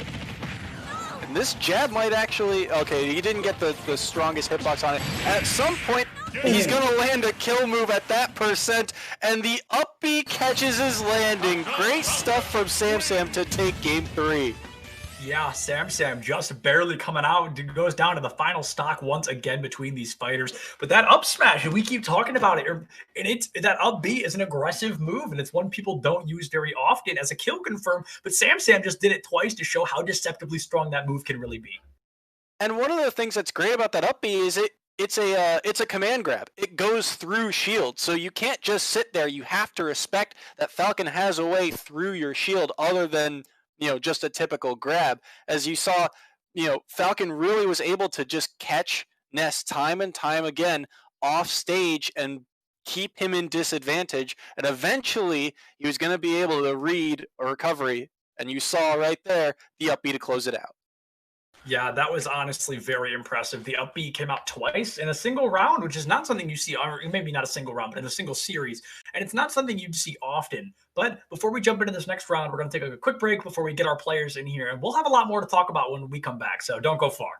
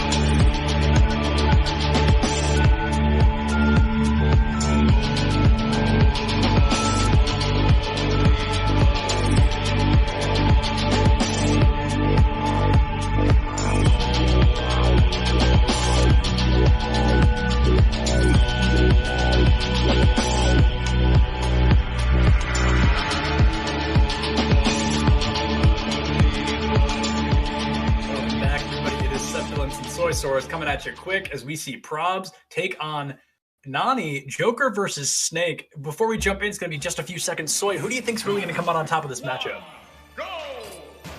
Don't know, because both of these characters are very good in their own right. So I'm very curious to see what type of playstyle we see from two top tiers in this game. Absolutely unique playstyles indeed. Snake, that projectile yet close combat combination, and Joker with that R set. Oh, wow. Sorry, Probs just hit. That was a very nasty combo. That attack into that mine coming back down, taking Joker to 107% already right now. This is Probs' battlefield, and Joker can just hope to run. Yeah, and one of the things you saw is that Snake is a lot of setup. You know, a lot of those projectiles, you know, can combo into Snake's moves, but it's a lot of planning, and that's where I think Fairfield might be able to catch a little bit of advantage. Joker, another rushdown type of character, in your face, has a down B that can either absorb or reflect, depending on if Arsene is out or not. But that forward tilt on Snake is so powerful. Snake hits like a truck sometimes. He really does. They call him Snake, but they should call him a moose because he hits as hard as one, and it is intense. But like you said, I use this term a lot as a caster. Snake is a very high-risk, high-reward player, and you have to have that setup early on, but then you have to hit the combos that utilize that setup effectively. So it's very difficult and it requires a lot of adaptation, but so far, Probs has showed us that they are very comfortable adapting to a new playstyle. Yeah, and one of the things that's going to be huge in this matchup is that Arsene meter. Snake doesn't have a whole lot of tools to really whittle away at Arsene, because Arsene goes away with the more hits that you put on, and Snake doesn't have a whole lot of multi-hits. He has a lot of projectiles that can easily be reflected. So this is the scariest time of the match for Probs, and right there you see why. Yeah, most definitely Probs at a mild disadvantage when that Arsene comes out, because yeah, I couldn't have said it better. Doesn't have a lot of multi-hits, and that's what really deals the damage to Arsene. Right now, Probs just trying to find some cheeky grenades, but unable to do so, dealing more damage to himself than Fairfield's Nani here. Joker's second stock already 120%. Now we see Probs just looking for the kill confirm, but no, another Arsene gonna come out. And again, this is the scariest time to be that Snake player. Yeah, and one of the things that's going to be big, we talked about catching landings earlier. You see the platforms move away. This is a scary time for Snake. He's got a lot of landing options, you know, a couple B reverses, things of that nature. Joker, when he controls center stage, scariest character in the game sometimes. Yeah, without a doubt, we've seen Joker played at that highest level, and we've seen how effective he can be mid-stage and off-stage. As long as Arsene is alive, Joker is effective, and that is the scariest thing about him. Probs still just barely in the lead. Fairfield's Nani just barely making almost 200%, but right now Probs really struggling to find that kill confirm. Yeah, and I like what Probs has done to kind of work his way back into this game. You know, is he's set up these projectiles, and then even when Fairfield gets Arsene, he's not afraid of it. You know, he goes in a little bit more just to try and, you know, mount any damage that he can. Absolutely. Probs finds Fairfield a great opportunity here. Nani gets stuck off the map, but another Arsene comes out, keeps this Joker alive just a little bit longer. Probs has the damage to find this elimination very early, but the question is, can they? Oh, Nani almost falls off the map there, and the grenade comes out once again. They're trying to find the damage, but Probs now in that kill confirm scenario of their own. Yeah, Probs has done a really good job of avoiding Arsene, and now that Joker does not have Arsene, that kill power is down, and up there with Arsene there would have killed, but he has to wait a full meter now to get that kind of kill power back. Absolutely, and a perfect shield from Nani just barely keeps him alive as that attack most likely would have killed, but if Probs can find just a decent up or down throw, and nope, instead it's going to find the elimination onto Probs. So right now, 1-to-1 stock, 90% advantage for Probs, but this fight is far from over. Any character can do dash attack to up smash, but right there, this is one of the things about Joker that can be a little suspect at times, that Snake can take advantage of. When Joker does not have Arsene, that grappling hook is very susceptible. And right there, you saw the miss input come out, and then that grapple, the distance is a little ambiguous sometimes, and right there, could not catch the ledge. Yeah, ambiguous, a great description for what happened there. You never really know the exact length of that grapple, and it was not a great placement, so to speak. But like you said, there's a miss input beforehand. Nani was just trying to clean up after that, but instead gave that victory to Probs with, I would call that an SD. Yeah, and that's one of the things about this matchup that you saw Probs start to take advantage of, the fact that Joker's recovery without Arsene is actually fairly susceptible, especially if you can catch him before he snaps back to ledge. That grapple, even if it grabs, if you get hit out of the grapple to ledge, you can't grab the ledge anymore with up B. You have to find another way back. And 90% of the time, that just means you've gotten gimped and your stock's gone. Right, and speaking of being gimped, there's very few heroes better at that than Snake when he has the advantage off the side of the ledge. Any hero being stuck off map is going to be difficult to move into somebody that just has so many projectiles. It's very hard to push into a Snake that has the advantage over you like that. Yeah, and Joker doesn't really have an answer for Nikita when he's off stage, because Nikita, Snake can just sit on stage, control that missile, and plant it at whatever angle Joker's going to go. So it's going to be very volatile, and it's very important for Nani to, not put himself in that disadvantageous position. Yeah, absolutely. And Nani picking as quickly as they have, I do believe we might just see a mirror matchup. They might not change off that Joker, but in reality, if we see that Snake once again, I think they probably should, but no, instead, we are going to see that mirror matchup, or not mirror matchup, we are going to see that repeat matchup once again as we move into our upcoming map. It's a necessarily bad matchup, but I think it's a matchup that it kind of thrives off of that meter that Joker has. When Arsene's on the field, Joker becomes, 100 times better and looks like, the better character in the matchup. But when Arsene isn't on the field, Hobbs looks like he has the reads and the ability to really take this character out. So I think the key in this match on Pokemon Stadium is how does Nani manage his meter? Yeah, the meter was the difference maker, and every time Arsene came out is when Probs ended up losing the initial stock. So right now, unless the Arsene is utilized correctly, this could cost Nani a stock, but right now we're seeing it very effective. Arsene adds a lot of damage to even those generic attacks, and Probs misses the stage. I'm not even sure if the drone was destroyed. I think that was just a complete miss, and now Fairfield's Nani is up at a complete stock. So a couple of things there. Number one, I like the adaptation by Nani to go off stage and challenge Snake. Snake, you can hit Snake out of that cipher, although it's very hard to do so. It is still possible, and it's a good adaptation on Fairfield's part. On the other hand, Probs tried to air dodge to get away from the edge guard, and then could not plant his C4 in time to shoot himself back up towards the stage.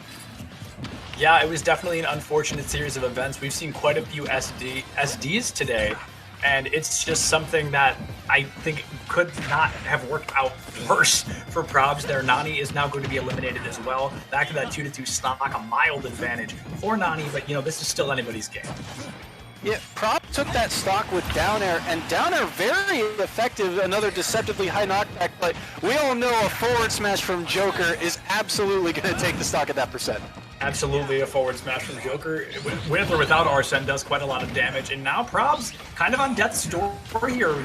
2 stocks left for Nani, and we're going to have to see a lot of damage come out very quickly if Probs has any hope of taking this series here. This is dangerous. Probs has to find a way to land, and he gets the parry. That was huge.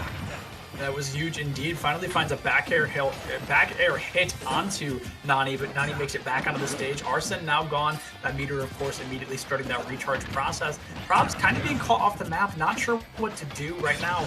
Looks like Nani's got a bit of a stranglehold in this original engagement, but lets the mine hit him, and it finds the elimination. So Probs still on death's doorstep, 90% on final stock, but now Nani's on that final stock as well. Arsene not even half ready, and as I say it, there he is, completely ready. Nani has done a very good job of landing down Bs and making sure Arsene is on the field more times than not, and that's what's given him this, roughly 80% lead. Absolutely. We've seen the initial engagement. We talked a lot about how Arsene was the only time Nani really had the opportunity to find kills, and it looks like he noticed that as well, because now Arsene's out maybe double time what we saw that last engagement. 70% on Nani, and right now 130 on Probs, who is just absolutely at death's door, has already rung the doorbell, but that does not mean this engagement's over yet, as Snake can do a lot of damage very quickly, but is now in a very difficult spot to push forward. And this is the question for Nani. Can he find the kill move? Snake is at kill percent, but he needs to be able to land a strong hit in order to close this game out. Yeah, he's going to have to find one. Arsene not ready quite yet. Arsene can be the difference maker, though, but no, it's going to be the up smash and the up air instead. Finds Probs off the side of the map, a single stock left. That's going to put another point on the board.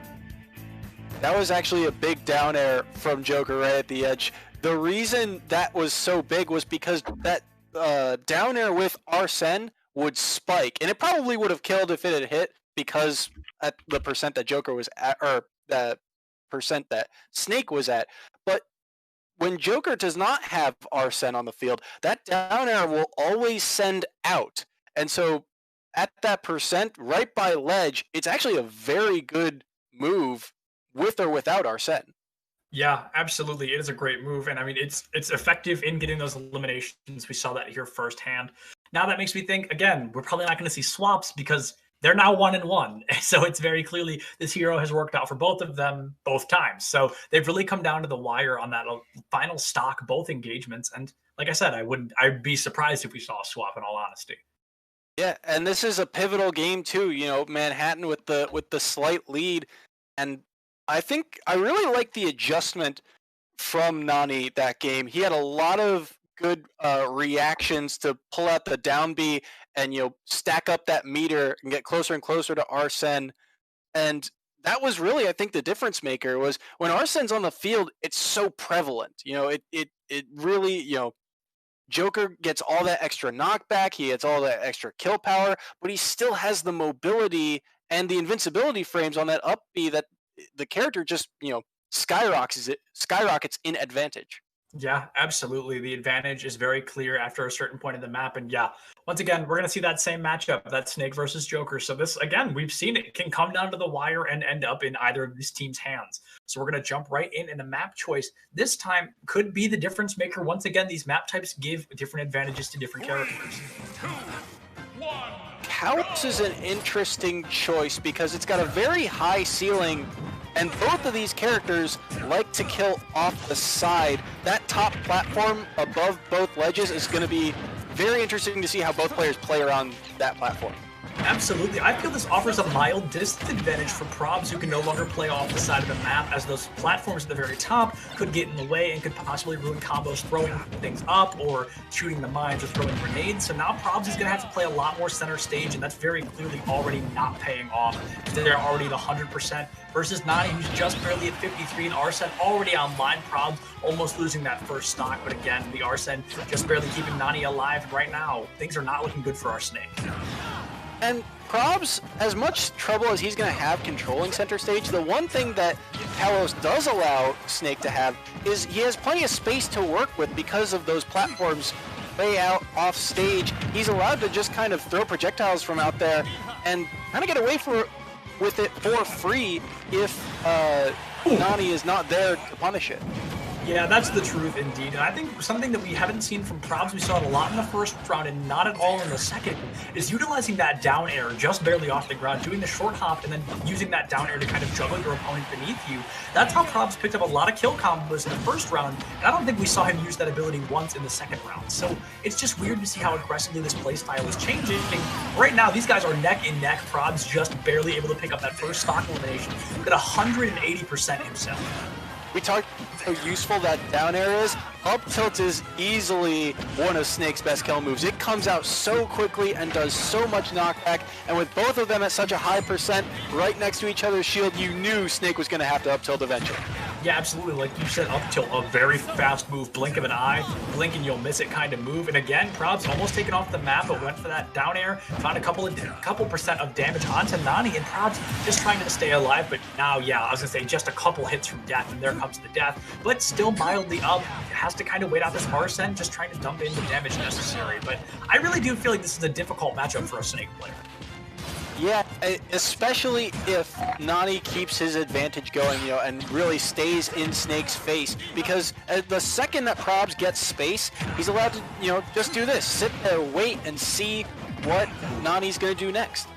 Yeah, absolutely. Probs choosing to take the fight off the map and is going to find the elimination for it. A high-risk, high-reward scenario. And Probs needs to find the distance. We just saw a moment ago, Nani started using Joker's gun just to keep a little bit of distance onto Probs, and it was working very effectively, but then he gave up that strategy for no real reason, and that may end up costing him an extra stock.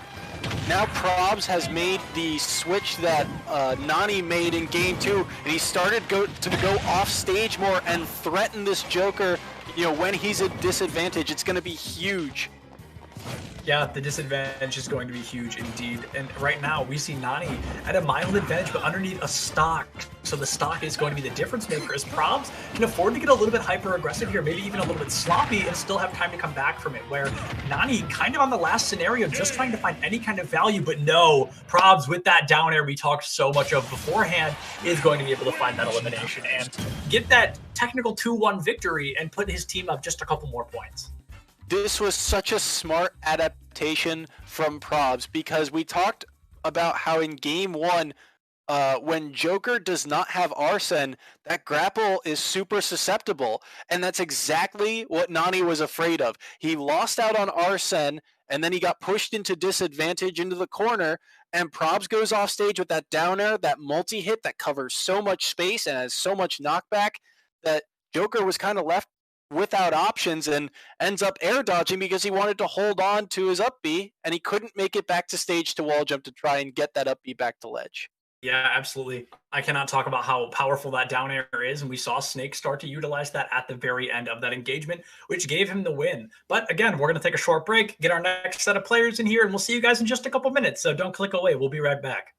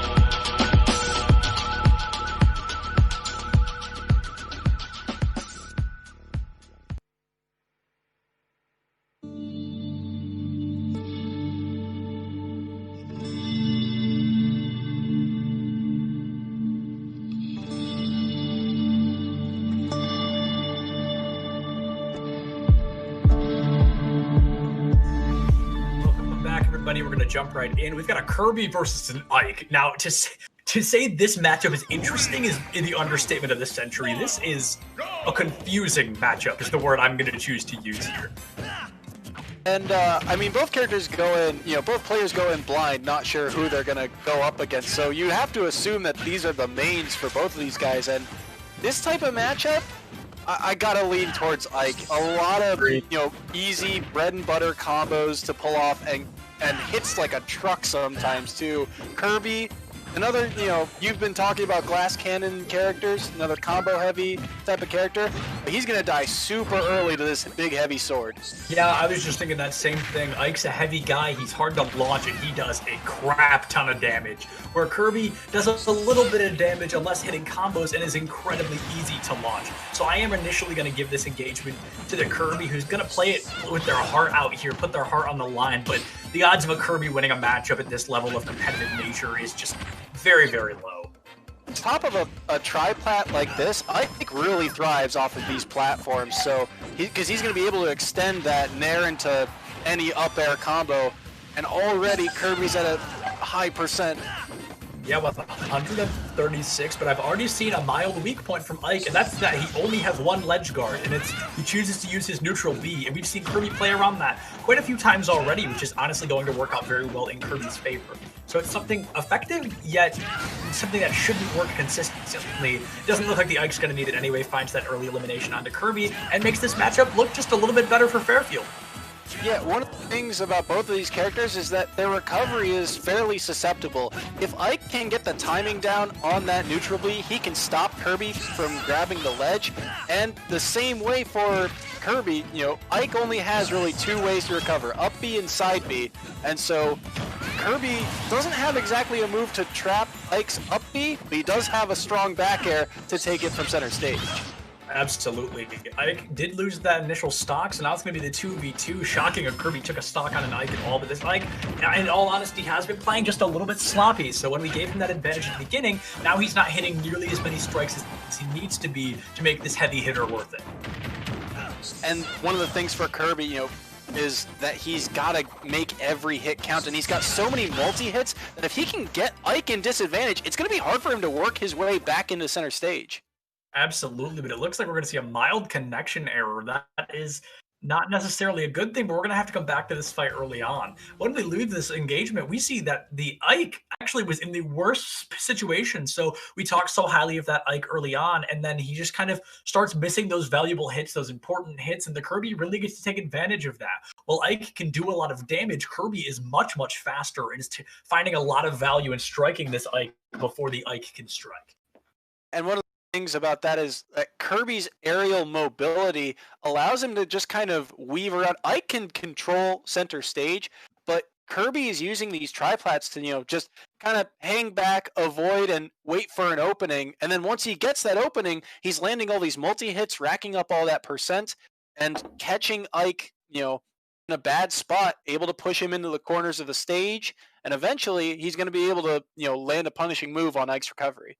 Yeah, absolutely. And Ike's recovery, it's an easy one to punish if you play effectively. It goes right up and it comes right down. Sometimes you don't even have to do anything. The Ike just kills himself, and it works out well in your favor. But we saw the Kirby adapting, I think, a lot more than we saw our Ike adapting. And that is a big difference maker, all things considered, as adaptation is what this game is all about. Yeah, one of the telltale signs of a player, especially at this level, is adaptation. And, you said it best. The Kirby are in a disadvantageous state, but they already came back from a 100% deficit. Yeah, absolutely. And they came back from a game deficit, as I've just heard from our production, that Kirby won. So everything we said has gone out the window and down the drain as Kirby comes back from the battle of a lifetime, an engagement you shouldn't win. But we saw that Kirby adapting incredibly fast, and that is what ended up paying off in the long run. So honestly, kudos to a Kirby player that can take a series on an Ike like that. That's got to be a difficult thing to do. Yeah, the matchup seems very difficult, but you saw that Kirby right there, I believe. I lost track of the names as to who that was exactly. That was Crimson.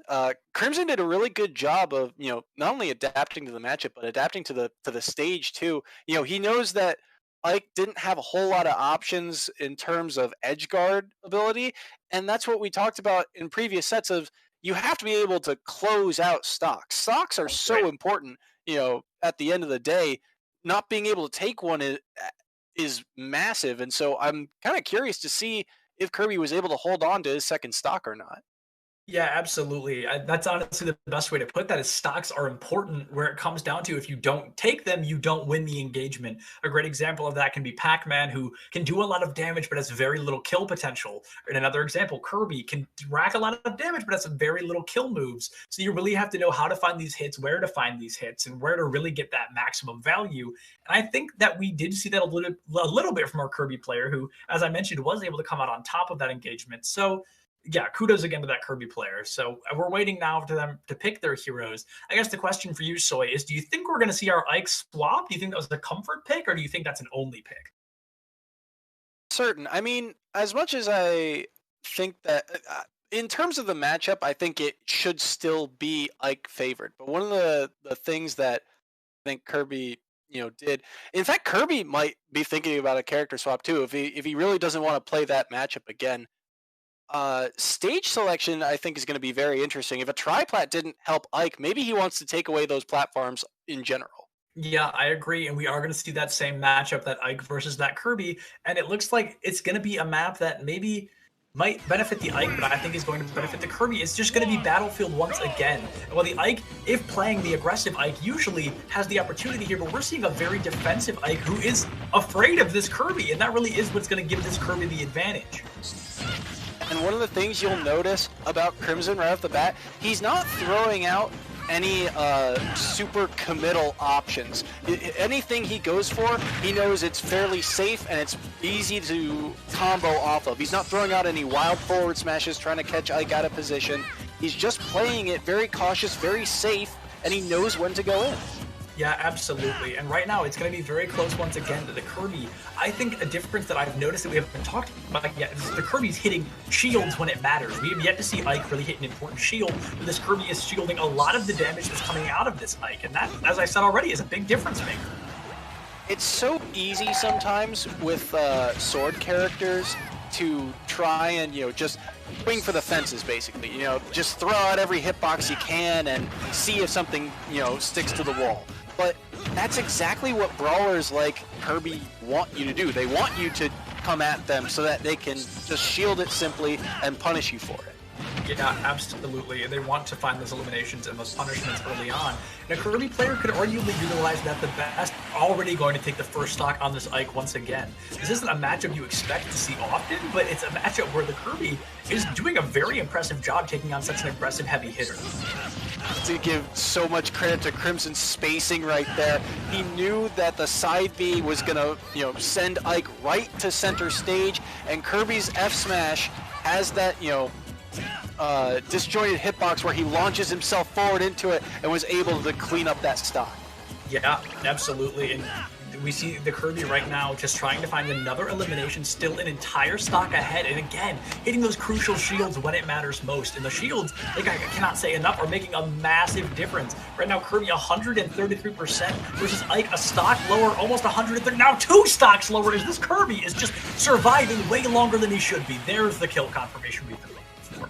Yeah, and I think it's a case of, for Thunder, it's a case of he's just swinging for the fences, hoping for something sticks, and he's, swinging a little bit too hard because Kirby's right there with the shield, able to land a couple grabs, and Kirby grab combos are easy, 30% if you just land one down throw to forward air. It was, at least 20. Yeah, absolutely. It was an impressive yet effective play coming out of the Kirby, and now they're up an entire stock still with Fairfield being at 30% as well. So we see that there's a lot of damage coming out of this Kirby, but again, is going to lose that final stock, and now this is very close. The Ike might finally be able to come out on top. This is the first time in this series I think the Kirby has really been in an equal playing field with this Ike. A 30% lead is really not much at all. One combo can turn that around instantly. But it's going to be huge here to see how the Ike adapts. We've seen Crimson adapt throughout the match, but can Thunder adapt to Crimson's, mobility? Yeah, and you have to adapt to the mobility as such a slow hero like Ike. Maybe the side Bs come out a little bit more often. The neutral Bs weren't working earlier, so maybe spice that up a little bit. Maybe more aerials. We just haven't seen this Ike do anything new.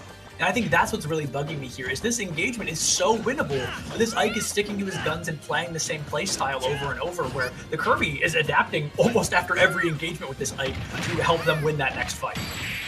And a lot of great stuff from Crimson knows that Ike at some point has to get a little aggressive and go for something like an aerial out of a grab like that.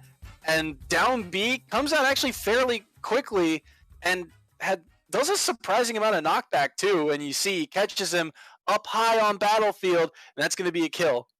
Yeah, you catch somebody that high up, that high percent with such an aggressive move like that down B. And that down B, I mean, it packs a punch. Arguably Kirby's heaviest damage dealing move just that quickly. So it was one that helped that Kirby come out on top. And I am just still amazed to see a Kirby go up 2-0 over an Ike. Yeah, I don't know really what else there is to say about it. It was great stuff from Crimson to, just you saw it for the first half of that match, how he was commanding on the stage. He really, Ike kept coming to him and he just was able to land, punish after punish after punish and eventually control center stage. Finally, when Ike was able to battle back, Ike just hit so hard on a light character. That was a huge, last stock for Thunder to take to still keep this within range. But these next two matches are going to be really tough for Fairfield. Yeah, absolutely. These next two matches are going to be tough indeed. But I believe even though we have seen the technical win for our Kirby player tonight, they still play all three games. Somebody correct me if I'm wrong on that. But I think we're going to go for the point differential here. So I do believe they're going to run it back one more time. And I honestly don't see it going any different than what we've already seen. Yeah. Actually, didn't Crimson win both matches? Am I wrong here? All right, Crimson won both matches, so the set should be done. Oh, so now we go to a break. Oh, yeah. Whoops. Yeah, all right. So we'll just kind of do a break real quick. We'll bring us back when we have our new players in the match. That's a slip up. That's my bad. But we'll see you guys in just a couple minutes. So, oh, just kidding. They're here. We're not going anywhere. It's just debate after debate here tonight, guys. So we're actually going to see, a Samus versus Dark Samus matchup. I didn't expect to see either of these heroes come out tonight, let alone against one another. So this is going to be fascinating. Yeah, and I really don't think there's a whole lot of difference between these two. I mean, they have the same moveset, but I also think they have roughly the same weight class as well. I think Samus actually might be the heavier of the two, and I think the charge shot does a little more damage, if I remember correctly. But other than that, these are basically the same character, so it's going to be, a real test of skill. Who is the better Samus? Yeah, absolutely. I think you're correct on that Samus is ever so slightly heavier than her Dark Samus counterpart. But, I mean, that's just, I'm so fascinated to see somebody playing either of these heroes in Ultimate. You don't see a Samus come out very often. But right now, it's just going to be that who can charge their B move a little bit faster than their opponent. And we've seen that neutral B come out quite a few times from each of them, respectively. And the interesting part about this matchup specifically is that you think of Samus and you think of all of her ranged, abilities. That neutral B being so prevalent, and her side B also covering a lot of space. But Samus has a lot of moves that require you to be up in your opponent's face. So it's going to be very interesting to see how they weave around these platforms on Battlefield. Yeah, absolutely. In Battlefield, this is going to be a great opportunity for both of these Samuses to utilize their projectiles a little bit more, as there are a few more options for their opponent and for them to utilize to engage. So if the projectiles really come in handy as they should, they can kind of narrow down their opponent's opportunities to push forward. That's also going to be a huge thing. The grab of Samus is so committal. It reaches very far, but if you miss one, it could be so easily punished, and eventually Fairfield going to take the lead. Yeah, missing one is just a disaster at the very least, and it looks like, yeah, Fairfield going to be up just ever so slightly. They've got the percent, or excuse me, they're going to be down ever so slightly. They've got the percent advantage, or no, I'm sorry, and in a stock. I'm losing my mind, guys. Sorry about that. Now it's going to be pretty even as they lose that initial stock. 60% for our Samus. The Dark Samus, just barely trying to stay alive here, trying to find the elimination early on while taking as little damage as possible. But now it's forced a much more defensive play style as they don't want to give up too much percent too early on. And what Derry has done a very good job of, right off the bat after taking that stock is holding center stage. It's so hard, when a player comes off the platform, they can just easily, basically stand at center stage and say, this is mine now. But, he weaved around, tried to make it difficult for him to get hit, and then he controlled center stage. But another key part of this matchup is pushing your advantage, and if you land a forward air off stage, that is the same as classic. That forwarder covers so much space and has the last hit has so much knockback to it. That's going to take stock every time. Absolutely, and it's going to be a one stock advantage, like you said, for our Dark Samus here, and that's going to be the difference maker, as they really, like you said, identical move sets, and maybe one's a little bit heavier than the other. So now we're going to have to see Samus really put in that extra work to find this stock, as that percentage did. Or they don't have to put in any work because Dark Samus just SD's off the map. But now we're in that 1-to-1. Dark Samus is going to come back stronger than ever and already 80%. Going to try to find the elimination early on after a mistake as sloppy as that one. Yeah, I think he wanted to fast fall and then up B back quickly the ledge, and the input just didn't come out in time because, this or that. I think that's what he wanted to do, but regardless, it's another we take those scenario.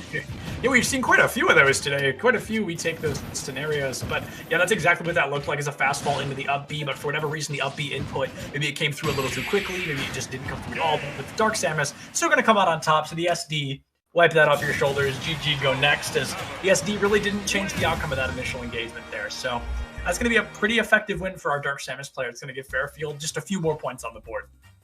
Yeah, King of Spills, clutching it out there.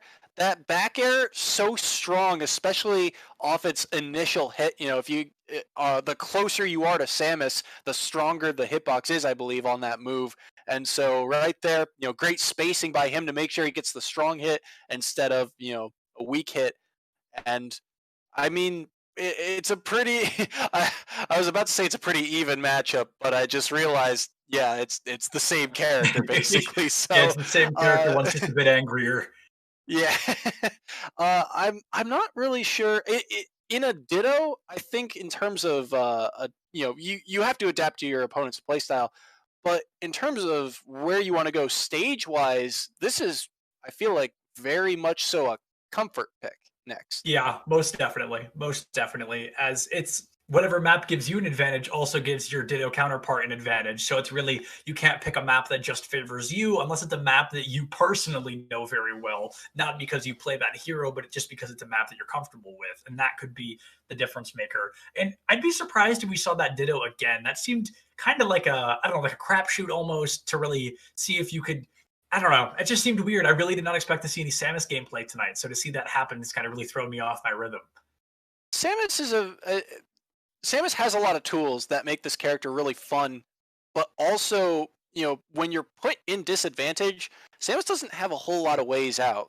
She can maneuver here and there in the air, but I guess it's a character switch of sorts. It's actually a Samus Ditto this time instead of Dark Samus versus regular Samus. Yeah, we've got our full-blown Samus Ditto at this point. Dark Samus down the drain here, and I don't know. It's weird. We're going to see Samus be Samus, so now it really is that Ditto, that mirror matchup. So it's going to be quite fascinating to see how these teammates move forward and just try to find more damage against one another as they're playing with an identical moveset.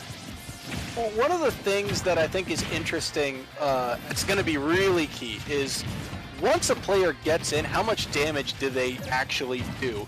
Because you saw right there, I believe it was King of Spills, used Samus's up B, which is actually a kill move. You can get the last hit of that Samus up B, and you can catch them, on the upper parts of the stage. That move has a fair amount of knockback to it and can extend off of an up air. So I'm curious to see if either of them will go for it again. Yeah, it really is a very effective move, similar to Captain Falcon's up B. It's a move that has a little bit more aggression behind it than a lot of people suspect. And right now, we're seeing Fairfield trying to find that early elimination. They're only at 70% themselves. They missed that neutral B charge, and they missed the forward air, and they're just desperately trying to find this damage. But it's going to be the charge. It's going to be just the charge attack that finds the elimination onto them. attack, another move with surprising amounts of knockback. It doesn't feel like it should do a lot of damage because it comes out so quickly, but it actually does plenty of knockback. And right there, Ching, I believe that was Derry, out of position, trying to catch a landing. Yeah, Fairfield in that mild advantage right now. They still have that extra stock, but this is where they have to start playing defensively because every percent counts. They take enough damage, it throws them right off the map. If they can get even one more stock taken against them or on them, it's going to matter much more. Is if they keep this 3 stock over a 1 stock, that's much more important than keeping a 2 stock over a 1 stock.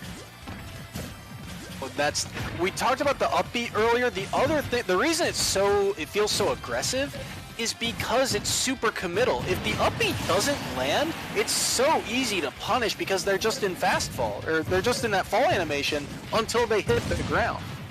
Yeah, absolutely. That animation is just not really a great one to be stuck in. That's a lot of opportunity for your opponent to deal some damage. We're not at the 2 stock versus 2 stock. Fairfield starting to slip just a bit. They're going to hit that charged attack again, and they're just trying to find damage early on. But we see this enemy Samus maybe adapting a little bit more than we anticipated, trying to keep her space, trying to find small attacks of damage rather than looking for the big shots.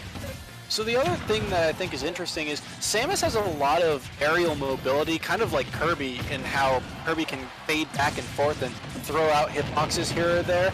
But I feel like the advantage in this kind of Ditto actually goes to whoever plays a more grounded game style because they're allowed to just shield those aerials and punish for it. Yeah, honestly, if you get to punish for anything sloppy in terms of shielding, that really does give you a mild advantage. And that advantage could be the difference maker. We see that Fairfield, they've still got that percentage and that stock advantage, but we're finding them off stage a lot more, which isn't necessarily the best place to be as a Samus. King of Spills there in that last sequence was hunting for a back air. You could see he was trying to space it out, trying to catch Derry a little too close to trying to retake center stage. It's such a strong move. It took game 1. And he's trying to, take the lead with it here in game 2. Yeah, absolutely. But instead, got to be eliminated here. And we see that Fairfield, they're just trying to stay alive the best they can. But right now, I don't know. They're slipping a lot worse than we saw in the initial engagement. I don't know if it's the mental boom of seeing someone swap onto the hero that you're playing, but I don't know. They just look a little bit sloppier here on Pokemon Stadium. The issue is this character. Oh, this is going to be big here. Shield break into something. Well, he'll take the damage for it anyway. Shield break into a single jab. Yeah, I think he was trying to figure out what option he would do from the edge of the stage there. Make a mental note of it for later in the set when these percents get much higher. But you were talking about how, oh gosh, I lost my train of thought. Basically, when a character is in shield. Oh, right, that's it. Both of these characters have a lot of agency in the air and punish on a shield, but if you get stuck on the ground, there's not a whole lot you can do to punish someone just sitting in shield with either of these characters. You can throw out a grab, but the grab is really slow and it's more meant for grabbing someone from far away than it is right up close. As you see right there, it's reactable. Yeah, absolutely. The grab is a risky one to use, and not one you can see very often because it's not really one of the per-grader moves. Pac-Man has that same issue where when you've got that slower grab, it's really difficult to utilize in those close engagements. But both people now over 100% on their last stock of this engagement, so it's really going to come down to who starts hitting these moves first. And right now, we just see Fairfield trying to counter every shot, but no, it's going to be the up smash that finds the elimination. And I think that's the first up smash of the game for either of these two. I was going to say, very well may have been. If both of these characters are just throwing out aerial after aerial because they're so powerful, an up smash is almost every character's answer, especially out of shield. But Sam, I believe it was King of Spills taking that game. Eventually he's able to take center stage, and that up smash can be dangerous because you can actually fall out of it because it's a multi-hit, but catches that last hitbox, and as you said, both at kill percent, a very tense moment. He's happy to clutch that one out. Yeah, absolutely. The up smash, definitely a panic of an ability, because like you said, I think that was the first when we saw that entire engagement, but they ended up coming out on top for it, so that was quite effective.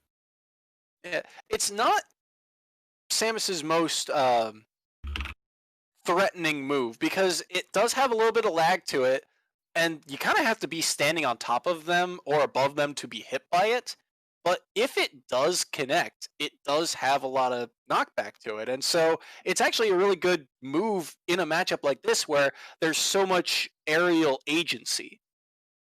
Yeah, absolutely. When Samus, I mentioned this earlier, Samus doesn't necessarily make her best moves in the air, so finding her caught up like that is effective. And it's something that I mentioned this already. I didn't expect to see happen a lot of the Samus aerials that we saw tonight, but I think as Samus is kind of adapted as a hero, it's as a character rather, playing her gets more and more difficult, especially in a mirror matchup against another Samus. But before we see any more Samuses today, we're going to throw it off to a quick break, and we'll see you guys in just a couple minutes. Once again, don't go far.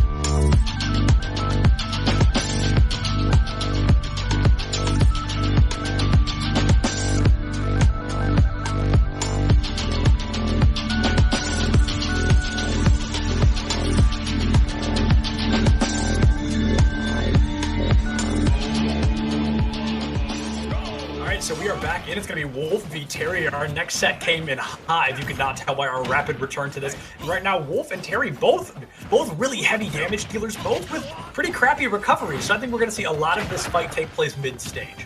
Yeah, and also these are two, scrappers. They want to be in each other's face to rack up all this percent, and both of them have fairly easy combos to pull off too. Yeah, absolutely. Wolf has some pretty nasty combos, and Terry has, of course, those combos of his own. So it's something that we've seen pretty aggressively beforehand. And right now, Terry just at a very mild disadvantage in that percent, but now has that go online. So that does put him at a possibility of turning this around in the blink of an eye. Things that I think gives Wolf the advantage is if he can get Terry off stage, he can catch Terry's recovery pretty easily. You saw him try and go for that down smash, but he misspaced it by the ledge. Because Terry doesn't snap to ledge, his feet will go above before he grabs it, and that's going to be a very susceptible thing, and I wonder if Riku is going to be able to capitalize on it later. Oh, yeah, Fairfield right now just barely able to find themselves on top. Riku already capitalizing just a little bit, finding that early elimination, but already at 100% themselves, actually 99 on the dot. And it looks like the Wolf now can deal a lot of damage, has a little bit of that rage online, but it's just really going to struggle to find a lot of value against a low percentage Terry, like the situation they're in right now. Yeah, and Terry has a lot of easy combos to pull off, but without Go, he has to land, I was about to say, has to land something raw like that, like an F smash from center stage. Wolf is absolutely going to die at that percent.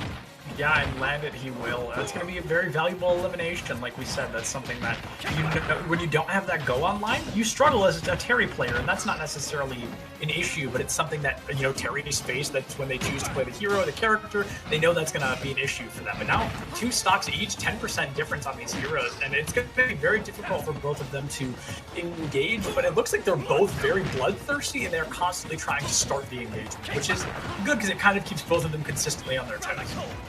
And, I mean, that's kind of the nature of both of these characters, too. They want to be, on your shield, in your face, to rack up, or to start up their combos so that they can rack up that percentage. But Wolf, with a little bit more agency, a lot of his moves come out pretty fast. And while Terry can turn around and answer, fairly quickly, it's not always the easiest, but an up B going to take the second stock, and I'm honestly surprised by that one. Yeah, that was kind of a surprising one. I didn't really think the Wolf was going to die there, but somehow Terry with that up B finds the elimination off the top of the map, and now they're in a pretty advantageous position, but Fairfield's Wolf trying to stay at that 0% gets Terry over 100%, which is almost worse for them, as they are an entire stock behind. Terry gonna have to bust out some moves, but isn't gonna be able to recover. This is gonna be a very clean 0% to 0% one stock. And this is going to be big. Who can make the adjustment to take the advantage here in game 1 of the set? They're looking to make the adjustments quickly, both at 30%. And right now, it is very neck and neck, much more than you'd think against two heavy damage dealers like this, but they are both finding very high value on one another. Right now, Fairfield's Wolf taking the lead just a little bit, 50%, but we know how fast Terry can do that. So it's really going to come down to the wire here. Who just hits their kill move first? Yeah, Riku's done a much better job of controlling center stage, whereas Hammer, he's really trying to press, his advantage in neutral when he doesn't have it, honestly, and he's ending up hitting more shields than Wolf. Yeah, absolutely. The shields from Fairfield's Wolf are proving to be quite impressive so far, but now that Wolf's been caught off, no, instead goes for the side B or the up B and just finds the elimination, right, not the elimination, the damage right away, takes Terry to the far side of the map, setting up for an elimination. 140%, Fairfield's Wolf is in a great position to win, but still very far from being able to do so. That was a huge interaction on ledge. He mistimed his down smash, and the up B actually clipped and hit Wolf, so he couldn't punish the recovery. Yeah, definitely an unfortunate thing to see, but wow, Terry with the combo is going to be able to take Fairfield Wolf. It's going to go down that 1-1, and it is impressive to say the very least on how he was able to clutch that fight back. That was huge, too. That whole interaction turned it around because it allowed Terry, a second lease on life, basically. He was able to get back to stage, and when Terry has go, that side B becomes a command grab if you do it right, and you saw right there, there's so much knockback when he has that go sauce, and congrats to Hammer for clutching out game 1. Hammer just absolutely clutching out. Best way to say it. Hammer comes out on top of what was a very close engagement. And see, this is the engagement I wouldn't be surprised if we possibly saw a swap maybe from that Wolf player, because Wolf is a very high risk, high reward character and one that you can struggle on against other heavy damage dealers. So maybe Wolf seemed like a better idea, or no, because I guess he went in blind. But in the long run, maybe Wolf initially seems like a better idea just due to Terry's poor recovery. Wolf might be able to play off the map a little bit more, but Wolf's recovery, not really that great either, as I mentioned early on. So it was a fascinating one, to say the least. Yeah, I like matchups like that because there's so much action, It can be a little hard to track sometimes, but you mentioned it as well. We talked about how Wolf can try and trap Terry when he's trying to get back to ledge, but Wolf's recovery options aren't all that great either. That's the one thing about these two characters.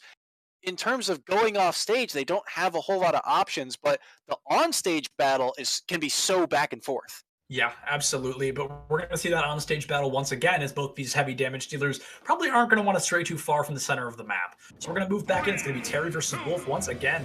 And it's going to be a map I don't think anybody really expected. Lilat is certainly a counter pick of a stage, and maybe he's hoping for some home field advantage. The triplats are interestingly positioned, and those slants on the stage are really going to be more important for Terry because his one ranged projectile always stays on the ground. Yeah, and this is just, the home field advantage thing is really all I can think, because this map I really don't think benefits either of them. If anything, I think it puts everybody involved at a disadvantage. We talked about you have to play close as Wolf and Terry. You have to play center stage, and wow, okay, Meteor Strike, Meteor Smash from Terry is going to take Fairfield and Nico out of that fight straight away. We've got the one stock advantage, the go still online, and right now, Terry is putting in the work. Yeah, so one of the things here that I think Wolf benefits from is these triplats. You can catch Terry landing with a simple up tilt, which actually another move with deceptively high knockback, and an up smash will also cover the ledge. But the issue is, I think, if Terry's off stage, I think that up B that Terry does actually clips through the stage if Wolf's trying to edge guard. But it doesn't matter, so long as you control center stage, you're doing just fine in this matchup. Yeah, absolutely. And Nico right now on the Wolf struggling to find any real value, almost an entire stock behind. They're both at 2 stocks, but right now we see Hammer at 0% on this Terry, so it's a massive advantage, of course, and the shields from this Terry are much better than the ones we saw last game.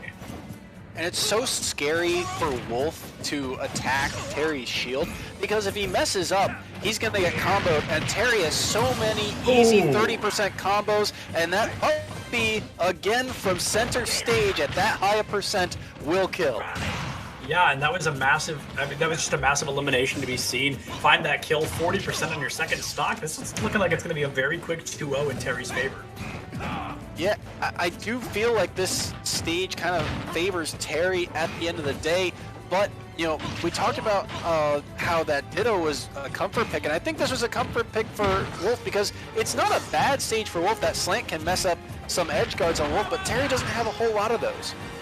Yeah, most definitely does not have a whole lot of those. And right now, I mean, Nico on the brink of death, going to be 110% final stock, possibly final hit, if this Terry can find even a single combo, even a single just up B with or without the go. But now 2% away from the go, the window to kill this Terry before being eliminated is closing very quickly.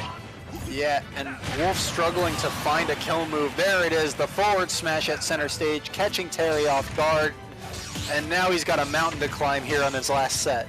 Absolutely, a mountain to climb. Indeed, a Herculean task must be completed to keep this series alive. 140% against a tank damage dealer like Terry is going to be difficult to get much of anything done other than death itself. Right now, just a single move, there's the move, is going to eliminate that Wolf. That's going to be a super quick 2-0 in favor of Hammer. And you saw, you know, he was just able to push his advantage. Wolf gets a little greedy, drops his shield too late, and Hammer able to land the F smash and take it, you know, a quick set, honestly. And that's going to close out the series completely. Manhattan walks away with their first win.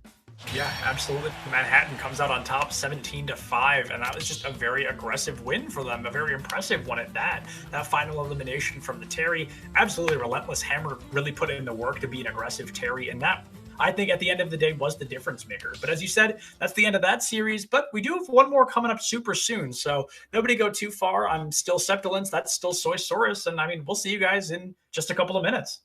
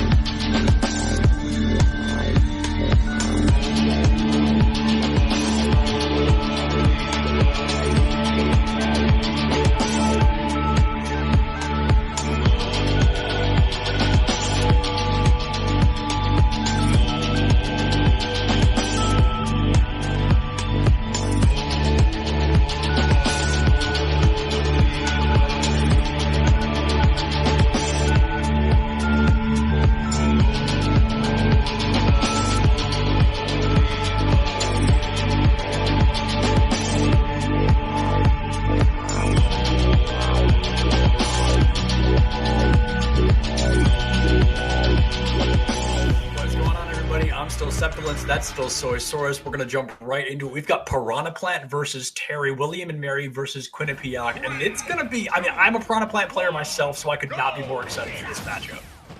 Yeah. Piranha Plant as a character, he's got a lot of interesting tools in his kit, but we've seen how powerful Terry's can be, so it's going to be a very interesting matchup between two higher-ranked teams in our conference. Yeah, these are two teams that really have brought it all to the table, and right now we're going to see which one can really show it off a little bit more. We're going to see Piranha Plant taking a lot of damage early on, but the thing about Piranha Plant, she's a lot heavier than she looks, so it's going to be difficult to find those eliminations early on. Terry, 52% of his own, but now Piranha Plant just going to have to play a little bit more defensively to avoid an early stock. Yeah, Piranha Plant has, a lot. Piranha Plant's actually heavier than she looks, like you said. And one of the things that I think Barrett's doing really well here for William and Mary is keeping the distance away from Quinnipiac's Terry here. But that dash attack going to close out the stock. One of the things that Terry has to do in this matchup has to approach Piranha Plant. Piranha Plant is going to be another one of those characters where it's bait and punish. You have to have Terry hit your shield, and you have to be able to capitalize on top of it. Absolutely, and so far we're seeing Barrett struggle just a bit, but a very cheeky neutral B, going to throw the ball up and give them the exact opportunity they needed to push into point. Looks for a back air early on, using that shield a lot like we talked about, but right now it's going to be very close. Mr. Purple really putting in the work. The Poison Cloud Edge Guard, a classic. We've seen it before, we'll see it again, and Barrett really trying to make up for lost ground here, but really struggling to find the elimination onto this Terry. Yeah, Billy Shilly's doing a really good job of playing very cautious and not leaving himself open to a very damaging hit. Yeah, and we might see another stock already coming out before Mr. Purple loses even one. The Plant player is struggling. I mean, it's difficult to play Plant. She requires a lot of technical understanding of the game, and how to come out on top of this engagement is difficult to do, especially against a power hitter like Terry. So I think we're seeing our Plant player really struggle to find the opportunities necessary to come out on top of this engagement. I do really like that attempted edge guard by Barrett, though, to go off with the neutral B, because it just covers so much space and it's so threatening. Plus, you can throw it at at any point in time. And Terry's recovery is so susceptible. But Terry has so many moves that are so damaging, and that down B is absolutely going to take the stock at that percent. Absolutely, William and Mary, Mr. Purple finally picking up that first elimination, and this is honestly a much closer series than you may think. Terry just much heavier than Piranha Plant, so we're seeing Barrett really struggle to find the damage, but here the damage is really starting to come out. A nice double ball combo. Poison Cloud comes out quick to hide that down B engagement. Very clever strategy, one we don't see often, but now Barrett finally gaining some footing, maybe possibly able to make this a 1v1 stock-wise. And look at the amount of shield pressure that Barrett's doing to Terry, Billy Shilly, from across the stage too. It's not very threatening now, but later in the game, when Barrett starts approaching, that shield pressure is going to be super prevalent. Look how tiny it gets. Yeah, honestly, it's getting the window of opportunity is closing very quickly for Barrett, and it's disappearing just about as fast as their shield at this point. Mr. Purple just putting in so much damage, not giving Barrett the opportunity to think or even really play a Piranha Plant. She needs that space to be utilizable, and right now we do see the Plant struggling quite a bit, but finally, that up smash going to find some value, 140%. We're really going to have to see Barrett put in the work here. Yeah, that up smash is one of Piranha Plant's best moves, especially in terms of kill power. That down B, not quite going to do it. Piranha Plant's got plenty of heft to him, and that neutral B is going to be getting super scary because it's a ledge grab, which means there's no invincibility, only led to a down tilt though. Absolutely, 180%, basically one hit from death. You've already rung the doorbell. Death is waiting on the other side. We're going to have to see a very slow burn coming from Barrett, but instead, Mr. Purple almost ends it themselves. The Poison Cloud, 100% to the dot. Barrett all of a sudden can come back in this engagement, but with that poor recovery, almost gives their life to do so. Here comes another Poison Cloud on the bottom here, and Barrett could really turn this series around, but it's a now or never situation, as Terry now has that go on line. And Billy Shilly knows that this is super dangerous. Able to grab the ledge. The up throw, that's going to do it. Barrett, in the final moment of 180% stock, pulls it out in that final opportunity and gets the initial point win. That was very impressive Plant gameplay. And I'm blown away. I thought Terry had that in the bag from stock one, but at the very end, Barrett, my Plant player, just absolutely comes in clutch and makes us Plant players proud. this power behind that side B. Billy Shilly made one mistake. He went off stage once, and he got back, and he had to tank that poison cloud to see if he could try and catch the weak recovery. He knows, who was it? Barrett up bead, missed the ledge and had to land, and he missed the punish on it. And then he went off stage to try and finish the game, and he took so much percent. You saw he went from basically 30 to 100. All because he had to sit in that poison cloud and get, I believe, grabbed and pummeled for it.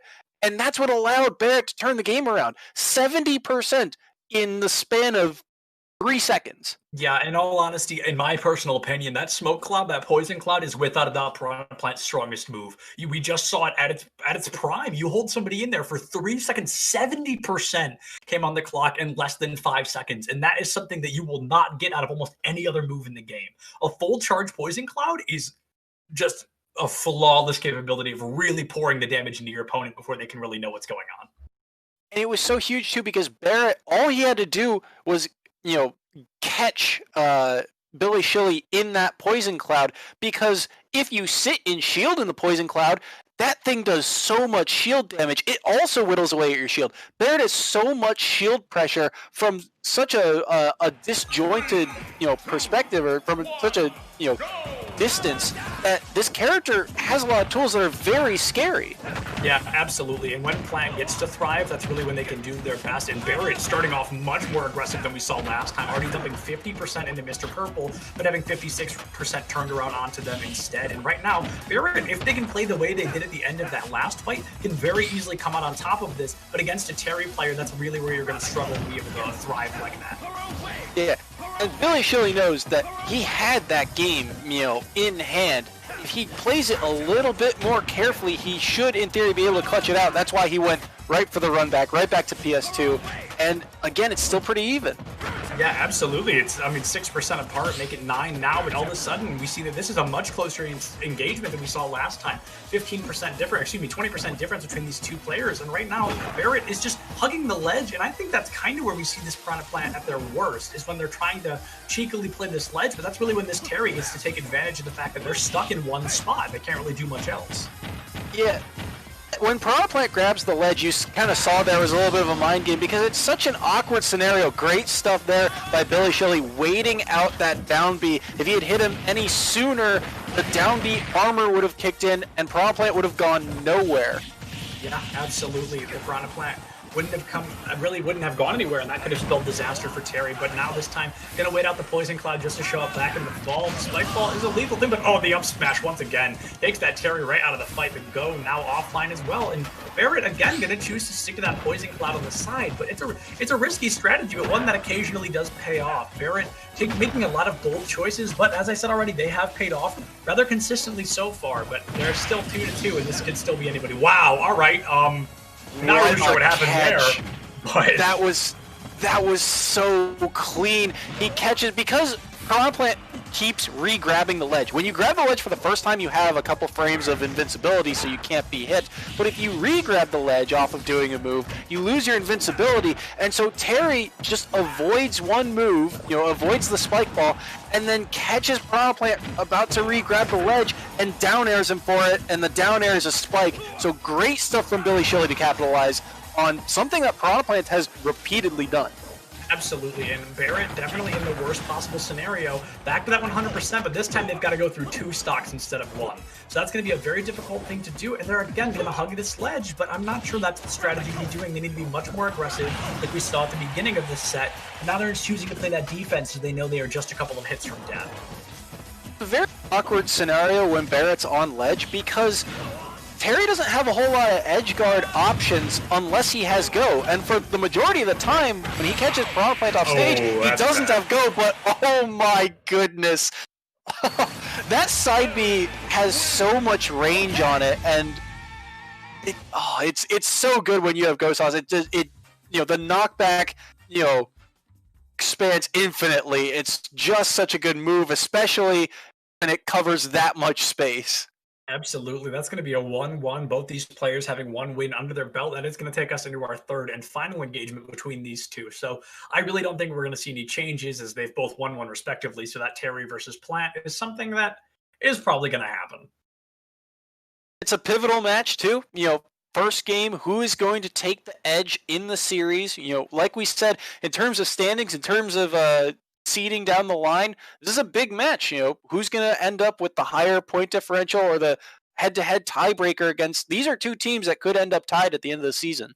Absolutely. And being tied, not necessarily the place you want to be. Nobody really wants to end up being tied at the end of an engagement and at the end of a season at all, because you want to be that best seed. You want to make sure you give it your all, put yourself above these other teams. So, these teams are obviously very close. We've seen that already, and this is just the first engagement between them. Yeah, and I'm curious to see where we go. Honestly, I would absolutely be down for another PS2 run back. The way these two have played a lot of this matchup has been catching the opponent's mistakes,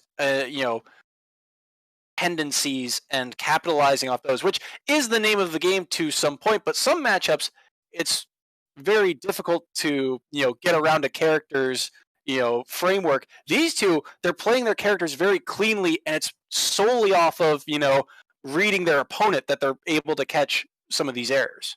Absolutely. And it's, again, going to be that Piranha Plant versus that Terry. And they are going to have to look for these very important errors here. Like you said, they're going to have to find their opponent slipping up in order to come out on top of these initial engagements. And they're really going to have to hope their opponent slips up sooner rather than later. Barrett already taking an early 11%, but that 11% doesn't really change much otherwise. Both these players start off so aggressive, and then by the end of the series or the end of the engagement, we always see they both change to the more defensive play style. And that's really when Barrett starts to slip. So if Barrett can keep up this constant aggression, I think they can come out on top of it. And Piranha Plant, I'm not exactly sure why Plants like Battlefield, because I feel like this stage initially favors Terry for some easy, 30-40% combos, but Piranha Plants tend to like this stage a lot because they can catch someone recovering high onto those platforms. Yeah, absolutely. Catching somebody recovering high can be lethal against a Plant player if they can hit, especially that up smash, or even a down air that can hit a lot of damage into a combo, and that would be high value. But right now, Barrett just taking the damage right now. Every time Terry gets them off stage, it's just a very flawless elimination. That was so clean. It's so hard to get that play. It's a simple little, you have to get the weak hit of Terry's nair into down air to land that spike, but he does it, so flawlessly, it seems like. Yeah, absolutely. It's going to be a very impressive thing to see. And flawless, yeah, is the word that we've both used now. And that's really what this looks like. Terry now at 130, but going to find the damage onto Barrett, almost eliminating that second stock already. Has to go online and is just trying to keep Barrett off stage. And I keep talking about how Barrett should not be where they keep ending up off stage like that, but that seems to be a comfort position and one that they continuously use. So hopefully it can work out from here like it did on map 1. Yeah. Plant can thrive at the edge of the stage, but it's so difficult to take center stage back from Terry, and eventually that you have to get back to center stage if you want to control the pace of the matchup. Yeah, absolutely. And Barrett right now really needs to put some control onto this matchup. Just finding the 30% combo, they're going to have to start dumping in a lot more damage, because that's really where Terry starts to get the advantage. So they have to plant so high that even a single up smash like that takes them off the top of the match. This is starting to shape up as if Terry is going to be able to turn this series in their favor. But Barrett, we've seen it once. Maybe they can do it again and come out on top of this. Yeah, and it's going to start by catching this Terry out of position. Barrett is kind of fading away from center stage, and that's not the easiest way to come back, but that forward smash, it's not a move he's thrown out yet for, I think, this entire set, but that has so much knockback on it. Yeah, absolutely. I saw one forward smash earlier, but it was interrupted by a grab. So that was the first successful forward smash I think we've seen from Barrett on this Plant. And right now, this is actually much closer. This looks a lot more like Series 1, where Barrett just barely was able to come out on top. But right now, a lot of shields from Terry are making it very hard for Barrett to find that damage that they need. 75% already on the Plant, only 50 for the Terry, but you're again getting to that very small window where you need to somehow find that elimination before 100%, because that's really when you put yourself in the kill zone. Yeah, and this is where Terry, he's got Plant in the corner, but Plant can afford to be here so long as Terry doesn't reach 100%. Absolutely. Now Plant 12% away from needing to find an elimination, but almost is eliminated instead. 115% just trying to find high value on anything at this point. Terry going to go for the charge move, the forward smash, but unable to find any high value. And again, Barrett waiting just moments too long on that ability to really find the value they need. And this might be the end of this Piranha Plant player as we know it, as right now it's going to be very difficult to get any value off of anything just climbing up back onto the stage. That was such a huge interaction when Terry got the grab on Piranha Plant, and Piranha Plant had the neutral beat out, but he threw it at the last second so it didn't trade. Yeah, and we're going to see a massive poison once again puts Terry at 130%. And it's when Barrett gets to utilize these poisons that we really see the high damage coming out. We talked about it in between rounds. We're seeing it again here with Barrett. Now very close to winning, but just as close, if not closer to losing. One single move from Terry that connects pretty much sends Barrett to the graveyard. One strong hit from either player. Terry, he can get grabs, but he doesn't have a kill throw, so it's not going to really lead to much. Yeah, the kill throws are not going to lead to much at all, but now Barrett has that Terry off the stage once again, is looking for the ball spike and finds it. Barrett just on the brink of death once again finds such a crucial elimination and actually wins the series 2-1 over that terrifying Terry. Barrett risked everything to make that play because he knows Terry's recovery isn't all that great. He had the side B first. If that up B had came out, it may have hit Piranha Plant first and shot him up. Piranha Plant was at such a high percent that it could have killed, but instead he fades away to try and avoid that spike ball, and the spike ball closes it out. If there's so much lag, especially when you're in the air for Piranha Plant. It was such a risky move, but it pays off in the end and gives William and Mary the lead after the first set. Absolutely. And Barrett gave you guys watching at home so many great moments to clip, and you've got plenty of time to clip that as we are now going to hop to a quick break until we get our next players in here. So we'll see you in just a minute.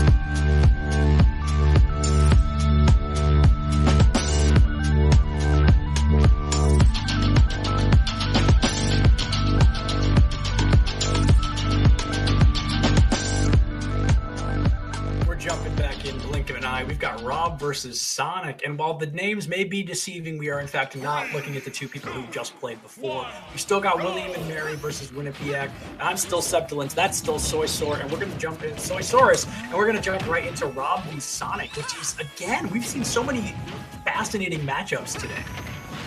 Yeah, and S-Rice is going to be representing William and Mary as the Rob player, and he is one of the top performers on this team, consistently getting points for William and Mary. So it's going to be interesting to see how he does against Soulcake. And Sonic, another interesting character, especially online, as a lot of jokes can be made here.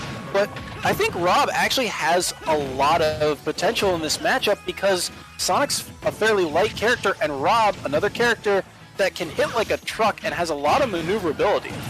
Yeah, absolutely, but we're going to see Sonic come out very early on this engagement, finding an elimination very quickly onto the Rob, putting themselves at a mild advantage, but already being at 80-90% as Sonic isn't exactly an advantage, so I wouldn't be surprised to see that stock come through any moment now.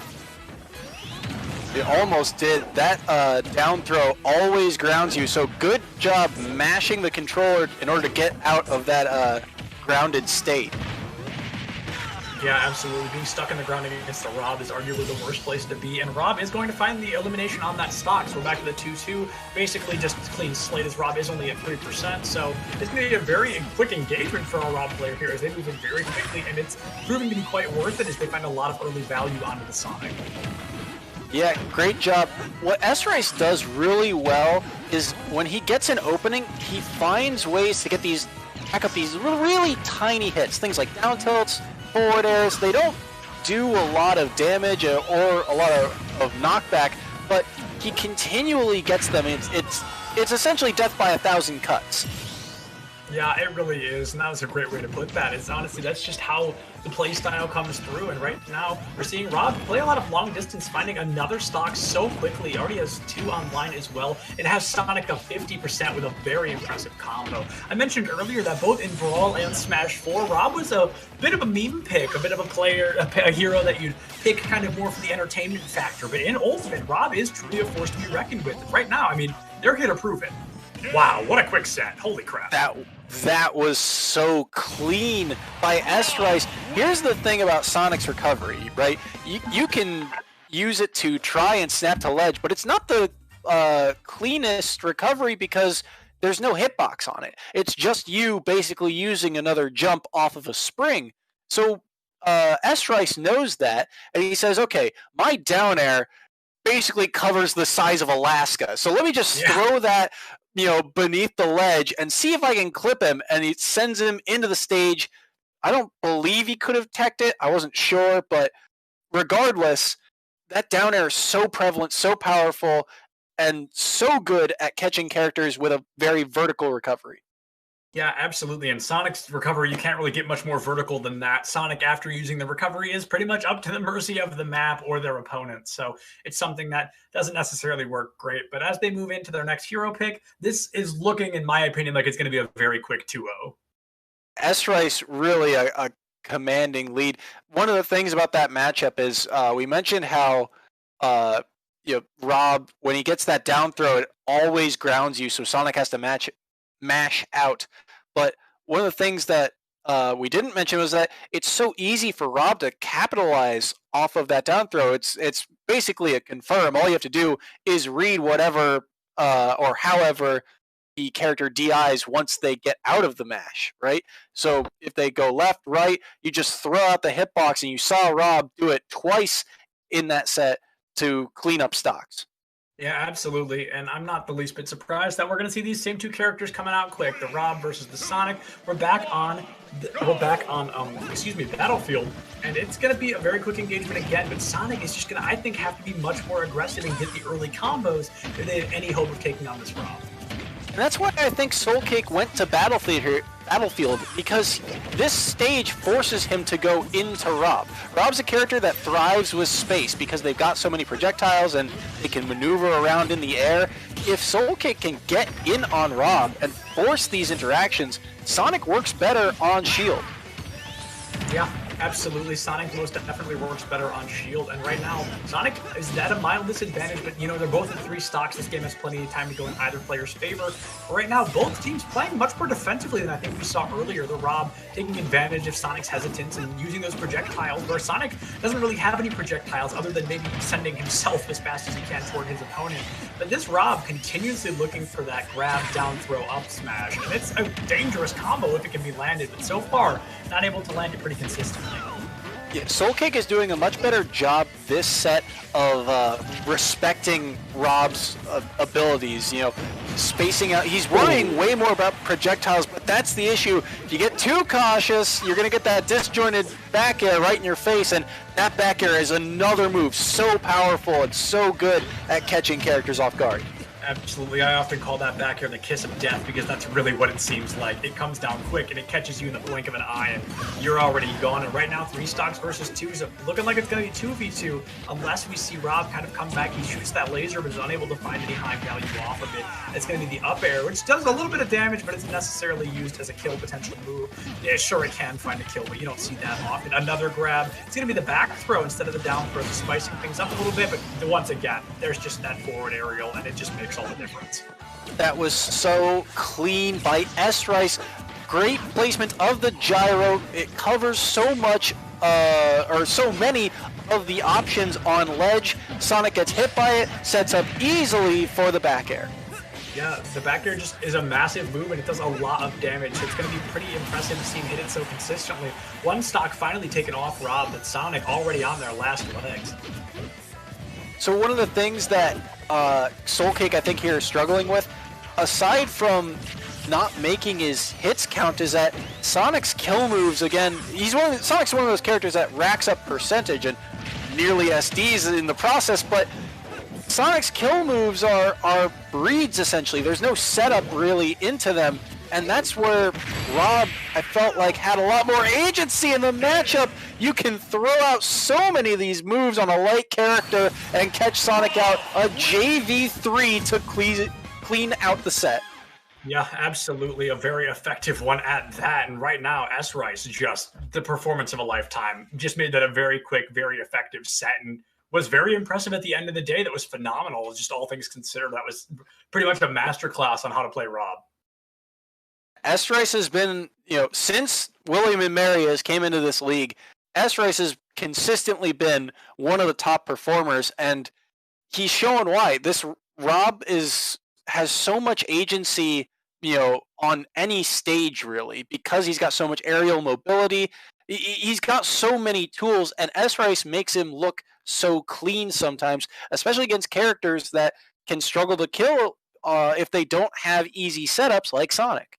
Right, absolutely. And Sonic just could not find a value against the Rob. He was just too fast, and that was a very quick 2-0 in Rob's favor. But before we pull in our next players, we are just going to hop to a quick break, and we'll see you in just a minute.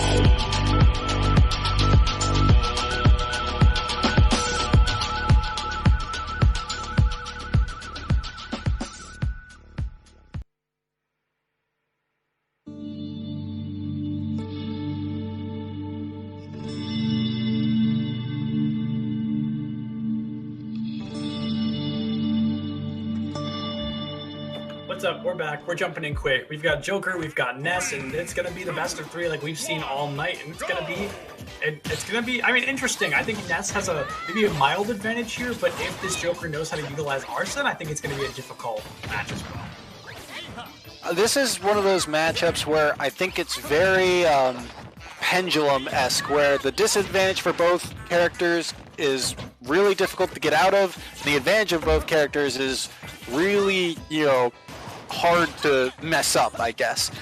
One of the things, anytime a Joker's in play, you have to be careful of that meter. When is Arsene going to come out? Because there's so many moves that Joker can down B to rack up that Arsene bar, and when Arsene's out, Reflector becomes so pertinent against a projectile-heavy character like Ness. Yeah, absolutely. A projectile-heavy character like Ness, if you can land PK Fire, he can really make Arsene not as effective, but it's difficult to do, and that was weird. They both just stood still for a minute. But we're going to see, I mean, they're really close in percentages, but right now Joker's obviously going to be putting out a little bit more damage. Yeah, it's going to be really important to see who gets the first kill here. It's going to be Uko for William and Mary. That dash attack, it's so addictive, honestly, to throw out because it comes out so quickly. With Arsene, it does so much more knockback. And honestly, it feels safe on shield sometimes when you throw it out, even though it's not.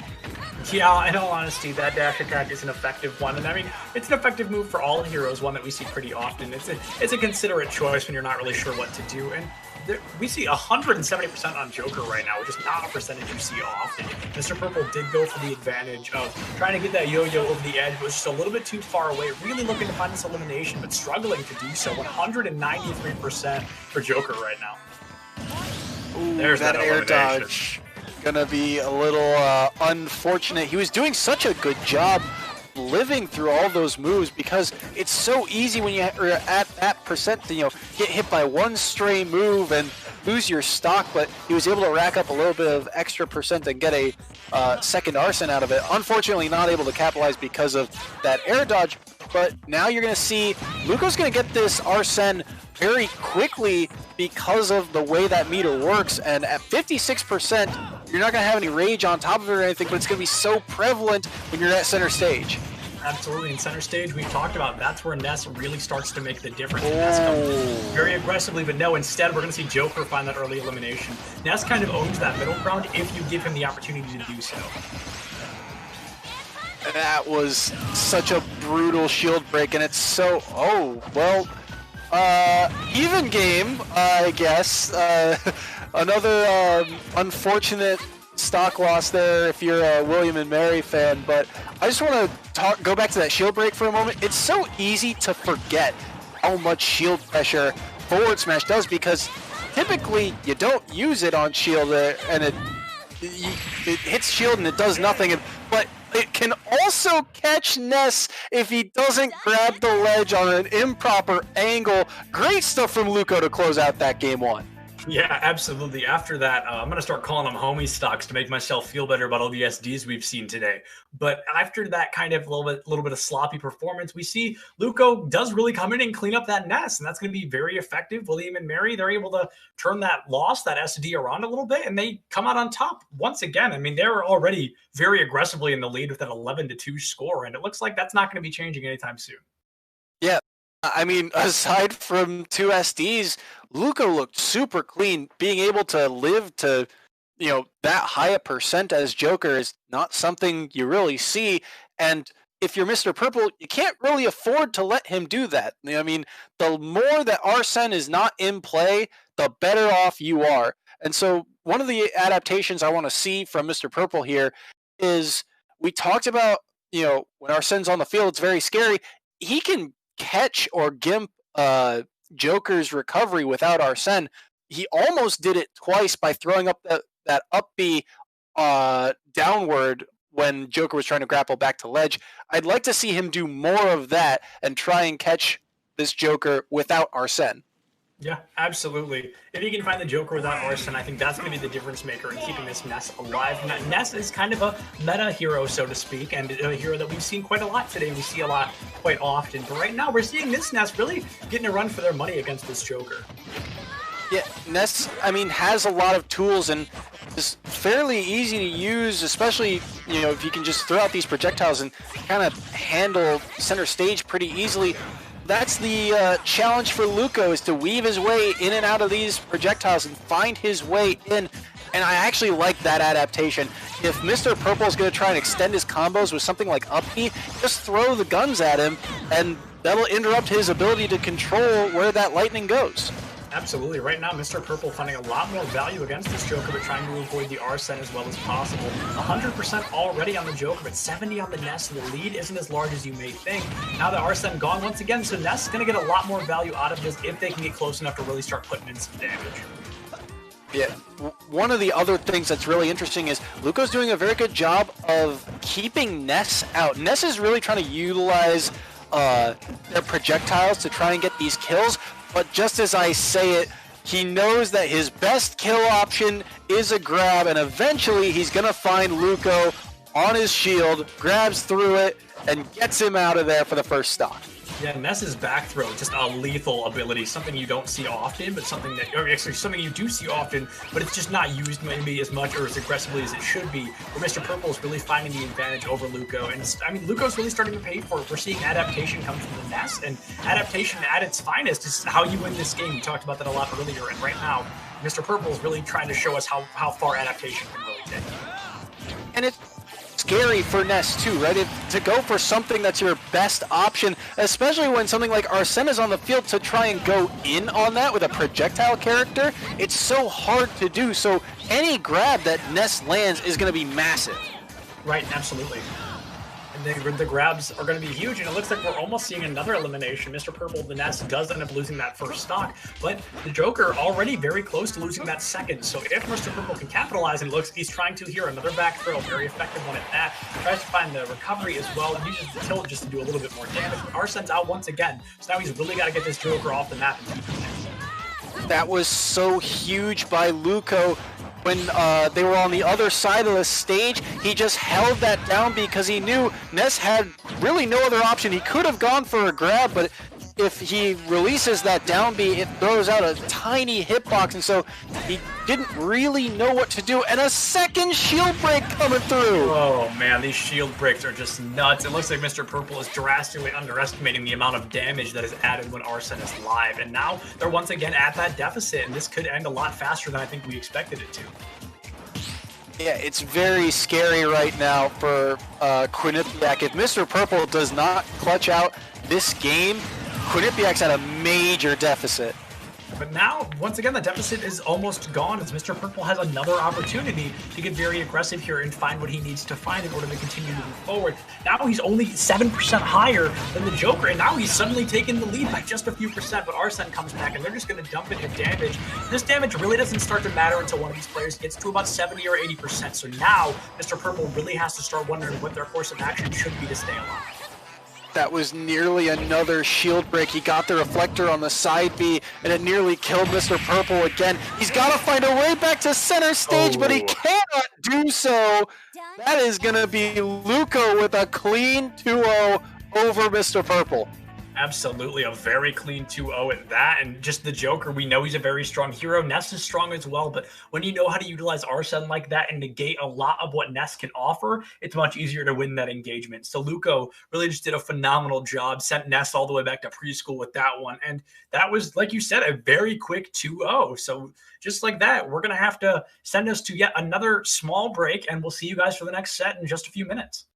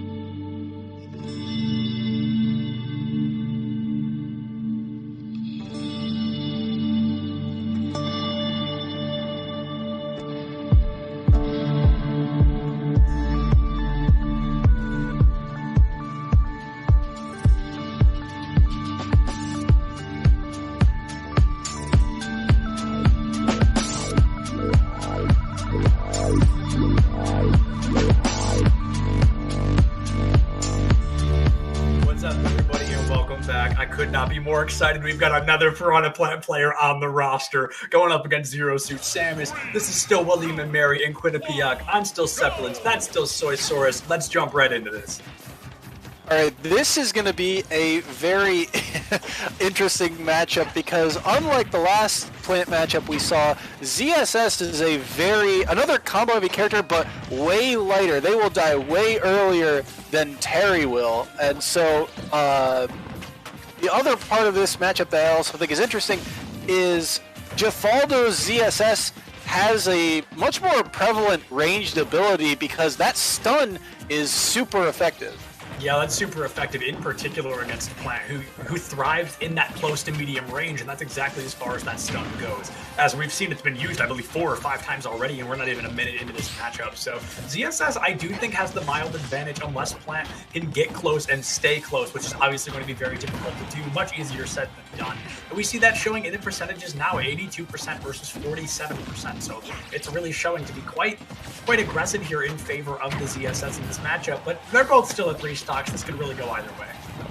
Yeah, ZSS is going to be all about how much damage she can do when she gets in, and can she land a kill move at the end of her combo, because that's a lot of what her kit is.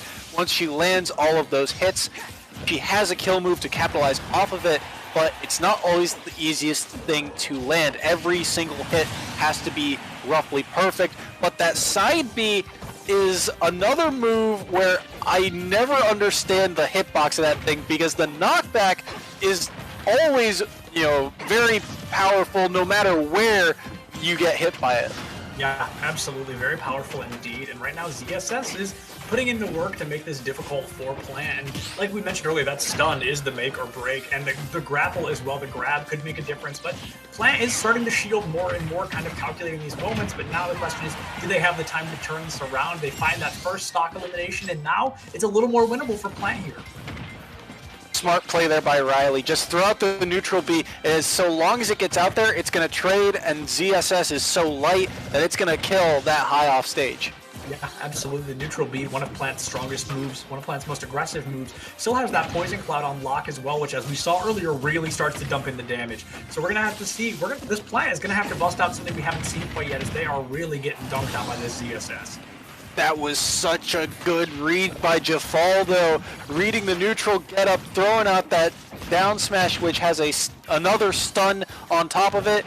And ZSS's best kill move is that up B. It will work every single time, and credit to Jafaldo for taking the lead. Yeah, absolutely taking the lead indeed, and even dropping a taunt mid-match there just to goof a little bit on the Plant, who knows they can't do much from that far away. And once again, that whip coming out, just doing a lot of damage with an effective whip, and it's something that, like I mentioned already, finds that damage. Right now, ZSS just trying to find this last stock, and Plant once again on that deficit, just trying to stay alive. Yeah, and something I think that's noticeable in this matchup is look at the movement of ZSS.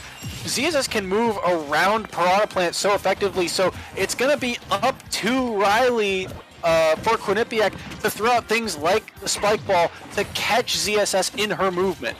Yeah, absolutely. That's the best place to catch ZSS, is when she's hardly ready for it and her movement is just a little bit thrown off. 70% now. They're both on last stock, and Plant is really going to struggle to stay alive, as she's a lot easier to launch than ZSS. And ZSS is quite easy to launch as well, but so far we've seen that ZSS has had very many opportunities to take out Plant, where Plant has had very few to take out Zero Suit Samus here.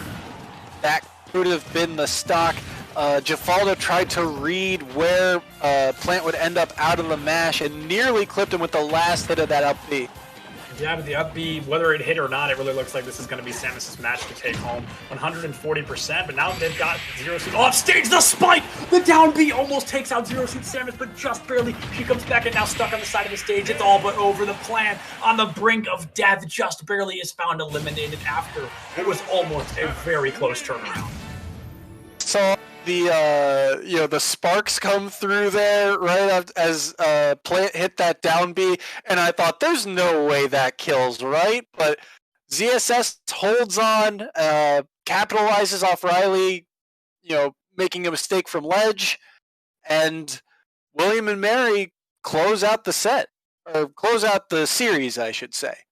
Yeah, William and Mary, they have the opportunity, and that makes it all. But I mean, it's no longer winnable for Quinnipiac, but they have to play. They have to play this out, and it's. I mean, yeah, they've got to play it out. Now they're just looking for points to close that differential just a little bit, and hopefully they can. But if it's, I mean, that was a close one, but I really think that match belonged to Zero Suit Samus from the first stock elimination.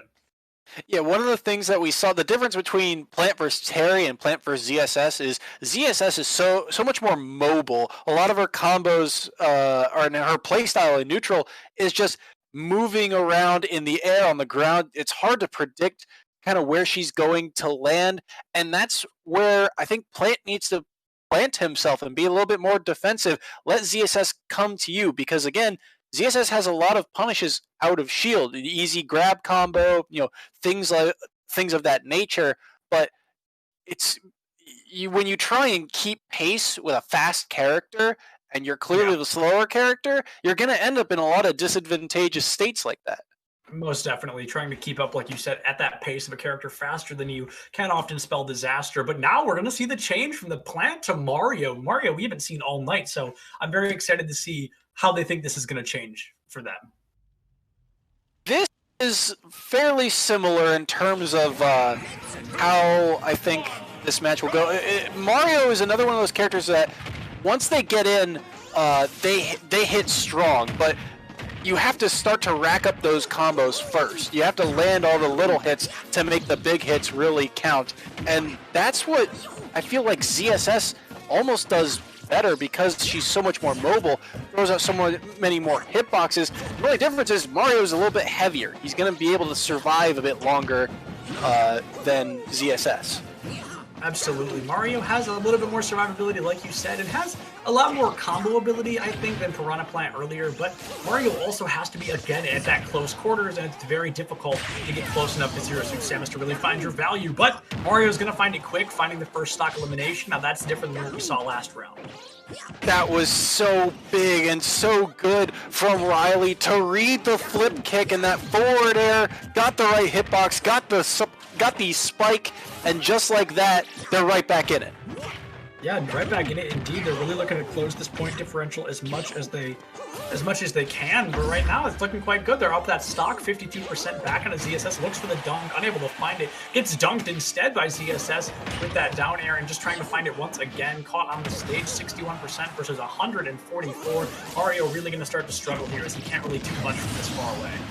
Riley is so greedy. He's gone for 3 or 4 forward airs now, when really he could just hold stage or look to try and get a read off ledge. But look, every edge guard looks like it's going to be a forward air, and he's going to catch ZSS on landing. Easy stuff there for Mario.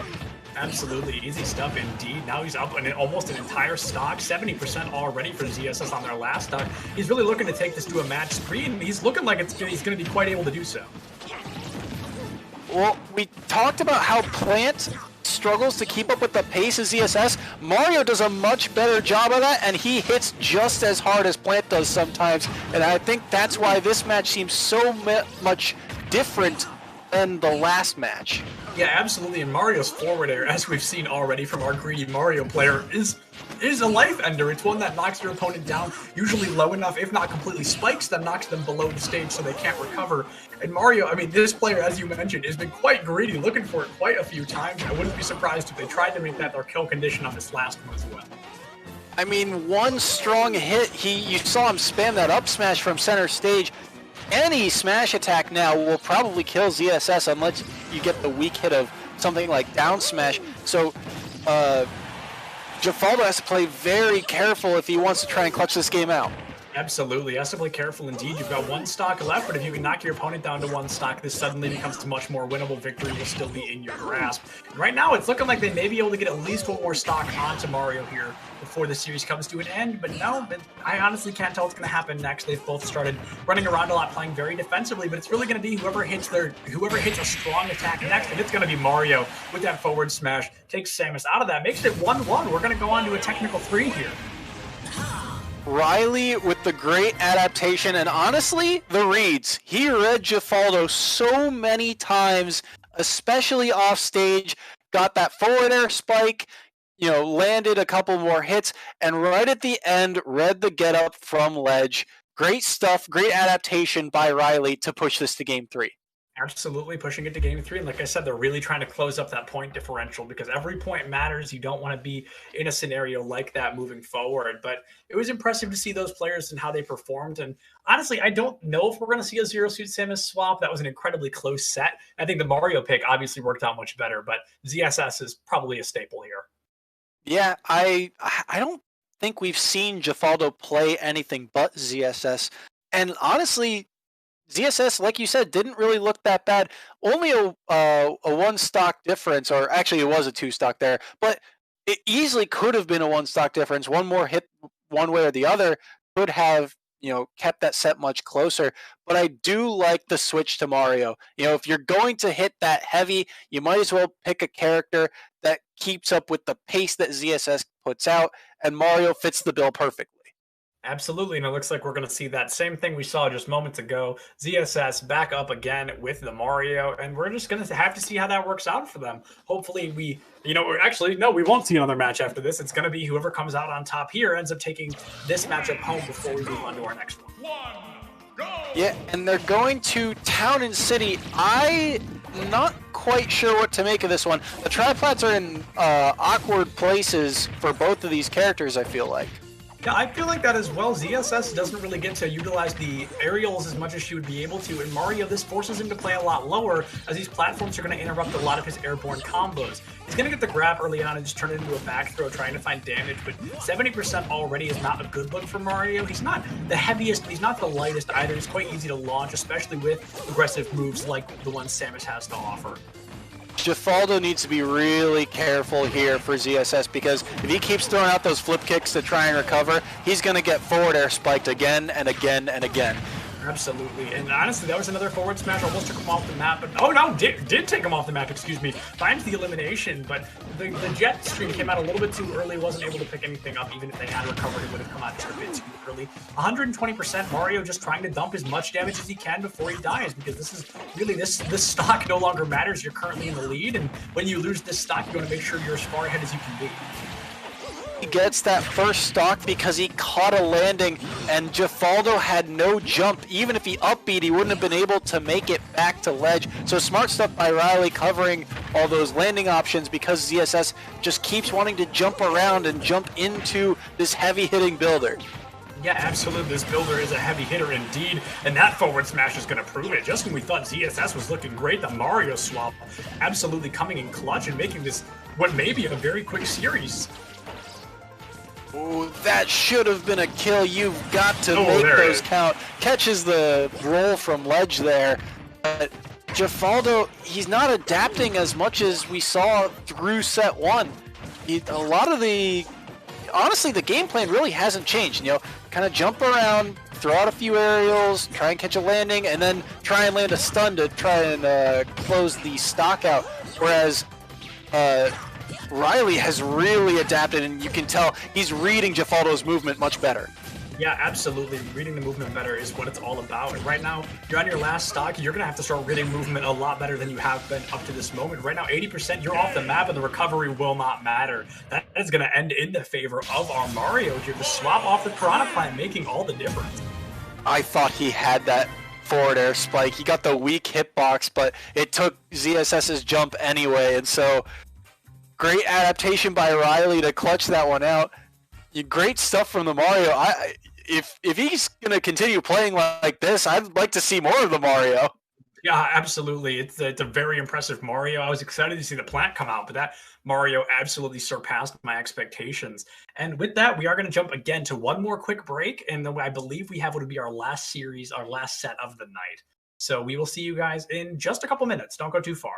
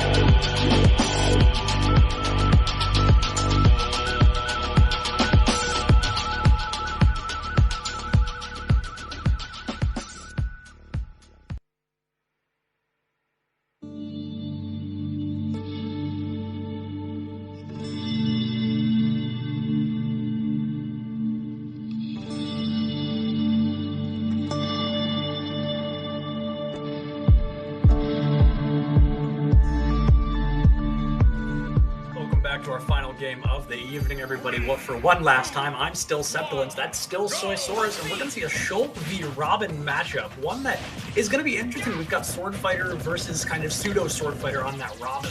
So, Soy, do you think anybody really has an advantage in this matchup? It's hard to say. I think Outer Rim on this Robin does a very good job of spacing his projectiles, which typically makes it difficult for sorties, but Shulk has arguably the biggest sword in the game, so I think it's actually pretty even back and forth. Yeah, honestly, I agree. I think this could go anybody's way, and I think if Robin is able to utilize those non-sword abilities, maybe utilize that neutral B charge, or maybe the up B, just utilizing the recovery and the abilities that aren't the sword, maybe keeping a distance from Shulk, I think that would be the difference maker. We're going to have to see it quick, because right now this is actually a very close series so far. Yeah, these two players, Outer Rim and Bako, are honestly two of the top performers for each of their respective squads. And an unfortunate play there from Outer Rim. He used a jab earlier, which used up his green spellbook. I'm not sure quite what the name is on that one, but it's the same book he has to use for his recovery, so he doesn't have enough charge to use the full recovery, and he cannot grab the ledge because of it. And the lead goes to Quinnipiac. Yeah, absolutely, the lead. That's an important lead to have. As you're in your final series, you're trying to possibly make the best of what you can, and the lead now is online for them. Now, the Shulk, it has a big advantage. I talked about this last round. When your opponent is down a stock, your stock equivalent no longer matters. You just want to use it to farm as much damage as you can. And even if you find another stock like this, that is going to be phenomenal. Right now, Shulk is just giving us a much better performance than Robin. So. Can someone clip that down there? Because that was so clean reading that recovery. He saw Outer Rim was out of options as soon as he landed that smash art forward air, and it was so good for Bako to, just go out there for that, clean up that stock. And Outer Rim with the quick answer, 62%. It's not improbable, but the smash art forward smash does so much damage, and a JV3 and a fast one at that. Smash Monado in the final moment. Outer Rim, more like out of stocks. That was a phenomenal performance from Shulk. The read with the down smash right into the JV3, that was breathtaking. I don't see Shulk play often, but that was very impressive Shulk play from what I've seen. Yeah, Shulk is one of those characters that they're very they're a technical character, and it's very hard to one of the things that Shulks do really well is their advantage. And Robin was at 60%. That forward smash killed from center stage. That is how powerful smash art is, to give you an idea. And then each of those arts does something very different, and so it's super hard for someone to really wield all those all together. So if you know a Shulk player, it's a really hard character to master, and Bako has done a really good job of showing us his technical skill. Yeah, absolutely. I could not agree more that Shulk is a very difficult player. He's a very difficult hero to play, and he's not one that a lot of people can do well. But I'm very impressed to see how this Shulk has performed up to this point, and I think this could be a very quick 2-0. I mean, at this rate, yeah. One of the things that really was pivotal in that matchup was Outer Rim did not have an answer for being off stage. His recovery is very susceptible, especially if Shulk can really space out, just dip down low, do that quick slash of the forward air, and if Outer Rim is, caught off stage like that again, there's really no answer for it. Yeah, absolutely. And I think if the Shulk has the opportunity, like you said, to find this Robin off stage, that's pretty much a guaranteed win. He's got to be very careful. I was going to say, Outer Rim is usually pretty good at managing how much of each spell book he has, but already the smash art coming out, and at 80%, Outer Rim's near death. Yeah, oh, I thought that was it already. I was about to be dumbfounded, to say the very least. But yeah, Outer Rim, caught off stage once again, going to struggle like crazy to get back up, and as soon as they do, that's going to be the immediate stock elimination. This is going to be a quick one. Bako's spacing is impeccable right now. If you're looking to learn Smash, watch this set. And the spacing by this Shulk player to know his hitboxes and know exactly where to be and what frame each move comes out so that he can catch outer rim while recovering too, it is flawless right now. Yeah, flawless is a great word to use because right now 55%, you're over a stock and a half deep. We're going to see a lot of good Shulk gameplay, and the understanding of the Monados is the thing that impresses me the most so far. But now Outer Rim finally picking up an elimination, making this a 2-2. And right now Outer Rim could find the advantage, but the Shulk would really have to start slipping, and I don't think we're going to see that here. Yeah, it'd be tough, and Outer Rim is really struggling against. Look at how much space Backo has by controlling center stage and just throwing out a couple forward airs. I mean, Outer Rim really doesn't have an answer if he doesn't have a projectile ready. Yeah, absolutely. The projectiles, you need to have those ready in order to make this happen.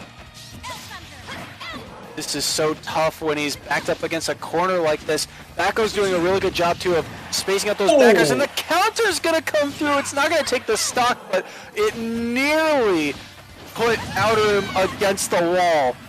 Yeah, that was a ref one. Outer Rim thrown into the outer ring of this map, and it was just very aggressive. I thought the counter had him. But no, one stock left online. Shulk's going to go for the Buster Monado. We're going to be caught out, swap to the Shield Monado. A very impressive thing I've seen so far is how fast this player is able to swap between these. And that is making a really big difference. They're going to use the jump one to get back on stage, and then all of a sudden, I just see very impressive coordination of understanding. But this looks like it's going to get pretty close to coming down to one stock to one stock. Yep, and the jump art kind of running out there, not letting Backo back to the stage. But that's the thing is if you're a Shulk player, you have to have your Monado arts down. You have to be able to switch instantaneously like that. It's such an important thing to master because the ability to switch between them is so useful. All of a sudden, you can go from a super slow character in Shield to being this fast character that can apply so much pressure and get another character off stage, and the F smash gonna clean up the set. Yeah, that's going to be maybe the fastest 2-0 we've seen all night. That was almost flawless from that Shulk. He slipped a couple of times, but overall, he really was making all the difference with incredible aggression and incredible force. Just playing as that Shulk. That was a great game for us to end our evening on, I think. That really was a flawless performance from that Shulk. Yeah, Backo's showing us how it's done on the Monado arts. Like, there's no better way to put it because he was just so clean. Look at the spacing of those first two stocks and how commanding he was. He pushed one of the best players on this William & Mary team, one of the most consistent players, into a corner without a second thought. Yeah, absolutely. Like I said, that was a great just match to end our evening on. But as I say it, our evening can finally come to an end. 7 hours later for me, this will be the end of my casting today. I am Septilence. That's Soysaurus. You can find us on our Twitters at, our handles immediately below us. Big shout out to our producer tonight. He's hung out with us all night. Colton, you're a hero. Thanks, man. We couldn't do what we do without you. And with that, guys, we're going to call it a night. Thank you so much for watching. So that's going to be Septilence and Soysaurus signing off. We'll see you guys later.